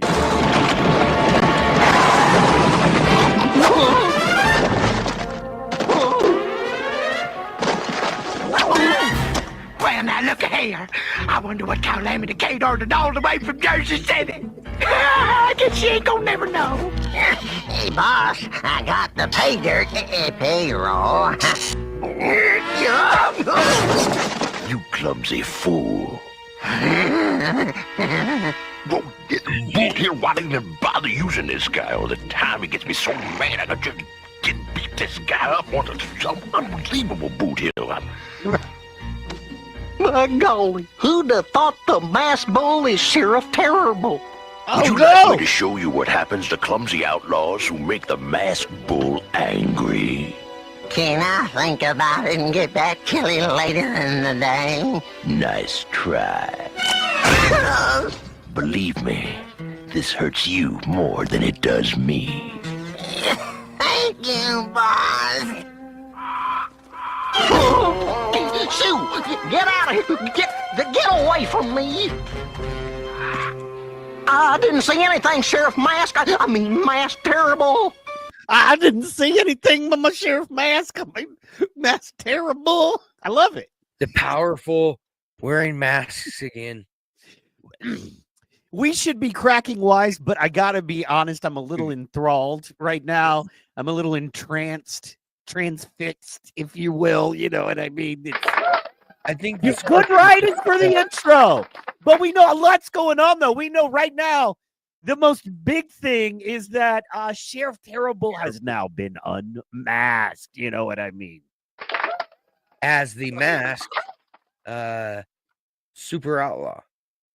Yes, as a maybe a Robin Hood of sorts. Who knows? We don't know. yet. But they took something, and remember, we got the Scorpion. That's going to be an important thing. Whatever came from New Jersey or Jersey City, that's going to be coming back and be important. I got a feeling.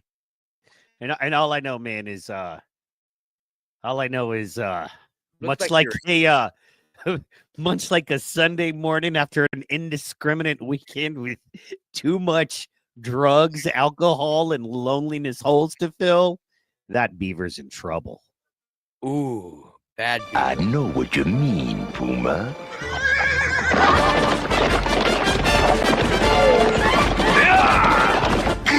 Good guy, boys. Let's clear out. Good guy.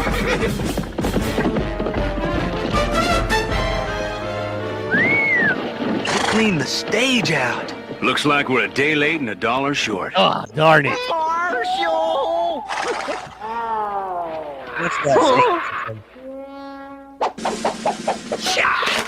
Puma, you all right? Yeah, but please tell me we're dreaming. I saw the masked bull, and he weren't the masked bull at all. He was really... Sheriff Terrible. He was Sheriff... Oh, he already knows. Yeah.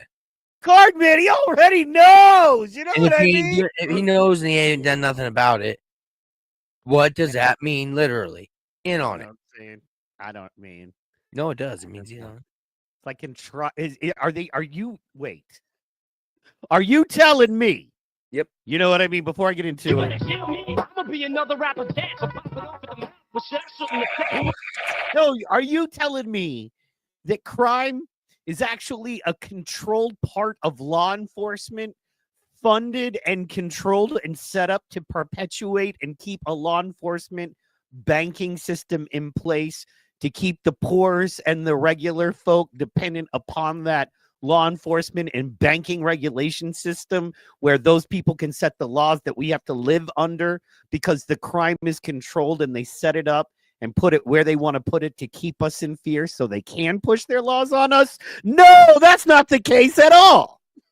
But you don't have to take my word for it. But I don't know. I don't know what I'm talking about. You know? I love this. Anyway, I just love Cowboys of Moo Mesa, bro. You know what I'm saying? But we got to here. I'm just gonna bring something up real quick. The Terrible's horse. Yes, he's got a completely hooded mask over that horse, completely black. I don't know if you noticed when it ran off. Yes. But the horse even has a mask. How's that thing breathing? How's it breathing? I don't think it breathes, man. It's a robo horse. Ooh, is the thing. They just don't tell you that till we got to watch later. That's what's at the end. The robo horse. All right, let's get back into it. Puma, you all right? Yeah, but please tell me we're dreaming. I saw the masked bull, and he weren't the masked bull at all. He was really... Sheriff Terrible. He was Sheriff Terrible. Now, why don't you do nothing about it, Moo Mesa? You weren't dreaming, Puma. I was afraid of that. Like the code of the West says, if you wait long enough, every snake will shed his mask. Finally, we got to go to the West. If you want a snake, wait a minute. If you drain your snake, you'll lose your mask. What did it say? if you stroke your snake, it'll lose its first layer of skin. What is it? I'm sorry. What was it? Did you catch it? I a little bit. I was just too concerned about the guy with the beard who has jaundice. Can you quit talking about yourself, man? We're trying to do a show. Hey, no, the weasel. I know that doesn't work either. The rat. No, shoot. That little critter. We'll call him that little critter because the others you just called me too. So, yeah. All right, let's go. There's a lot to break down here, man. There is a lot. This is a lot of stuff going this week. We really do. Puma, you all right? Yeah, but please tell me we're dreaming. I saw the masked bull and he weren't the masked bull at all. He was really... Sheriff Terrible. He was Sheriff Terrible. Huh? You weren't dreaming, Puma. I was afraid of that. Like the code of the West says, if you wait long enough, every snake will shed his mask. Okay, Just that's a mask. Who's what code in who's West? What West and whose code? Like, what? And it's too simple. We made it too complicated. It's just every snake will shed its mask. And snakes don't wear masks. That's not accurate. No one in the West would. You know what, man? These cowboys of Moo Mesa are starting to get suspect to me. You know what I'm saying? I think they hit the snake oil salesman too many times. Yeah, I see that. I see that there, man. So, Grammage. But you don't have to take my word for it. You're correct. All right. He looks happy. All right, Marshall is there. All right, let's get back into it. Yep. There you are, Marshal. An arrest warrant for the good Sheriff Terrible, alias the notorious outlaw, the Masked Bull. But I can tell you, I don't like it, not one bit. Accusing a law cow of criminal injustices can have, shall we say, repercussions. This witness of yours had better be on the up and up, or you're going to be on the up and up to your neck in trouble. Oh, trouble. Trouble. Trouble. And you notice he goes to the same man who's also the banker. Who's banker partner with Mask Boy. Terrible. The banker's in charge of who goes to jail in this town. Yeah. And all their money. Interesting, right? The banker's in charge of the people in charge of the money are in charge of who goes to jail. Wait a minute. That would be awful for what the? That would be terrible. My body is here, but my spirit just left it and looked at me when I said that. Holy cow. That's a dose of reality 30 years, 40 years, 50 years later. Holy Vern, they don't call you Vern Stradamus for nothing. You know what I mean? They were like, Vern, Do not come. Vern, we're saying. Do not come. The card man said. I'm going to come. Had to change it up this week. Yeah.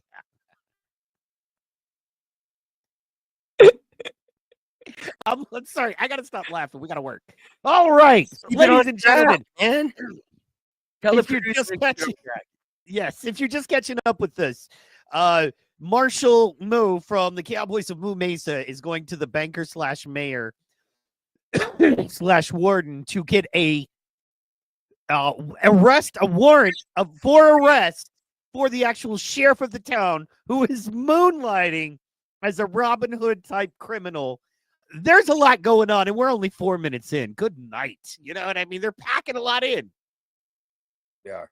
I mean, there's just thing after thing after thing. And we're not used to this. This is a little bit, there's a little bit of anxiety going on with this episode because we come in usually and it's pretty calm and a little confusing and a lot of open spaces. This week, they brought the shizzle. They brought the shizzle this week. You know what I'm saying? Just a lot. Pew, pew. Just, you know what I mean? Yeah. You could pew all over this thing. That's why we're pausing, taking time so everybody can kind of catch up emotionally and mentally. All right, and let's go. I appreciate the warning. I appreciate the warning. Adios, Mayor. Let's go back. actions. This witness of yours had better be on the up and up, or you're going to be on the up and up to your neck in trouble. I appreciate the warning. Adios, Mayor. Now to find the sheriff. Yep.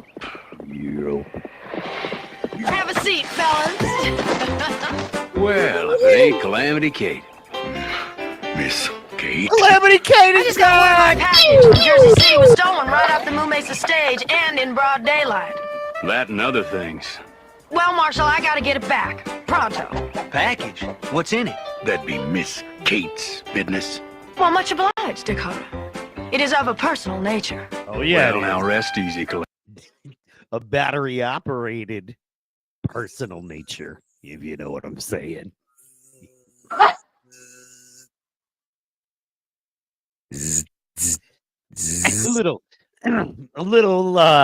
a little company keeper out on the old Mesa. You know, Where'd they get the batteries? I think it was solar powered back. So I was just gonna ask: do we have the solar power? I mean, back then they had way more technology.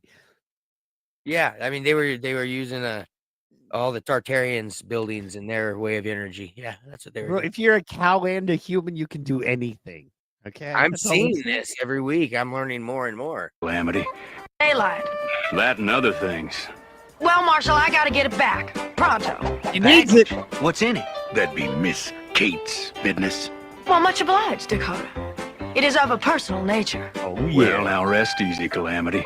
We have an idea who made off with your package, and we're heading over to arrest him right now.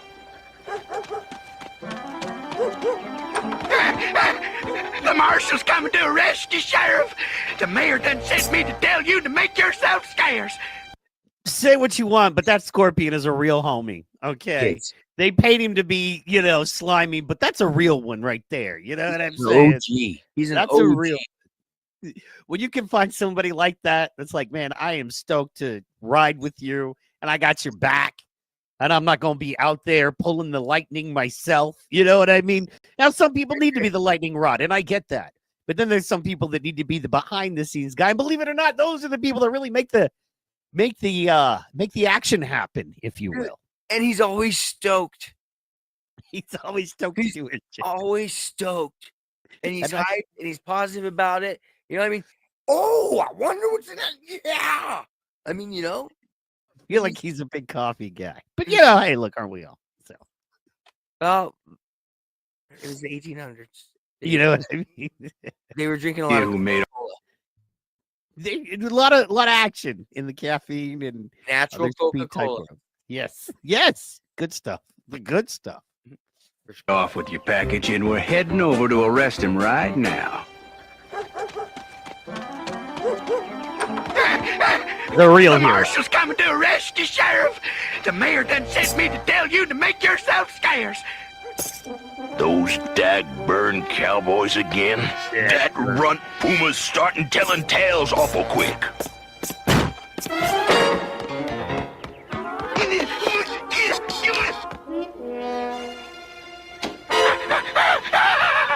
Sheriff? Sheriff Terrible. Sheriff? What's the sheriff? Only a guilty varmint runs from the law, Saddle Sore. Speaking of whom, where's the sheriff?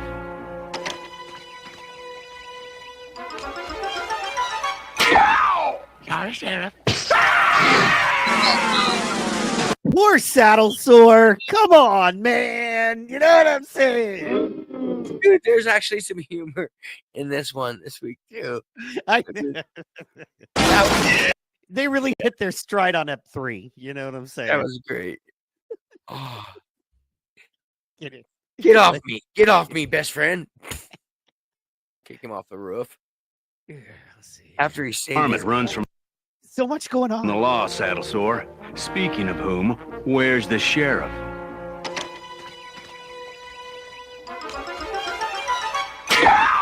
Got a sheriff.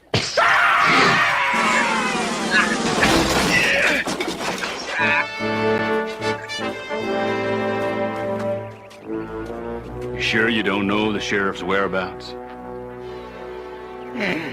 What's a whereabout? Well, we'll find him, saddle sore. You can bet your And funny how he landed directly in. Now, do they have a warrant for him? No. Has any testified anything for or to him? No. You know what I'm saying? Come on, man. But yet they're just going to arrest him. I'm telling you, this is the most, least victims' rights or criminals' rights, whatever town. Accused rights. You know what I'm saying? Oh, and he's playing the game. He damn well knows what a whereabout is. He just knows how to handle the cops. Well, no, so okay, yes, but I was assuming he was. I was okay, fair, and yes, I was assuming he was asking what a whereabout was because he was hit in the head, and he was like boink, like what's a whereabout? Because he was, magically falling into the paddy wagon. All right, let's see, let's go. Speaking of whom, where's the sheriff?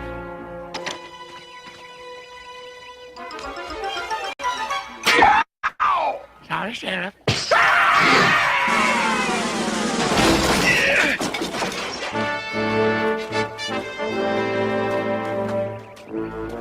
You sure you don't know the sheriff's whereabouts?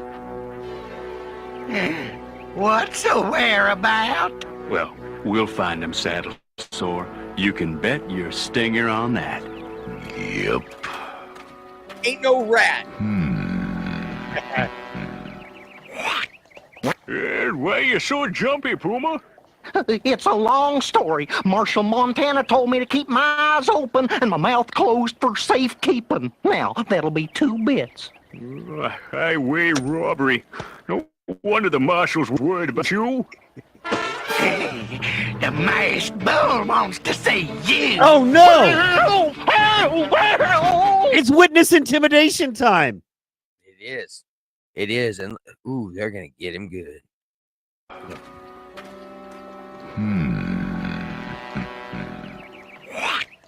What a cheesy scene. Well, that was oddly and uncomfortably sexual. Now, and now here's where you can see that he's also sober still and okay, and he's just playing the cops. There's no Tweety birds floating around his head. Oh well, then clearly he's not. He's really fine. He's not suffering any absence of mind if there's no Tweety birds. Everybody knows that. Exactly. What's a whereabout? Well, we'll find him, saddle sore. You can bet your stinger on that. Yep.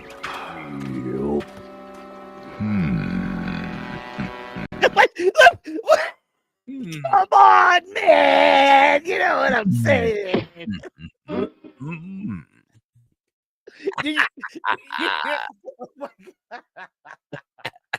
Do you see the way he's moving? Like that is that. Oh, okay. We got. Come on, man. Just so I know, I have to watch this again to know that I'm seeing what I'm seeing here. All right, sorry. What's a whereabout? We'll find him, saddle sore. You can bet your stinger on that. All right, we're gonna do this real fast.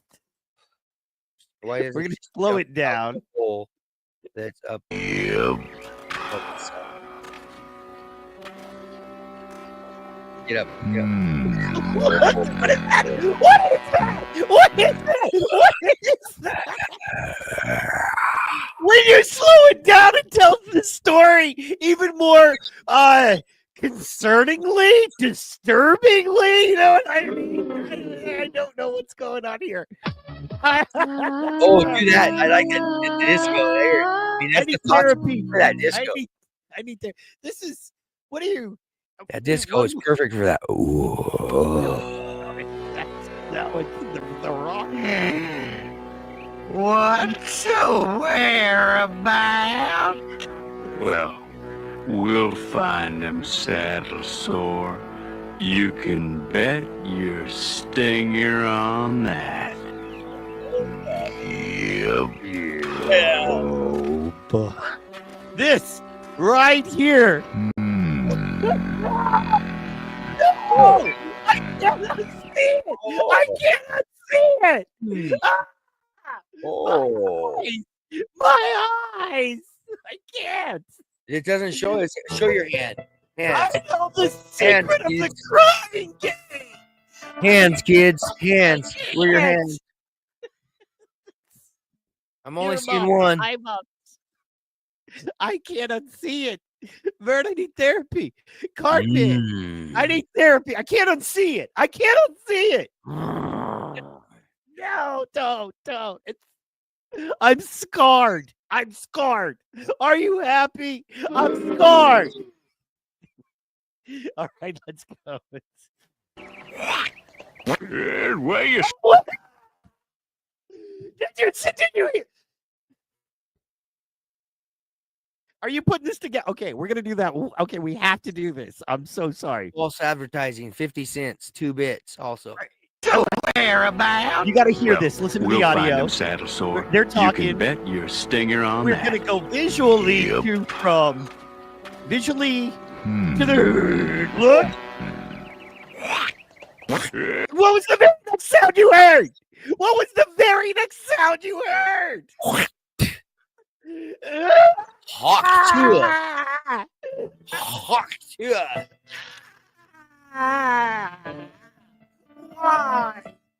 Why? Sat on that thing. Damn.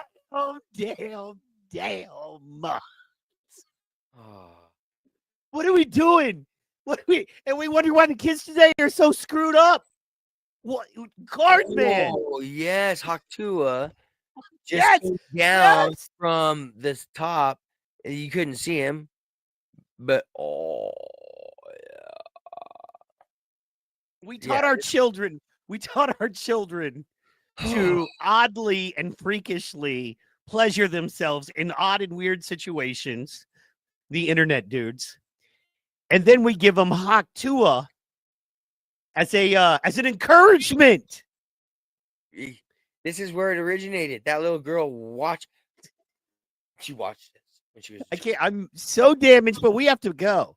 Let's Our roll. commitment is to you, the fans. And Moo Mesa. We're getting through it. Why you so jumpy, Puma? It's a long story. Marshal Montana told me to keep my eyes open and my mouth closed for safekeeping. Now, that'll be 2 bits. Highway robbery. No wonder the marshal's worried about you. Oh no! The masked bull wants to see you. Good.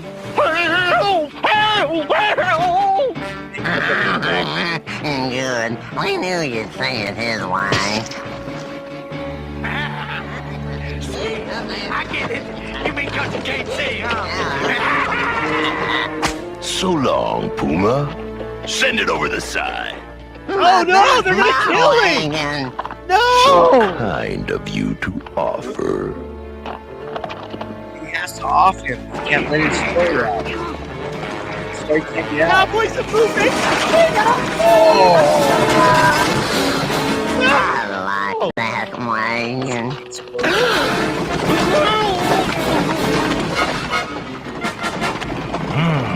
Trouble. Oh! We got a new one. Look, guys, we have a new. Well, he's an Indian of. I wonder what his name's gonna be in 1993, homie. Yes. Amy says I watched this when I was 11, and maybe that's what messed me up. You guys are going deep. All right. Okay. I do need to check the chats for a quick second. Shout out to everybody in the chats. All right, let's go. We got a new cowboy, but he's not a cowboy. That's the twist, y'all. All right, let's go. He's a native cow.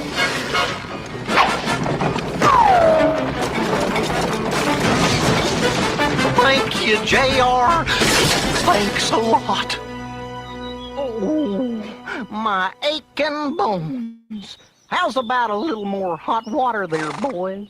Hot enough, Puma? It'll do, Colorado. Now don't go forgetting my back. Dakota, what's keeping you? Pitiful, just pitiful. Dakota, you got yourself a lot to learn about shining boots. How's everything going, partners? Maybe I better rephrase the question. You gotta get me out of this, Moo. I'm a cowboy, not a babysitter. Now, kid, Puma needs protected. If JR hadn't found him, we'd have no witness against the sheriff. I'll be back as soon as I find Terrible. Did I mention that I like a foot massage with my back? What's going on with this guy? Rub my back, foot massage. And you wonder why more, more witnesses don't end up in the courtroom. You know what I mean? Like, if this is what you're going to do, that's what they're protecting you. You would be dead right now, but no. Law enforcement's protecting you, and you're white. How's everything going, partners? Maybe I better rephrase the question. You gotta get me out of this, Moo. I'm a cowboy, not a babysitter. Now, kid. And that's Colorado. He's always positive, and he's having a hard time. Yeah, he's struggling. Needs He's almost feeling assaulted. He's got, he don't want to rub his back. He don't want to rub his toes. Nobody signed up for. You know what I mean? He signed up to be a cowboy on the Moo Mesa. He didn't sign up for keeping the evil industrial complex in power. No. You know what I mean? He's the real hero, Colorado. He's the real hero. If JR hadn't have found him, we'd have no witness against the sheriff. I'll be back as soon as I find Terrible. Did I mention that I like a foot massage with my back? Bastard! Dakota's gonna punch him in the face. Yeah, true. I like Dakota.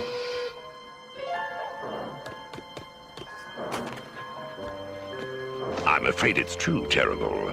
The good Marshal Montana has Puma locked up in protective custody. It's time something is done. Something of a desperate nature. Tarnation, there's gotta be another way. Not unless you plan on spending the rest of your days doing hard time in the federal pen. Okay. Sin Quentin. Sin. Woo, let's go!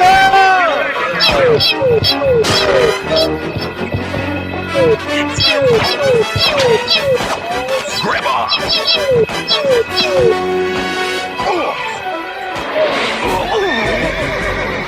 Yeah! He busted a guy out, but what before? I was on break. I had my weapon out. I was on break. Oh. I'd have had him, but I was on break.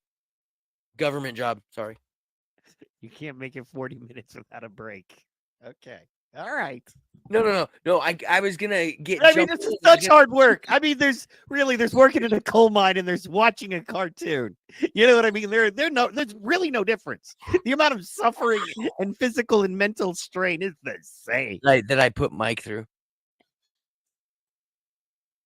I was on break.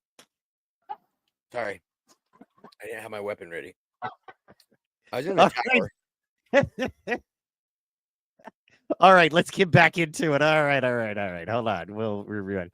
So, if you don't know, basically, homeboy busted out a prisoner. What for? We don't know yet.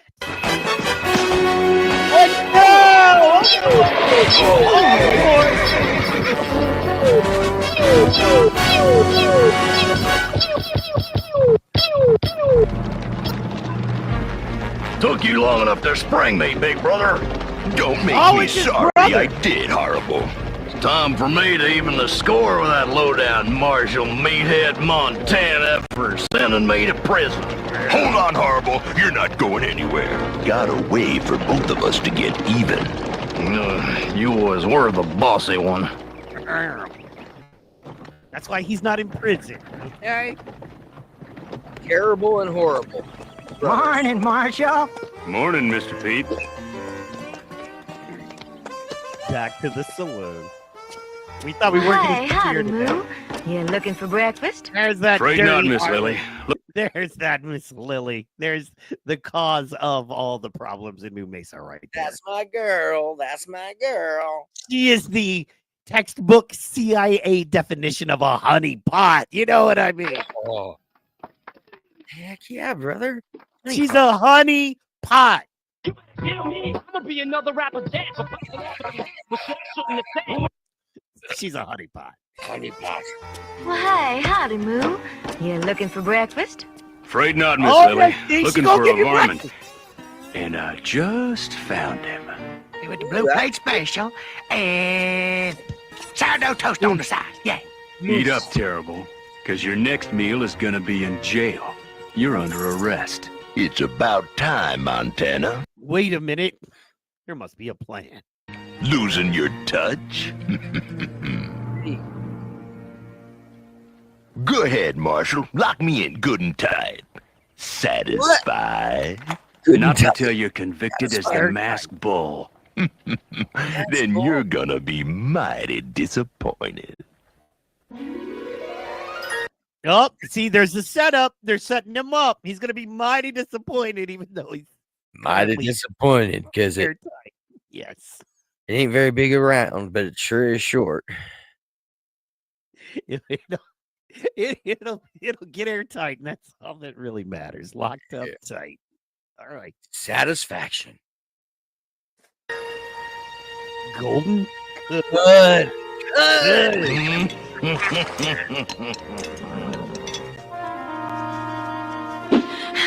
Take your grimy mitts off my gold! Yeah! Nobody messes with my gold mine. Besides, I want my package back.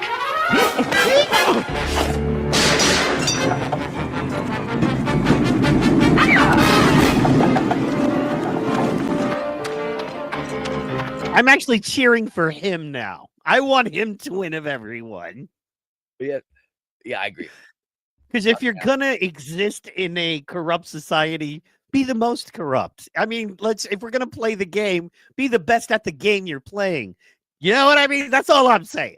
And if you got the main OG in the world with El Scorpio, yeah.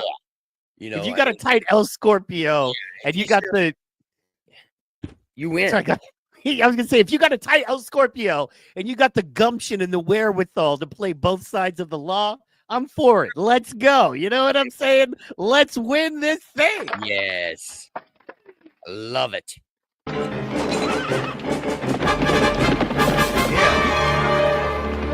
Let's go. Well, shoot. Well, shoot. Never send a woman. Oh, Vincent. Well, shoot. I'm just saying, that was Colorado. He'd be in jail. I think that's a troll, though, because it came out of a cave. But you don't have to take my word for it. Let's move forward. No. I said 3 pillars. Oh, my gosh. This guy. There. That's much better. Oh, Colorado, how's that grub a-coming? My stomach's starting to sound like a stampede through a tea kettle.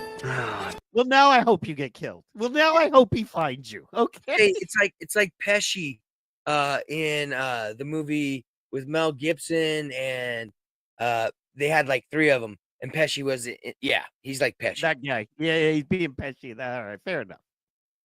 But once again, I still hope they find him. Me too. Just what you ordered, Puma. Beans and biscuits. Ain't you forgetting my bib there, Dakota? Why, you look a mite put out there, Dakota. Remember what the good Marshal Moo said. Take care of your witness. How much Tabasco you put in these beans? Yeah. You boys trying to poison me? Best idea I heard all day. Water! Where did you boys hide the door? Oh, right there where it is. Can't you see it? There where it is. Yeah. Uh-oh, what? He has bad eyesight. Uh-oh. Tartarian building. Uh-oh. Idea I heard all day. Water! Turn around like stupid you are, sir. Where did you boys hide the door? Oh, right there where it is. Can't you see it? Oh, yeah. Order! Now, Marshal Moo Montana, let's hear the ridiculous case you're bringing against the brave and honorable Sheriff Terrible. Nice to know you're impartial, Judge Baloney. For my first witness, I call the town handyman, Puma. Moo, I got some news for you. Later, kid. But Moo! It'll have to keep. Now, Puma. Yep, you don't respect Colorado. Always. And you're about to be made a fool of. Hopefully. When the masked bull was unveiled, who did you see? Well, it appeared to me to be Sheriff Terrible. Sheriff Terrible. Order, order, I say. Now, Puma, who would you say that appeared to be? Appears to be Sheriff Terrible. And how about him? Sheriff Terrible. So to conclude, Puma, exactly how many sheriffs do you see in this room?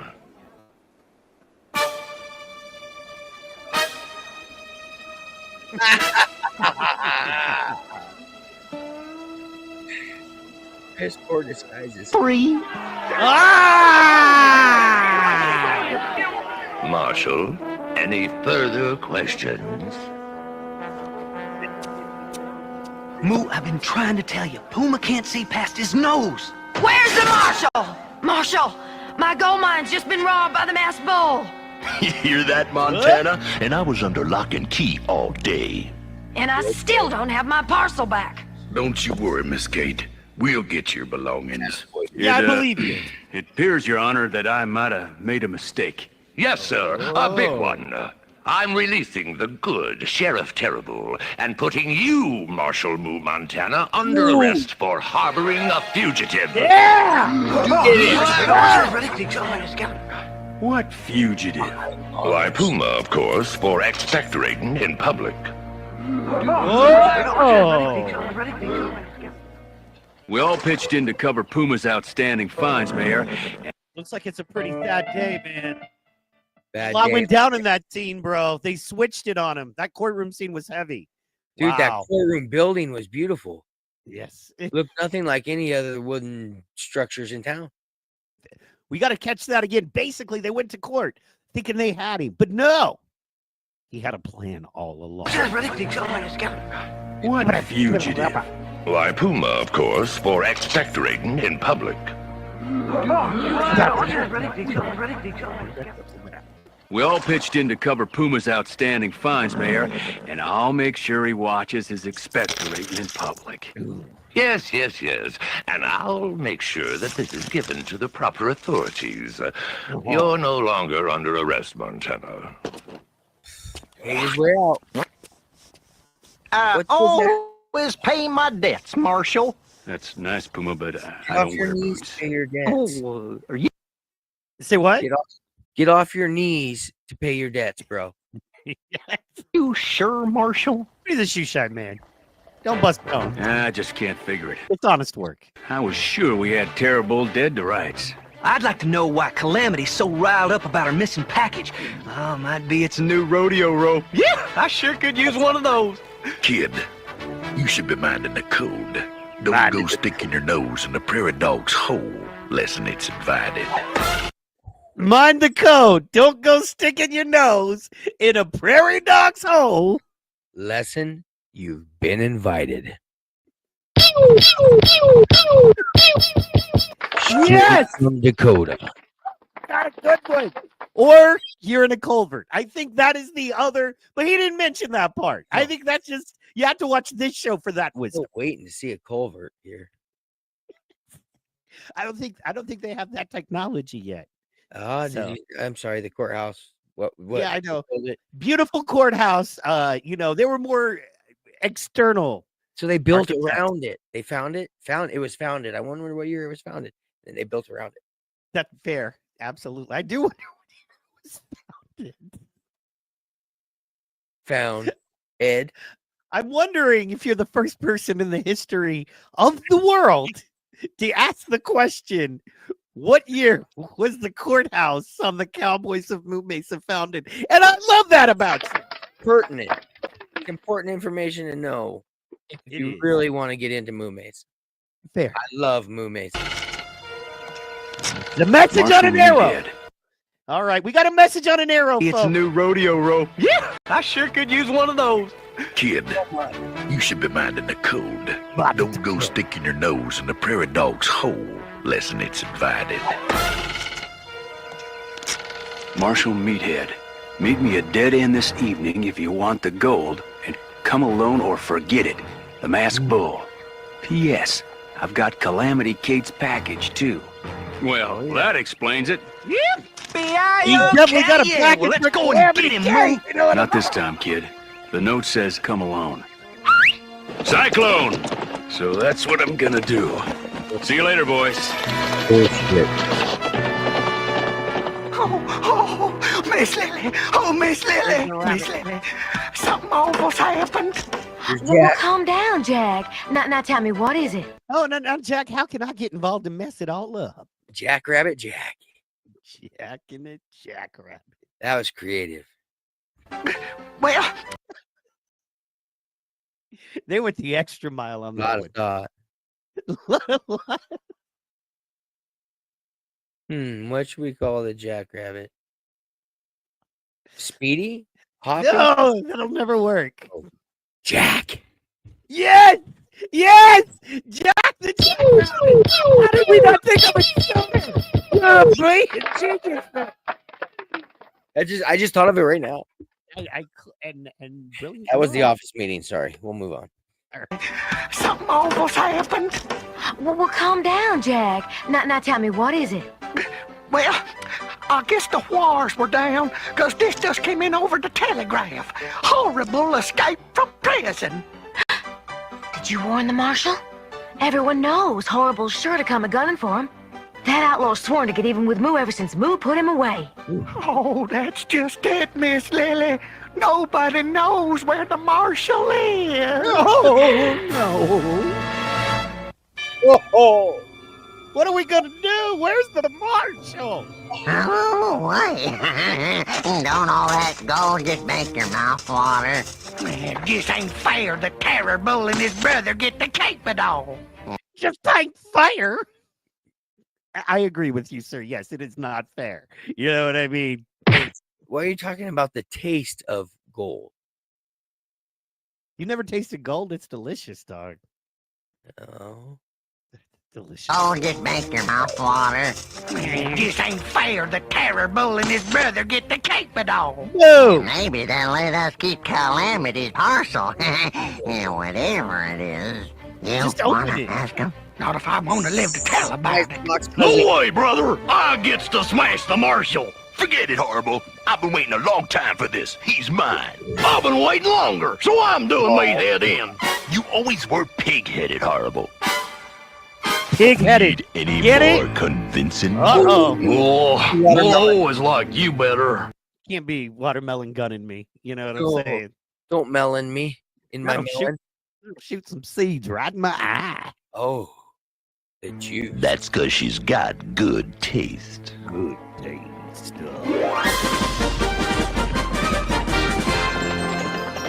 Name's Colorado. That's kid to you. Oh, yeah. Wednesday. Moo's gonna be okay, Dakota. Good taste. Good taste. Come on.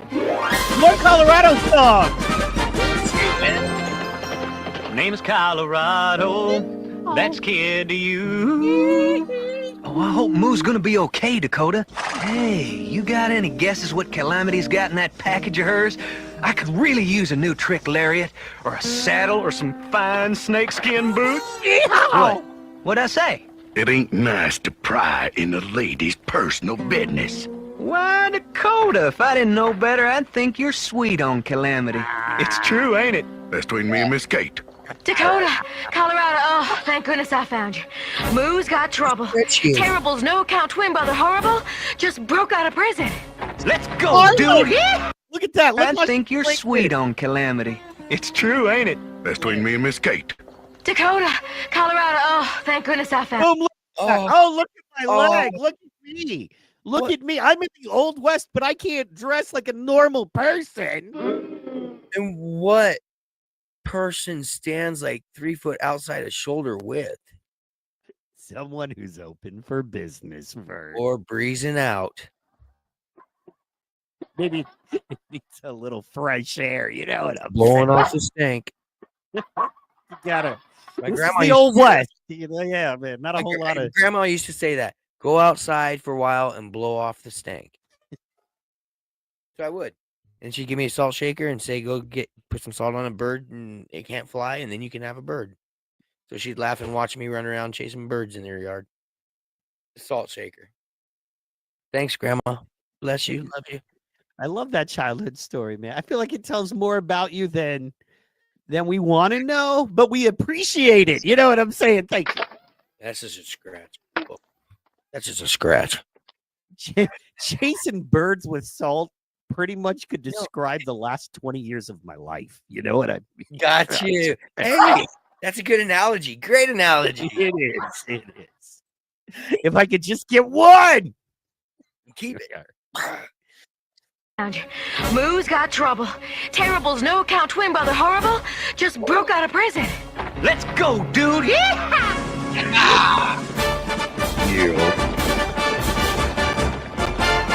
Mind if I join you, fellas? We're getting them. Moo's gonna need all the help he can Oh, get. yeah, she's here.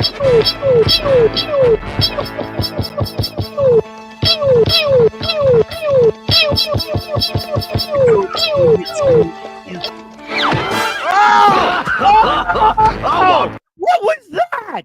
Sniper. Oh my God! It's got to be that the native cow. The native cow. Just riding along. No big deal, just riding on my horse. I want that Martian meathead. What do you mean, you? I did it myself. Did I hear my name mentioned? What do you mean, you? I did it myself. Sorry, I'm just so. I want that Martian meathead. What do you mean, you? I did it myself. Did I hear my name mentioned, boys? Montana. But we smashed you. Now, boys, you ought to know what the code says by now. You can only knock a person down if he lets you believe he's a dummy. You trick. Okay, there's some that I'm with, and there's some that I need Vern Thomas to help me break it down. Okay, hold on. We're gonna have to hit repeat because that hurt. I know you're doing great, man. That you're one doing hurt, your best. Though. That code really. That's Da Vinci shit. I know you're gonna break it down. I'm asking a lot. Look, I know. I got it. I'm asking a lot here. You're doing your best. I got this code. But I need your help. I need your help on this one. Was raised in it. Did I hear my name mentioned, boys? Montana. But we smashed you. Now, boys, you ought to know what the code says by now. You can only knock a person down if he lets you believe he's a dummy. You can only knock a person down if he lets you believe he's a dummy. That's the opposite. No, that's not the truth at all. No, it's you can knock a person down by pushing them really hard. Yeah. I just don't feel like this was a good lesson for the children. It was like an analogy because he's saying, you can only push someone. And does he say a person? Yeah. Yes. Okay, Yes. Okay. I just want to make sure. You can only push a person down. No, you can only knock a person down. If you let you think. You let them think you're a dummy. Yes. No, it's the opposite. Amy in the chat says I'm a jerk and then says, I guess you're okay. We're keeping going. I don't know why. I mean, yes, on all of those things. But anyway, okay, but here's the thing. You can only knock a person down. So only, right? So you can, if I wanted to knock a person down.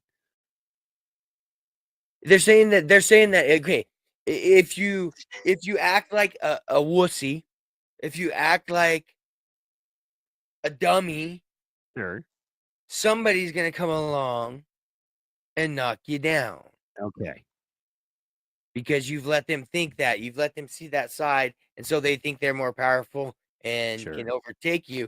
So yes, you let somebody think you're a pussy or whatever, boom, they can knock you down. Yes. Oh, real fast. I'm so sorry. I got a shout out. Don Jacobs in the building. Super fan in the building. Called Reese in the building like an hour ago. Sorry about that. My Facebook chats aren't coming through to my main chat bot.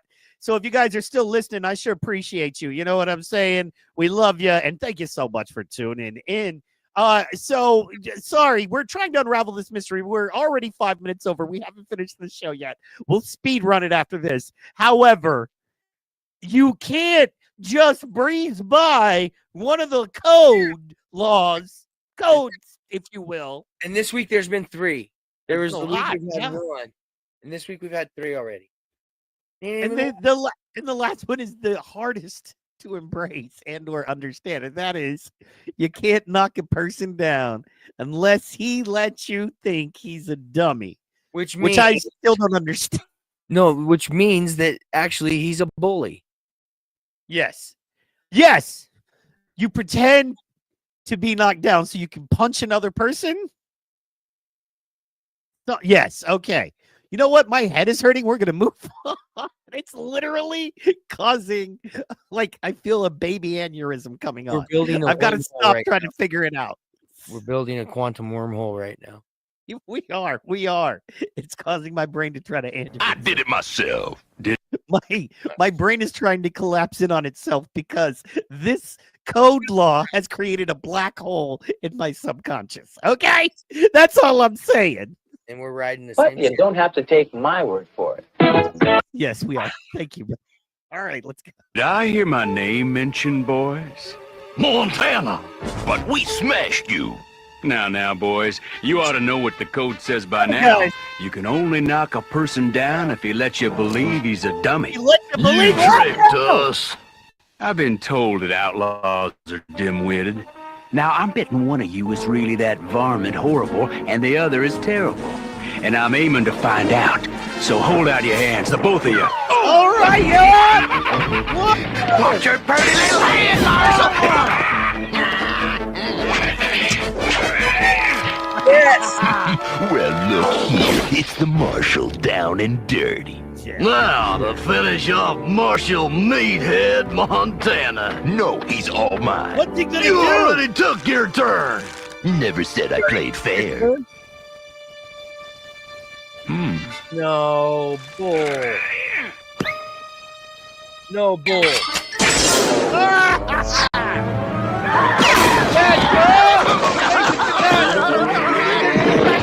What? Proves the magic. Oh,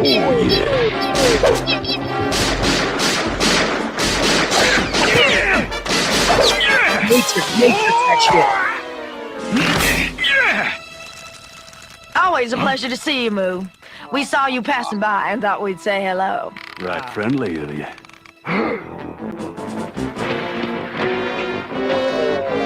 come on, Horrible. Lend a hand. Oh, there's clean house. But what if Hey, you two, go back and get it. Come and get it. To the cactus. The briar patch.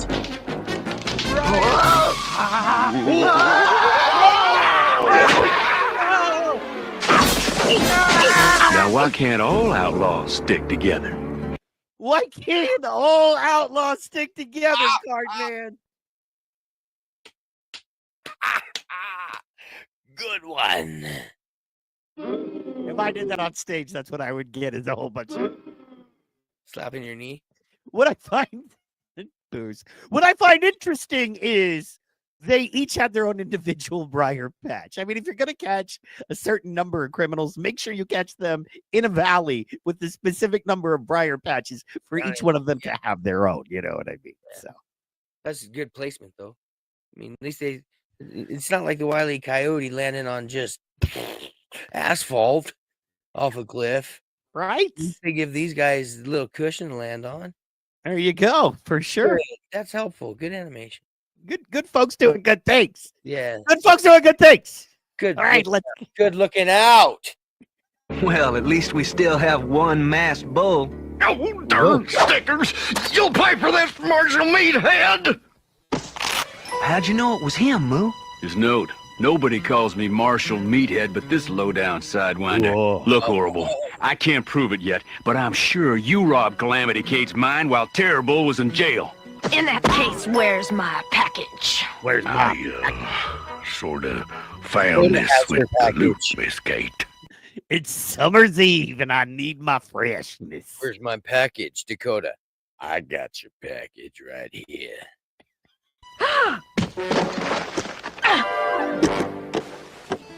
A dress? A dress! That killed all the drama of that. That killed the drama of that package. I know. What a letdown. The reveal was very disappointing. Like most journeys with women, it's a whole lot of work for a little bit of pink letdown at the end. You know, pink. And it's pink. They're all the same in the dark. You know what I mean? She asked where her package was. Dakota declared he had her package.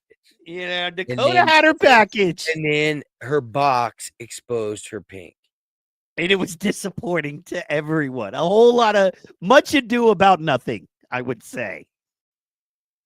Innuendos. I don't know what you're talking about, man. I know you don't, Mike.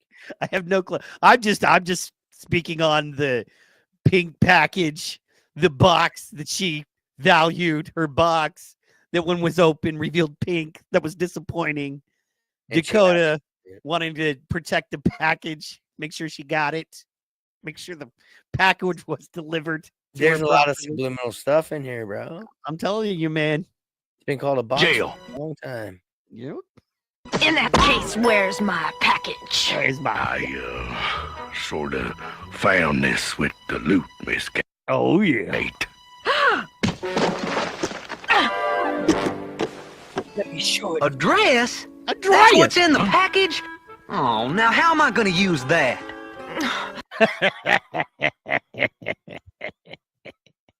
No.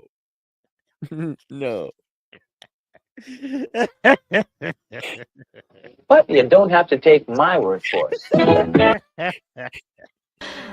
First person to laugh gets the wrong end of this rope. I think you look right purdy in it, Miss Kate. Oh yeah, you Thanks, do. Dakota. You're a true cowboy. I'll help you change. We'll take care of him now, Marshal, and he'll spend the rest of his sentence in solitary confinement. Couldn't happen to a nicer bull. Oh, that son of a bitch. I think I'm gonna have to get me some boots. Oh! Yeah. That was an awesome episode.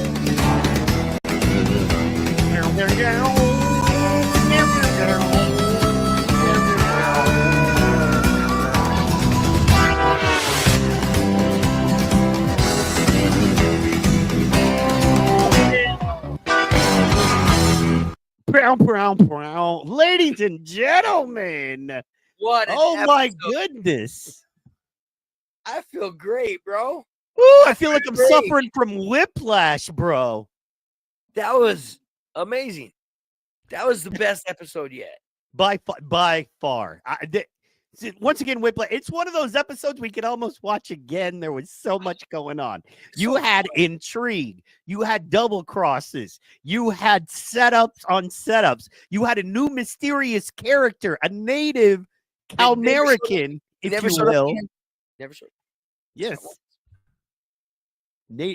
Just saw him for a quick minute. Saved a life. Brat was gone.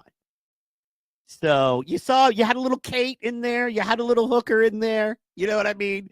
But she was just there kind of for eye candy for a quick minute. Like they worked her in, like, oh, we got to work this one in. You know what I mean? So. Well, yeah. But the innuendos in this one I was dying. It was too much. There's like 5 or 6 in there that were just killer. That's the first episode I've seen where I feel like we could watch it all over again. Like that one's got to save for maybe when we're doubling back for like classics, because we're gonna there's too much there. There's just too much there, brother. What a great episode though, man. Absolutely. I loved it. I absolutely loved it. I mean, there's so much different content in that episode that both of us could, just enjoy, share, relate Groove to. on. Yes. Yeah. I mean, there's even a little political in there. Mhm. I mean, that episode had a little taste of everything. Well, every Cowboys of Moo Mesa at this point is giving you a political, socio-economical message underneath what we're watching. Every single one at this point. Yep. So, Yep. It was there is that. government-driven cartoon. They just hired the Teenage Mutant Ninja Turtles people to do it because they'd been so successful in the late 80s with their cartoon. So the government hired them and said, hey, make this happen. You know what? Because it didn't run long, and the Ninja Turtles guys have all the money in the world to make anything they want run. What I think, maybe it was just one of those, hey, we'll pull you two guys. It's because it wasn't the original guys, right? Yeah. And they pulled the two guys, and they're like, here's a boatload of CIA money to make a cartoon. Basically copy the Ninja Turtles idea, but make them cows in the Old West instead of Ninja Turtles in sewers of New York. Yes. We're going to pile all these messages in. So, and today, I mean, and they are. If you want to go conspiracy wise, because today they even introduced a Tartarian building. Wow, true. In the middle of the cartoon, out of nowhere, for no reason. Well, I mean, Tartaria could be a very real place in the Cowboy of Moo Mesa's universe. Oh, true that. They could be on that timeline. That's very true. We had brothers going to jail, brothers not going to jail. Is he ever going to get caught? Are the good guys really the good guys at this point, or are they just enforcing created laws to oppress the people and to keep the upper class upper? Is there voting in this town? How did the mayor become the mayor? We don't know any of this. No, but we will. Anyway, we're going to get to the bottom of it. We've got 2 full seasons. Yeah, and the codes will teach us. The codes, they're there to show us the answers. It's like the Da Vinci Code, only it's Cal Moo Mesa Code. Okay, and I want to revisit that last code one more time. Oh, my right eye is going to feel the pressure behind it. And I'm going to start throbbing in my head, but let's go. You deserve this, folks. Okay, so you deserve the explanation. So, as the code says, you can't knock a man down unless you let him think you're a dummy. You can't knock a man down unless you let him think you're a dummy. What? What? I can't. My head's starting to hurt again. I can't. Knock him down. You're dumb. So I understand if you're able to fool somebody into thinking you're a dummy and you're really not, it is easier to, let them knock you down because you want them to think you're a dummy. Fair. In some cases, that applies, but there's also many other ways to knock a man down. Trust me. Whether the man thinks you're dumb, smart, or a genius, many other ways other than just letting them think you're a dummy. Yeah. And you let a guy think you're a dummy, and then he knocks you down. So you can capture him. Yeah, so you can not really be that dummy and hide behind a rock, and then my brain is hurting. We gotta. No, I did appreciate the other law. It was a good law. You know what I'm saying? Don't go sticking your nose in a possum's hole. Yes. Unless you're invited, something like that. Unless you're invited. That's right. That's how we speak. I agree. Don't put your hole in strange noses. Even if you're invited sometimes, don't put your nose in that strange hole. No, you're not going to preach that. You're not going to throw that out there as like, you can stick your stuff in holes. No, okay, yeah, no. What I'm not saying it's a law. I'm saying discretion should be applied. But you don't have to take a chance. Take a chance. Take a chance. Take a chance on me.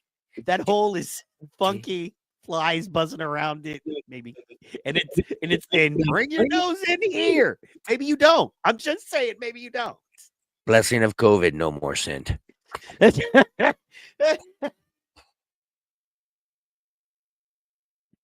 It's not what you get by putting your nose in that hole I'm concerned about. It's what you don't get rid of by putting your nose in that hole that I'm concerned.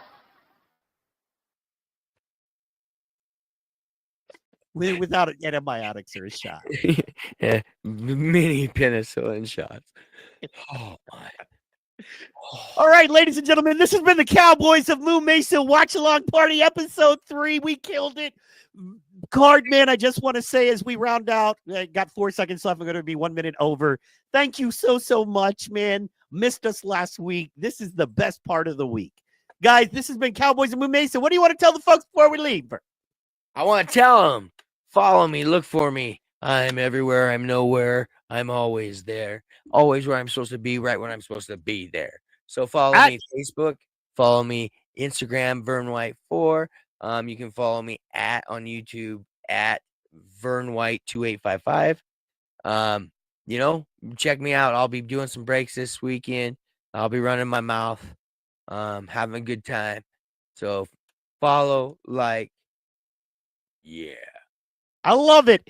And at 6 p.m. Central, 7 p.m. Eastern, I will be live on the Caltrop. That's Center Cup Media and Michael Calderese on Facebook and Rumble. Guys, thank you so much. Tune in this evening for a fun political comedy show.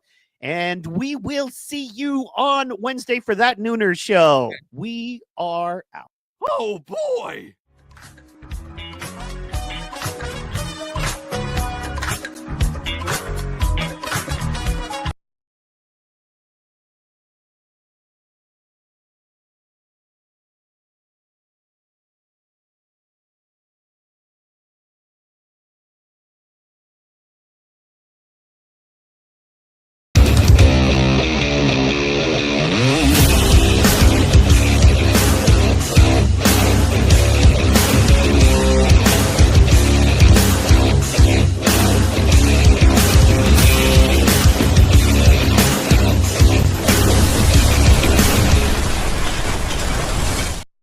Welcome, everybody, to the Caltrop. I am your host, Mike Calderese, and I am the Caltrop. I am your defense weapon. I am your defense weapon from bullshit, from non-truth, from non-fun, and just the boring, same old horseshit that you guys have been watching week after week, year after year. We are here to give you some information and have some fun doing it. And we have an absolutely packed show tonight. A lot to talk about. Of course, the Trump and Elon stuff has hit new level. We're going to start off with that with the mics right. But we have an awesome show past that. AI is it thinking for itself? I mean, are we at a point where AI is now thinking for itself? We have an amazing story. We have a professional coming up to talk to you about it shortly, just to kind of quell your hopes or scare the shit out of you. Who knows? Tommy Clarisi, professional, is going to be joining us. He is a cybersecurity expert. And I have two special guests for the Caltrop crew coming in for our panel. We have my man, Fresh Mike. He's going to be a staple here every Friday night. I love that dude. Helped me out so much, and he's been doing such a good job every time he comes on that I wanted him with me every Friday night. And we're going to rotate people in for the Calderese panel. We have American Pegasus, my man, one of the best friends that I've had for my entire life. Ryan Lawrence is going to be here. He is more of a libertarian. I love his perspective. He's going to make you think from different angles, different positions. I cannot wait to have these guys on. But let's get into the show. Everybody in the chat, I'll be addressing you shortly. But right now I have something for you, and it's the Mike's Right, Shut the Fuck Up and Listen segment.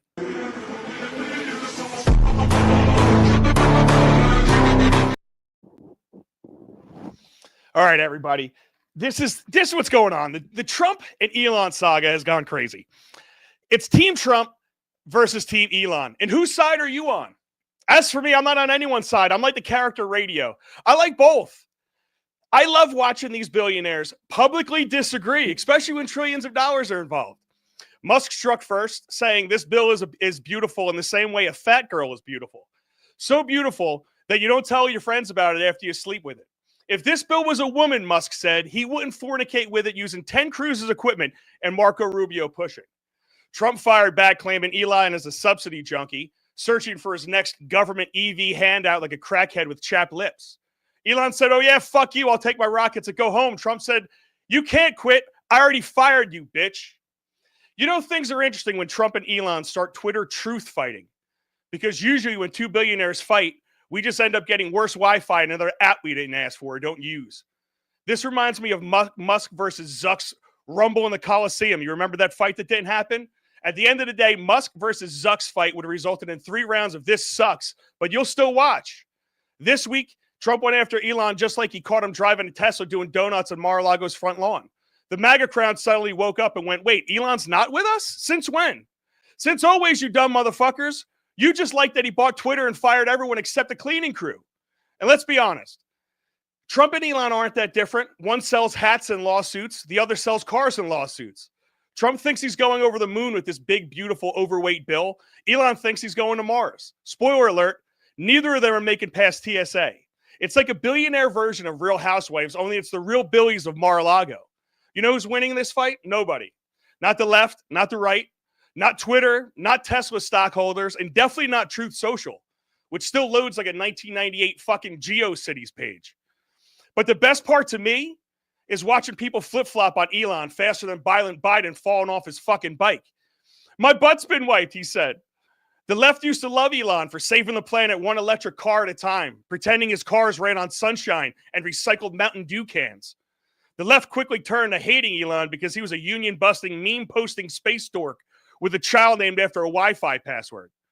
Then he said something vaguely pro-vaccine, and suddenly he was a reasonable centrist tech genius. Then he tweeted Doge, and they wanted to lock him in the same fucking Tesla, put it on autopilot, and aim it at a row of burning Molotov cocktails.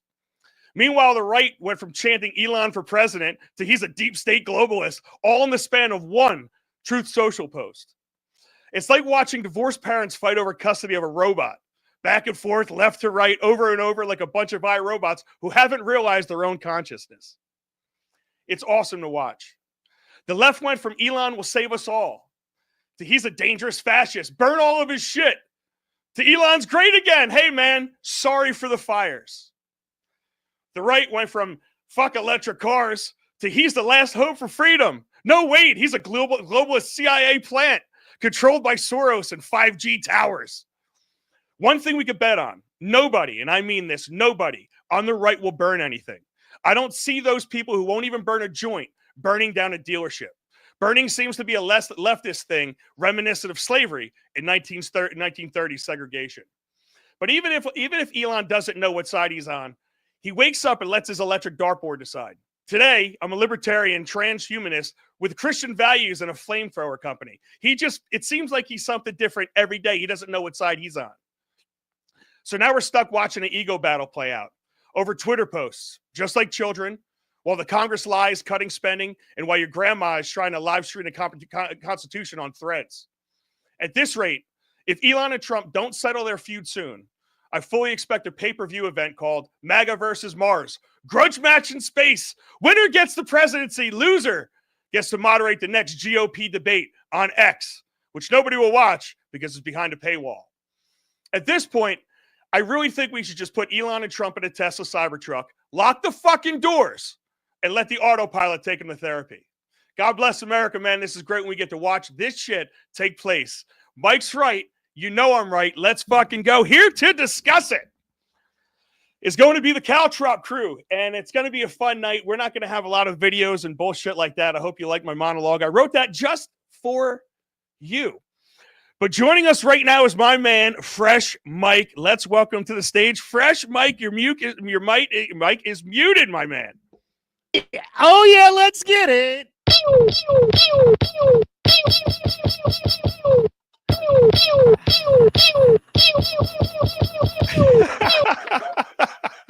So how you doing there, buddy? Man, we let it all hang out on a Friday. I am doing good. I love that's what you hit. I don't know if everybody was watching yesterday, but first of all, brilliant monologue. That was freaking brilliant. I loved it. I love the punchlines, man. That was actually very good. You know, I was surprised you came up with something that funny, quite honestly. But you did. But you did. I'm surprised that you're surprised. Are you looking at me, looking at you, looking at me, you motherfucker? All right, dude, great. And let's welcome to the stage our next guest, my man, American Pegasus. This is my boy, Ryan Lawrence. I've known him literally my entire life. He has been my best friend my entire life. We have had many times in our lives, man, where we lost connection, but we've always came back and got each other. And now he is the one that's like my muse. This guy, he calls me up in the middle of the day and just blesses me with thoughts and inspirations and thoughts from a different angle, because he's a free thinker and he's more of a libertarian. So welcome to the stage, American Pegasus, my man. How are you doing, sir? I'm doing good, man. Thanks for having me on tonight, Mike. Listen, you think it's a blessing. It's really a curse, the shit that goes on in my head. So out of my head. Just because it's a curse to you doesn't mean it's not a blessing to everybody else. And you bless me with a lot of great knowledge day after day after day. But let's start here, because I brought you guys on because you know what? I've talked all week and I talked a lot about this. So I want to hear it from different perspectives. I want to hear what you're thinking, because what I've been doing lately since the Wednesday show is looking at what they're doing behind the scenes. And it's a shitload. It's a lot. And I don't know, they always say that when they're doing something this overt, like the Elon Musk feud, that something's going on in the background. And I'm here to say, like, there's a fucking million things going in the background, and you can't make heads or tails over any single one of them. But let's do this. Let's get to Fresh Mike. Fresh Mike, tell me your thoughts. What do you think about this whole Elon versus Trump scandal? First of all, it on its face, before we get into it, because I'll play along, but it's WWE 100%, without a doubt. So this is Stone Cold and The Undertaker for multiple reasons. Let me give you some on Trump's side, right? Trump, okay, this is what I really think, man. I think Trump had great plans and he got in there, and just like the Cash Patel thing and Bond, we love Cash, and I can't count the hours I watched of him on his own podcast, Cashing In with Cash Patel, Tim Pool, all of these podcasts, him going on and on about how Epstein didn't kill himself and we need those files and bop. And then what happens? He comes out, he's like, yeah, no, Epstein totally killed himself. He was on Rogan last night saying there are no videos. We watched boxes of videos being taken out. And he's like, yeah, there's no videos. So I think something similar happened to Trump. I don't know who it is that's really running everything. I think we can all agree they, if you know their name and know their face, they're really not the ones running anything. However, they got to Trump too, and he had this great plan, and he had this plan with Elon. And then basically it was like, oh, we can't do this for whatever. They're going to kill everybody if we do this. And so they have to do some WWE thing, get everybody talking about them again, see who's really in whose camp. Because the one thing about it is, if we're really friends and we're wondering who's really committed to us and what we're doing, we can have a fight. And when it divides into two camps, we know your guys and my guys, right? I mean, that happens all the time, right? So. It's interesting, Ryan. What do you think about that? Because, do you say things like the reason why the Epstein list is not out is because Trump's name is on it? If you are Elon, because the way I'm reading it is Elon kind of seems like a scorned wife right now. What's your read on that? Well, I think the Elon talking about Trump being on the Epstein list was the worst part of this whole drama. And honestly, to me, it was the least interesting. The whole story of Elon, and I sent you that video today, Mike, of Thomas Massey. And he kind of explains it as like these three trains going towards each other, and that's kind of how I see it, is like, Elon's done a lot way before this whole little feud happened and way before he got appointed to Doge. Elon's journey on this whole thing has been wild. You know what I mean? It's like, I don't even know if we've ever seen anything like this. And so you go from like, Elon being a Democrat his whole life, a liberal, to going to like spending $44 billion to buy Twitter, which honest to God, like gave Trump a platform to even be able to run for president, to, giving him $300 million for his campaign, sacrificing all the time he did for Doge, doing all that work at a loss of his income for his businesses. He had to take all that time to step away. And then this feud happens. And I think it was all, it all started from this bill, this big, bloated, disgusting bill. And so, seeing Elon speak out about it was actually really cool, man. It's cool to see people stand up. I'm a Massey fan and, Rand Paul, and those guys are always the only ones that stand up and go, this is ridiculous. And to see somebody so close to Trump, kind of have the balls to like, stand up and be like, this is ridiculous. This isn't what I came on for. This isn't what we like campaigned, you know, everybody that was, all the people that weren't Republicans that were campaigning for Trump, we wanted to see government get cut. And so whatever this whole feud happens, I don't love that he accused him of being on the Epstein thing. I just, even if he was, whatever, it was just a low blow. And I felt like up until that tweet, he was making a lot of really good points. So who knows? You know, the WWE, that's politics. You know, I think there's always like at least a little bit of like performance. But I think it's a moment, man. This is a pretty big moment. And I side with Elon mostly on this, you know, at least in terms of the bill. So you're a little team Elon. Now, what are you, Mike? Are you a little team? You seem like you're a little more team Trump, or you're on the this is team bullshit side. I think I'm a little bit with both of you guys. I'll tell you something. It's refreshing to see the left, or I mean, it's refreshing to see the right and two really mega giants going at it and disagreeing on some policy. Because let's face facts, this all came out of disagreement of policy, which is one of the things I never like about Trump, because every argument seems to devolve into name calling with him, everything, if we're being honest. But I do like seeing that the Republican Party is willing to say no and go at each other and actually get something done that they have been saying that they wanted to do for a really long time. I mean, every single Republican could say what they want, but at the end of the day, like, they always do different things. Now, let me play Johnson just so I could, hammer this point down.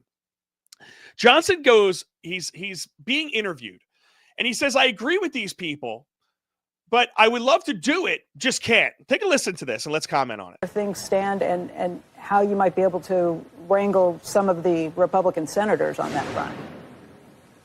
Listen, I love Rick Scott, Mike Lee, and Ron Johnson. I mean, they're good friends. We have lots of discussion about this. We are all deficit and debt hawks. We're concerned about the fiscal trajectory of the country. The national debt is the #1 national security threat. We have to address it.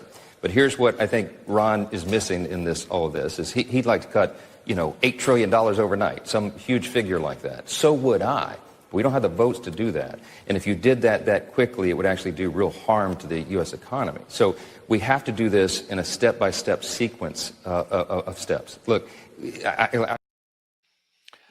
Did you guys listen to that? And I apologize if you were driving and you're listening to me while driving and that made your brain shut down and you went off the side of a cliff or something like that and you crashed your car to a side of the road. But did you hear what that idiot said? He goes, we're all fiscal hawks. We have to get our shit together.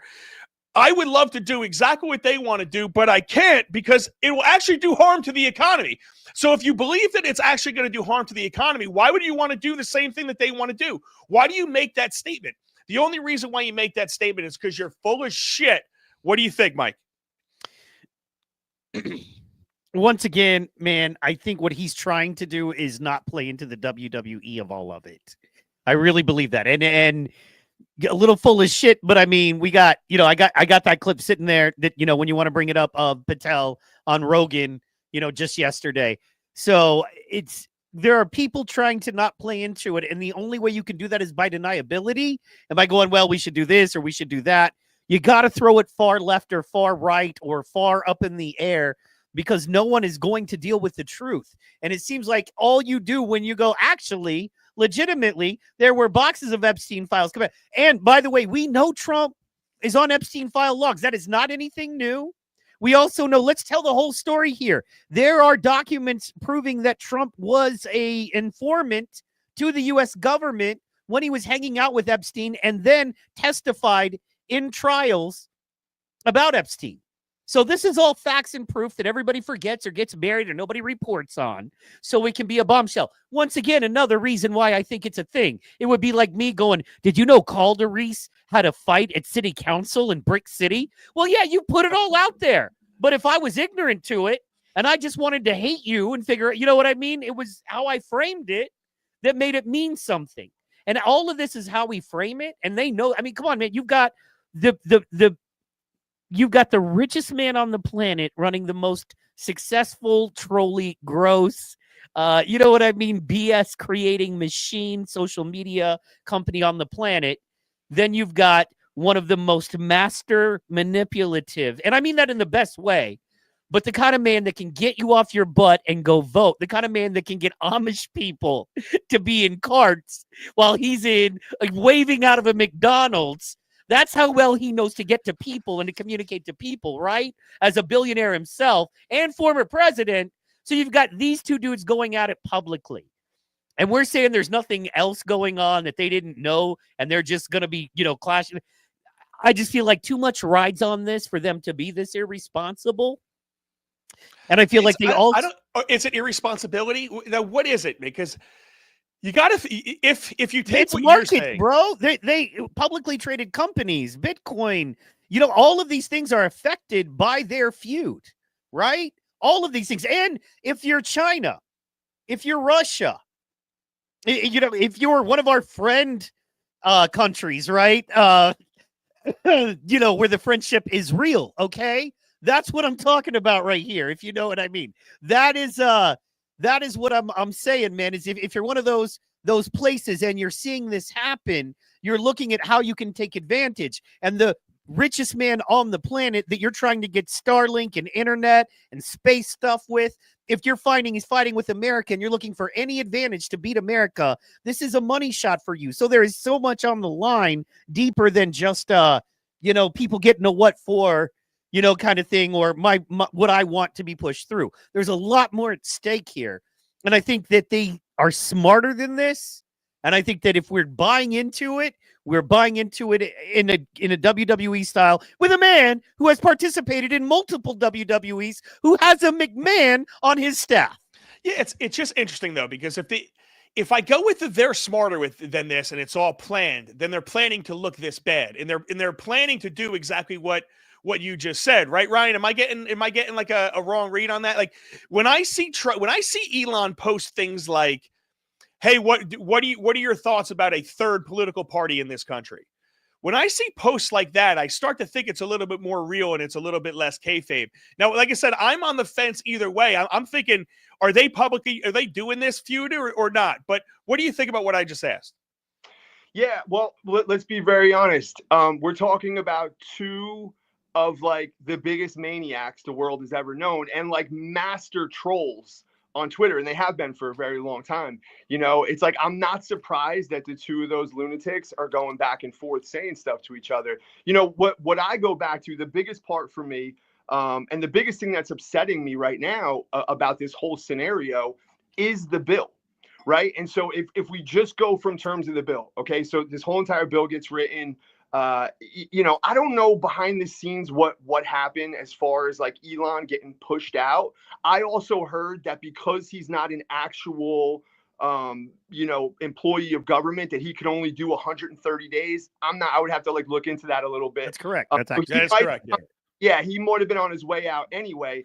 But, this whole thing, right? Imagine taking the richest man in the world. This guy runs multiple companies, billions of dollars. He's worth, took over Twitter, fired everybody, got you know what I mean? Like, this is not like some dude just sitting around, and he comes in and gets tasked with this job, to trim the waste in government, something that all Americans should have gotten behind, and then the first major bill that comes through, they're about to start writing stuff into law, and none of that stuff gets written into law. Not only that, but the true fiscally conservative members of Congress and Senate all spoke out against this. Mike Johnson is just a swamp creature. He may not be as swampy as the rest of them, but like I trust Ron Paul and Thomas Massey. I'm not saying you have to agree with them, but when they say this is bad for the country, right? America's going to go broke.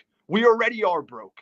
Even worse than being broke, we're in debt, and all that stuff gets passed down to the American people. And the thing, and I saw a tweet today where it was like 50 screenshots of Trump over the last 20 years talking about being fiscally conservative, talking about not doing omnibus bills. This was even before he became president. But like, he's had this rhetoric. It's that old saying, like, he campaigns like Ron Paul and he governs like John McCain.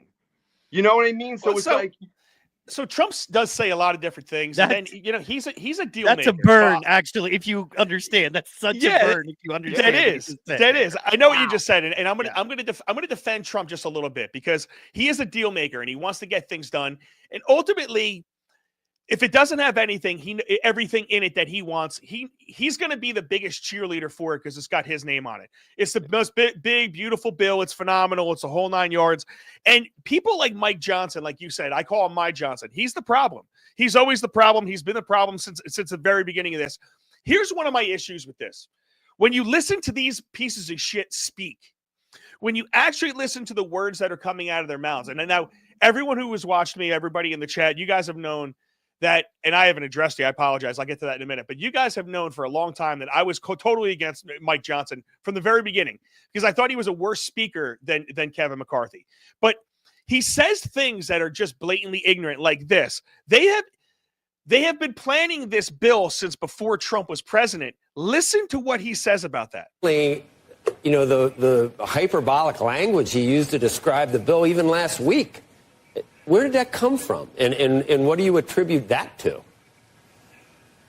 I really don't know. I mean, the point is well taken. We worked to craft this legislation over about 14 months. I mean, we began this in March of last year, working to craft a reconciliation package using 11 different committees in the House. They each worked in their area of jurisdiction and developed that policy over months and months of long discussion and deliberation and finding consensus on it. And so each of the committees came out with their individual pieces of the large reconciliation bill over a series of months and weeks. I mean, all this text was out in the public. Everyone knew exactly what we were talking about. There was nothing done under, late at night other than a long session to get to the final vote, and that's because the Democrats tried to stall it in the Rules Committee. So, look, everyone had plenty of time to review and digest what was in the legislation. I'm sure Elon knew what was in it as well. And look, the American people are sort of caught up in the drama of this, but I don't think at the end of the day, tweets and social media posts really determine what's the most important to the American people. I think what they're concerned about is what we all promised on the campaign trail, what President Trump was elected to do, the mandate that we got by 77 million popular votes, and that is to make sure that border is secure, to rebuild our military industrial base at a very difficult time. That's the only new spending in this bill. The rest. So did you hear what he said right there? We have been planning this for since March of last year. That's before Trump was elected. So if you've been planning it for that long, then there's obviously going to be stuff in it that doesn't involve Trump or his platform. Am I wrong? Am I wrong about that? Mike, what do you think? Absolutely correct. Absolutely correct. And not only that, but I would like to take this one step back, right? Because we're talking about all the spending in the bill and the cuts, but we're not talking about, to me, the big elephant in the room that conservatives don't like to talk about. And that is that not only are there no cuts to our military bloat, Doge wasn't even able to go in. The same military that fails every audit for the past 20 years, that has billions of dollars magically missing, and we can't track down where it is. And these are the guys that get the money and deal with the scariest people in the world, and specifically our admitted and proud enemies. And they're missing billions of dollars, and Doge wasn't even able to go in there and do a basic audit.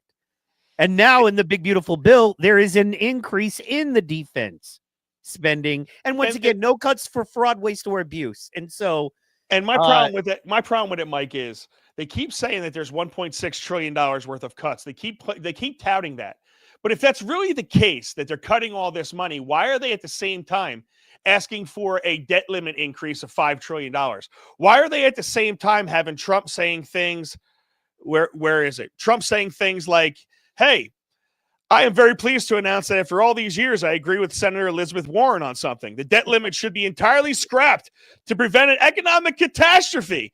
Is it too devastating to be put in the hands of political people that may want to use it despite the horrendous effect it could have on our country? Nothing for nothing, but one of the things that our Congress is supposed to do is this type of shit.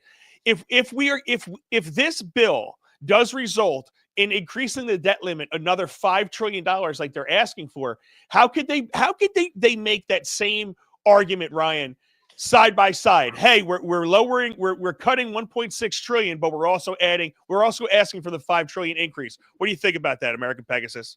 Doesn't make any sense. Listen, I'm not an economist, but I've read some books, I've listened to some podcasts, I try to stay educated, and I definitely listen to people that are smarter than me. And every single economist that I listen to, this is a nightmare. I mean, like there's an old Murray Rothbard thing where he says there's no difference between micro and macroeconomics. Like what's good for the goose is good for the gander. And so if we could just look at it like our families, like if you left your kids millions of dollars of debt, when you died, did you do a good job parenting? And the answer is no.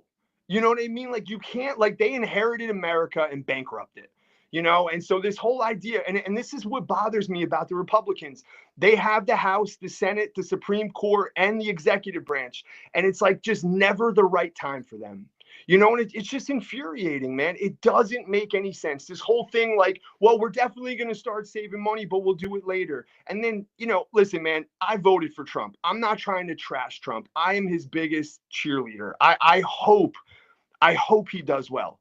But I'm also going to call balls and strikes, and when he says stuff like that, it's just so obvious that Trump has never read a book. You know what I'm saying? And like, maybe he's busy. He doesn't have time to read books, but like, then talk to someone who reads books. Like, just have somebody in your orbit that understands economics. And what does he do to the two people that are rooted in Austrian economics? He trashes them. He gets on Twitter and starts talking bad about Rand Paul and Thomas Massey. You know what I mean? He like attacks the people. And listen, whatever, man. I'm not saying that Massey's economic plan wouldn't hurt. Yo, we are a country addicted to heroin. Okay. The only way to get off of heroin is to go through wicked withdrawals for about 7 days. Okay. So like, that's the path to recovery, is to go through the detox. And this whole thing, like the printing money, continually raising the debt ceiling, just, government spending money at will. It's a problem, man. And the thing that bums me out is that this time I thought it was going to be different. I actually, remember Jeremy Kaufman from the Libertarian Party in New Hampshire? You were arguing with him after the convention. He just posted something today and he says, there was actually like 6 months where I thought America might actually fix its problems. What a weird period. Nice to be back to normal. And it's like that's exactly where I was at. Like for a little while, I was like, holy shit. Like, Kash Patel's in there.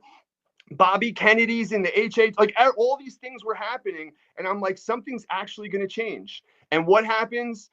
The rhinos and the swamp creatures put together a 5,000-page bill, and it's the same old nonsense. And so, listen, man, I'll take the wins. And you're right. There is some good stuff in there. I'm not going to deny that. There's definitely some good stuff. And I guess I just got to take my win, but it's a bummer. Yeah. I mean, listen, I read all the good stuff. There is a lot of very good stuff in there. Yeah. You definitely want to look at the fine print on the no tax on tips. There's a lot of fine print. I don't think everyone's not going to be eligible for that. I think that's going to surprise some people. But no, listen, I don't want to downplay the really good that is in it. The problem is there's all the old stuff wrapped into some good little presents there. But I want you to expand really quick before we move on to our next story, because we have the next guest in the back. Expand on this just a little bit. And Mike, I want to get your quick thoughts on this as well. But Ryan, when you said America is a heroin addict and the only way to get off of heroin is by completely withdrawing, let me ask you this. Would you be able to stop taking heroin if you said to yourself, well, I'm just going to take a little bit of heroin today and I'm going to slowly take, just a little heroin, just a little heroin, just a little heroin. And I swear I'm going to stop taking it for good tomorrow. But today I'm going to take a little bit of heroin. Does that work in actually getting off heroin? No, I did that for like 20 years. I'm going to stop. Tomorrow's the day. Tomorrow, I'm going to get my life together. Tomorrow is going to be awesome. No, you can't. It's just kicking the can down the road, and listen, Mike, you have kids. I don't have any kids. I'll be dead, probably living in the woods somewhere when all this shit goes down. But you have children, man, that are going to inherit this mess, and like, if you don't leave your kids a home, they'll never own one. They'll never have the money to afford a home. I looked at the stat and it was like in 1960, the average, I could be messing up these numbers, but the average house cost like $60,000. The average annual income was $20,000. So it was 3 years income was a house. Now the average income is $70,000 and the average house is $450,000. You know what I'm saying? And it's like those numbers keep getting further and further apart, man. And so listen, And that's I not wish that was including the law interest. making. Bank interest now is completely different, and insurance is completely different Yeah. than it was back then. Too. You'll pay as much in that as you will your house, if not more, by the time it's all done. And Oh it'd yeah, be- Mike. What's your last thoughts? Let's thoughts on this topic. Then we'll move on to our next topic. Awesome. Shout out to Corey. I wanted to say, man, I'm a friend of Bill W. myself, 7 years sobriety. So love that. Rock on, brother. And I agree with him on that, man. The compassionate former liberal side of me worries because there's going to be a lot of people that are going to have to do without, especially when they get Medicaid back in line, if they get our EBT and food assistance programs back in line. Unfortunately, that's going to hurt a lot of weak people because at the end of the day, when those resources shrink, it's the evil people in those places that are taking those resources illegally that are going to hurt the weak people who can't defend themselves, that need those resources the most until you get everything back. So it's going to hurt some people. However, it's going to it's definitely going to fix the fraud and abuse, and ultimately it will right itself, and the people who do need the help will get the help offered. And I agree. I just think, man, it's going to be rough for a minute, and keep your powder dry. You know what I mean? Move to a pro 2A state. Take care of your family. You know what I mean? Don't get taxed on your income. Yeah, man. Yeah. Listen, the way I look at it is, I'm with both of you guys. If you cannot make people comfortable in their poverty. And when people are too comfortable in their poverty, they get very comfortable living off of the little tiny scraps of bullshit that you hand them. And sometimes when people get uncomfortable enough, I think you two are testament to it, right? I know, Ryan, I know what you've been through. I think you've got to a place where you were very uncomfortable in what you were doing. And now all of a sudden you have the great days that you were saying you were going to have afterwards. So I think we have to have a little bit of that of this, but let's move on and let's get to the chat real quick because I have been neglecting them. Jersey Abe 69, the first one in the chat. We have Amy. How do I say this last name? Fretchier. I don't know. I don't know how to say that. Do you know how to say that, Mike? Fresher, I think fresher. Fresher, yeah, you think my ass. I think you know. I love it. Coach Patterson, we obviously have PTPOD, A Goon, Tim, Lieutenant Bird. What's going on? Tim's Ram. I love, man. Tim's Ram. How are you doing, buddy? Jay Calda in the chat. And you guys are going off. Coach Patterson, they are now friends. Everybody is friends. We have a lot of chats going on. It's like smoking. Tim L. T-Bird says, Mike Johnson said when he became speaker, no more CRs or omnibuses. Well, that went out the window for months after speakership. That's one thing that we did forget. He did a continuing resolution before Trump got in office, and he did another continuing resolution after he got in office. That's really, really good. And Tim's Ram says, eat the bugs. Eat the bugs, you fucking dirty sons of bitches. But let's get to our in-depth breakdown section with a story on AI. In-depth breakdowns. All right, so our next guest has his mic muted. He just unmuted his mic. There we go. Let's bring him to the stage.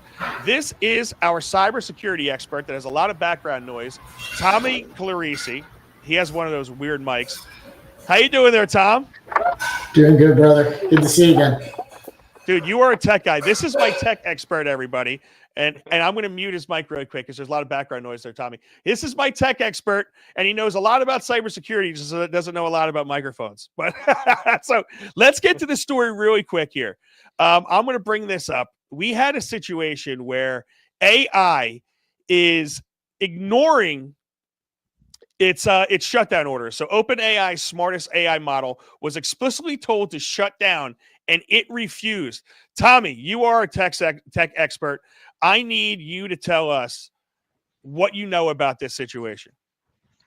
Before we do that, can you hear me better now? Go. Yeah, I hear you way better now. Good job. I had the wrong button on. Yeah, FW Mike over there talked about moving to a 2A state. I'm all about that. I did that 4 years ago. That was the way to go. So.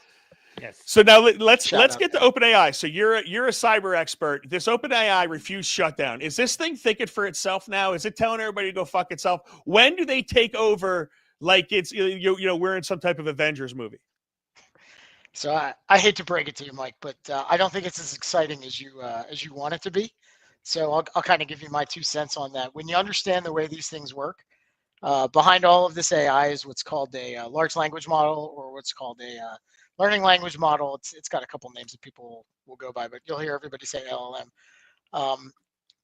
This is all based on the way that it's trained. And so I read that story that you were talking about earlier. And in that case, they gave that execution order 100 times.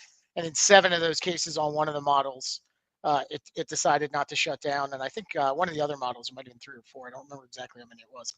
But the bottom line here is it's all about how they train the model. Right, what these things do is they ingest a whole bunch of, you can put text into them, you can throw pictures into them, and they basically learn the language.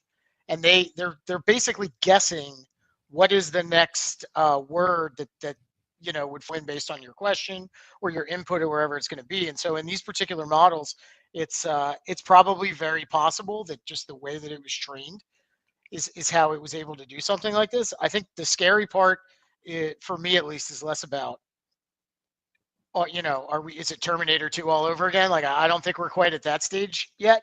But, is it the beginning stages of it though?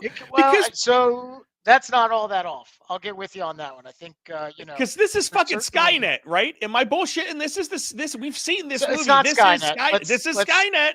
Dude, I know you like to go over the top, brother, but it's not quite Skynet just yet. All right, that's a little much. I don't know. Are every device communicating with each other now? Your fucking toaster has Bluetooth in it, for Christ's sake, Tommy. When we have everything that's be able to be connected, I mean, think about it. We are in an Avengers movie. When you say it's stuff that is being taught and it's being learned, my issue is, and I love your take on it, and then we'll get to the panel as well on this after we do this back and forth. But my problem with this thing is humans and people are training this, and we have a lot of flaws, and some of the smartest people have a lot of flaws that are training this model. And what if they're injecting their crazy humanity into this, and they do teach it to where it doesn't have a consciousness, but it's able to make decisions for itself? Are we like, when do they make that jump? Or are they already there? Do you even understand where I'm going to? Oh, I know exactly where you're going. So it decisions on its own based on how it's been trained. So I think you're 100% right that you have humans training these models, and if the humans training the models have some bad mojo behind their intent, they could train these things to do some pretty terrible things. I think what you have to get with is it's here whether we like it or not, though. And so we're going to have to figure out how are we going to operate in this environment where we have given machines the ability to decision on our behalf. And there's a whole bunch of controls you can put around this, right? I think the concern needs to be around organizations that are using this for, nefarious purposes, which you can obviously use it for. And it can get ugly. If you teach a learning, you look at most businesses and they're just trying to use AI to make money, right? Or to automate certain things or to, cut back on costs. And so, you can say that about anything any company does, and they have a right to do that. When you start getting into what decisions we allow AI to make, I think that's where it gets really scary. Like if the military decides they're going to use generative AI and they're going to allow a drone to make a decision on whether or not it's going to bomb a target, I don't know that I want a machine doing that. I think maybe I want a human being pressing that button, right? If I'm using AI to get health, recommendations, right? I feel sick, something's wrong. I connect to my hospital. I'm talking to a chatbot. It's using AI to answer my health questions. Maybe I want a medically trained doctor on the other end. Again, the counter argument is humans are just stupid and they tell you dumb things all the time. So, you can argue, yeah, the machine's going to be wrong sometimes, but humans are pretty dumb too. Are you going to get to a point where you don't need truck drivers anymore because the cars are smart enough to know where they're going? That day is 100% coming. We're going to probably see that day in my lifetime. In New York, they already have, right. AI cabs already. San Francisco is the same way. San Francisco, you can get on your phone, you can pull up a car picks you up, you can watch the steering wheel move, you're in the back seat, takes you to wherever you want to go. So, and I've also saw a video where somebody was trapped with this thing just doing circles in the fucking. It wouldn't unlock the car doors. The guy was calling for help. It was like 2 hours it took to shut the car down. Interesting. Very. There's pros and cons, right? So yeah, there's definitely trade-offs, right? There's no solutions, only trade-offs. Cars. I will be in a car by myself driving. These cars are going to make mistakes and people are going to get hurt. But how many people go out drinking and driving, sleeping and driving? Dude, I got hit. 8:00 in the morning, parked at a red light by someone who shouldn't have been in this country in the first place. So I much would have rather preferred AI was driving that car than the guy that hit me and sent my wife and I to the hospital for the day. So yeah, true. But I think it's a balance, It is a balance. I have to read Tim's Rams comment. He says, "Just hope AI doesn't convert to a Hasidic and start driving start self-driving car nightmare." Sorry, I had to write that. Anybody that knows in my area knows how they drive. And Jay Callis says that is funny because they need self-driving cars because they cannot drive. He That's just right. confirmed. He just confirmed what he said. How to do it. Anybody from our crew have any questions for Tommy regarding AI? I want to say one thing. Tom looks like a computer. Like if I hired a guy to come to my house and fix my computer and Tom showed up, I'd be stoked. I'd be like, that's my dude, right? He's got the look. Versus me, if I showed up, you'd be like, I didn't hire a Limp Bizkit cover band for a Trump rally. What are you doing here? So Tommy's I was legit born one short, of fat and ugly, so you know. Yeah, it but you're plays like well one of 100 people in the world that could do what he does. I talk him up. That's the truth. He's someone that specialized, like I said, in the security aspect of it. So do you have any questions about security of AI? Anybody? My question to you is, we know they're always listening, and now with like the Meta AI glasses, that's all information that AI is being fed. Now, the problem is most of the time it's the most ugliest of human behavior that goes viral. And we've set up a reward system with likes and views and now even money, right? To play some of the most, gory, gross things on the internet. Now, that is what AI is getting and being fed constantly, 24/7. What do you think that means? And to wrap that, I truly believe basically everything is just basically headed toward a Mad Max style future, right? Where everything collapses and there breaks down to basically two kinds of people. There's either going to be us, cave dwelling, family, village type people that create our own little communities and defend ourselves and trade with other Mad Max style communities, or you're going to get a choice. And that is you can get on a train and you can go to Brainchipville and you live in a little pod, and to you, you're in heaven and you're playing video games and you're a great warrior. However, all of that energy is generating crypto money for the elite. So you have a choice. You can get on the train and your family's going to be fine and taken care of. But you have a brain chip in you and all you're doing is generating energy for crypto. Or you are living like Mad Max. See, we entered the Matrix. Let's go, Tommy. First off, which pill There's are a you lot taking? there to digest. Which pill are you taking? The blue pill or the red pill? If you take the blue pill, you're not waking up tomorrow. Just so you know. Yeah, I'm waking up. I want the reality. I don't know that I would do so well if. Well, I guess I wouldn't know if I didn't know any better, but I want to know. So I'm taking the pill that brings reality, even if it means I'm fighting machines later on. But what about the brain chip? Yeah, so I know people that want it right now. We have, I mean, you think about it. There's people who have pacemakers that can communicate with outside devices. They're electronic.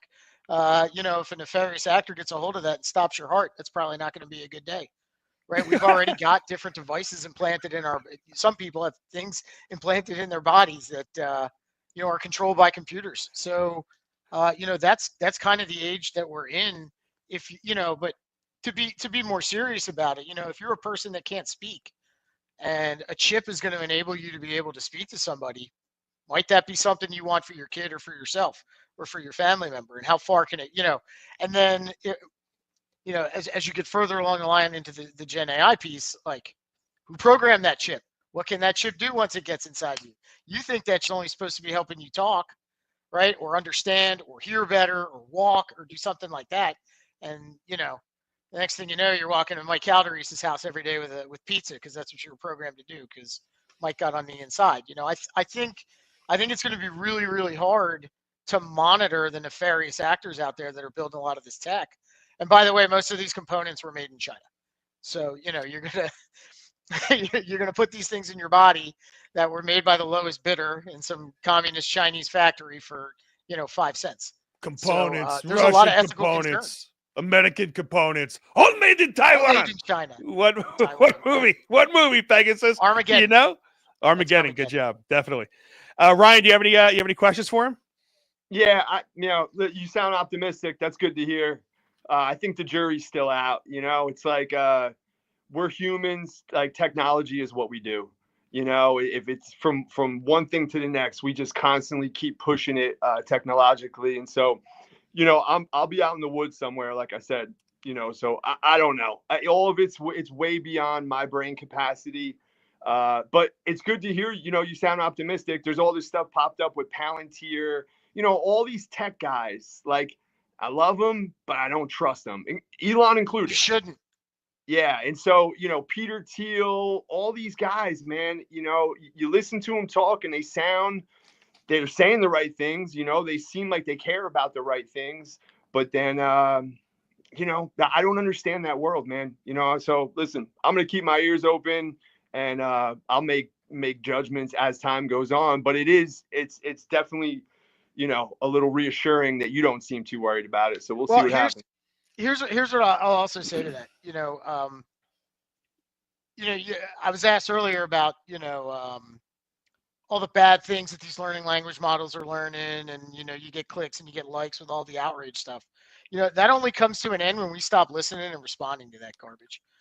Because so long as humans are the ones that are consuming it and craving it and wanting more of it, companies are just going to put more of it into their tech.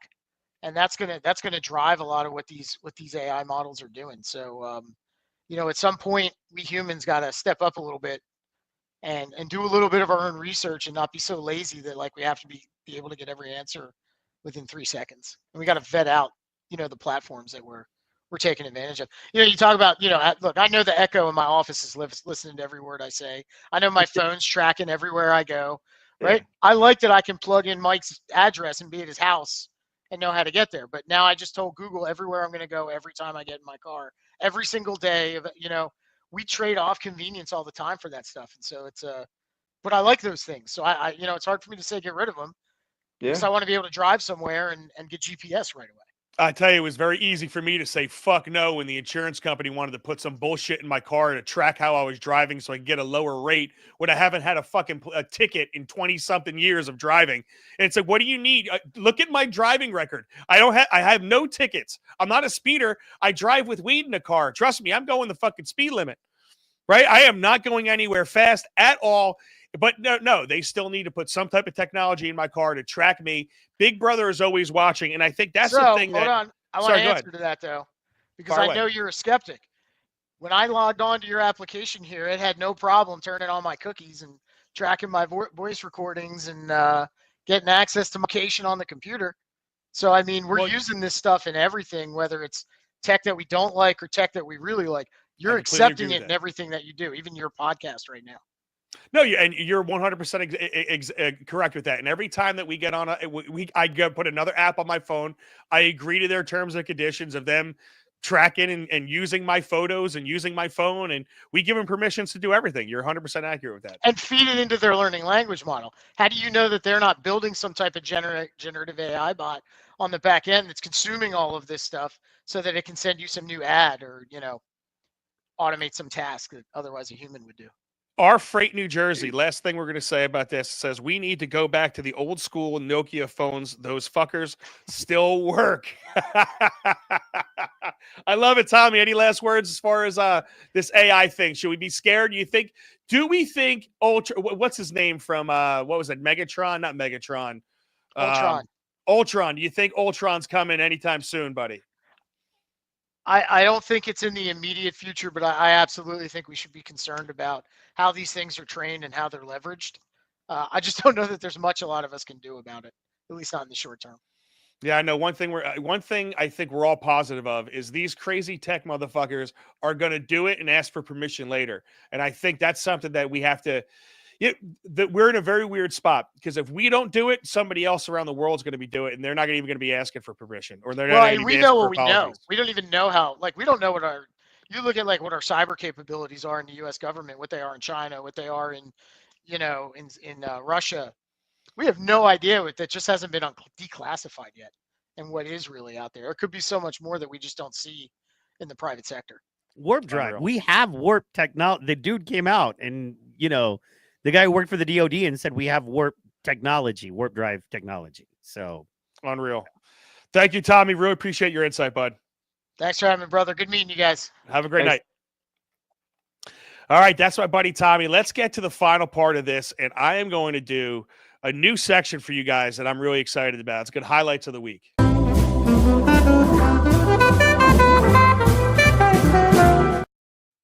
All right, who wants to start? Mike, you want to go first? Your first highlight? Man, I got this ready. Let's go. Let's add to the stage, Joe Rogan. Boom, ready. This was one of the best history moments in podcasting ever. It just happened yesterday. Check this out. Trump seemed to be in a bit of a spat, Joe. You want to check the tweet that Elon just put out a little bit ago? Time to drop the really big bomb. Donald Trump is in the Epstein files. That's the real reason they have not been made public. Have a nice day. Jesus Christ. I'm not participating in any of that conversation What between is he? Elon Have a and Trump. nice day, DJD. Someone should take his phone away. They're going back and forth about different things. And Yeah. Well, he said he was disappointed in Elon. yeah, they told him to leave. Jesus Christ, that's a crazy thing to say. How does he know? Does he know that Donald Trump is in the Epstein files? Look Or at does he Cash's have face. access to the Epstein files? I don't know how he would, but I'm just staying out of the Deer in headlights, bro. It's like, I don't know. You're the guy who knows. You're the guy. You're the head. You are. If anybody on this play, you're the guy that is hired specifically to know. You don't know. Wait a minute. I thought you just came on. We're telling us you knew. I just took his eyes out. I've been making jokes about Cash Patel's eyes because they're so wide open. Anytime someone asks him a question about the fucking Epstein files, I'm telling you, he's seen something in there because he's way too like, no, nothing's in there. I swear to God, there's nothing in that file. Absolutely not. You gotta love it, bro. I want to play poker with him. You know what I mean? He has such a bad poker. I want to. Do you have a full house? No, not at all. It would be great. You know what I mean? So, you know. It would be. All right, Ryan. We got Ryan's. Ryan's is Thomas Massey. Thomas Massey absolutely nails this. And this was how long ago, Ryan? Do you want to set this up? I think it was March 27th. He did this interview. And it's just so perfect. It's just so predictive of everything that's going on right now. And like always, Thomas Massey just explains it perfect. That's a real untold story here. And I think we may be on a collision course. Like, I think there's three cars coming together at an intersection, and they don't realize they're going to hit. And one of them is Congress with Mike Johnson driving is in one of these cars. Trump.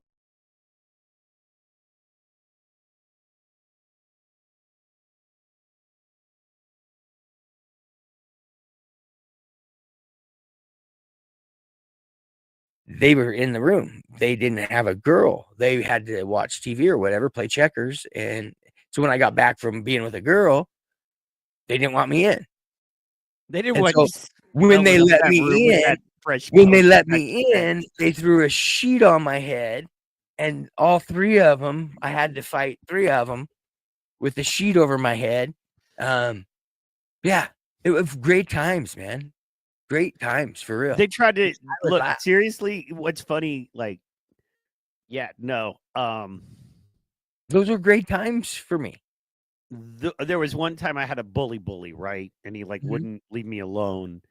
And I literally bit a chunk of his nose off. Word. Like Yes. literally out of school for 2 weeks. And Oh, I love like, he had to like get surgery and all that. Yeah, And yeah, I mean, he hit me. I had a bruise, and you know, I Yep. bit the hell out of him because I didn't know what else to do, and he could beat me. Fight's a So, fight. Yeah, Fight's and you a know, fight. certain bites are one thing, but you catch somebody on the nose, like right here on the nose, that's a different thing. You can take a chunk out of their life. And everybody who ever looks at them again will know they chose the wrong one. So anyway, I love that. So I'm not proud of it necessarily. I'm proud but of I'm you. proud of the fact I did what I took. But then the other time I got jumped, it was like 4 dudes like that, and I was like, see, that freaks me out, dude, to the point of like, and then I just started bringing a knife with me to school. And the one dude backed me up in the bathroom, and he had me like jacked up against the wall, and I pulled the knife and I put it in his belly, and I was like, I'm gonna, you know, I let him know. I let him know. It's like, the next time you touch me, I will stab you. And he's like, Yep. you're not gonna stab. You're gonna get in trouble. I don't get in trouble. I'm like, I don't care. I don't care. And I screamed it. And I remember he put me down, and I'll never forget. He looked at it. He realized in his eyes, oh shit, you know what I mean? And then I was like, go tell the principal. You know what I mean? Because like, there's that point where you're like, I don't care. There's a And, line, and then it crosses, and then there's a wall that's made of glass, and then it shatters. And well, then and the sad fact is, kids get that backed up. people don't understand. Most kids.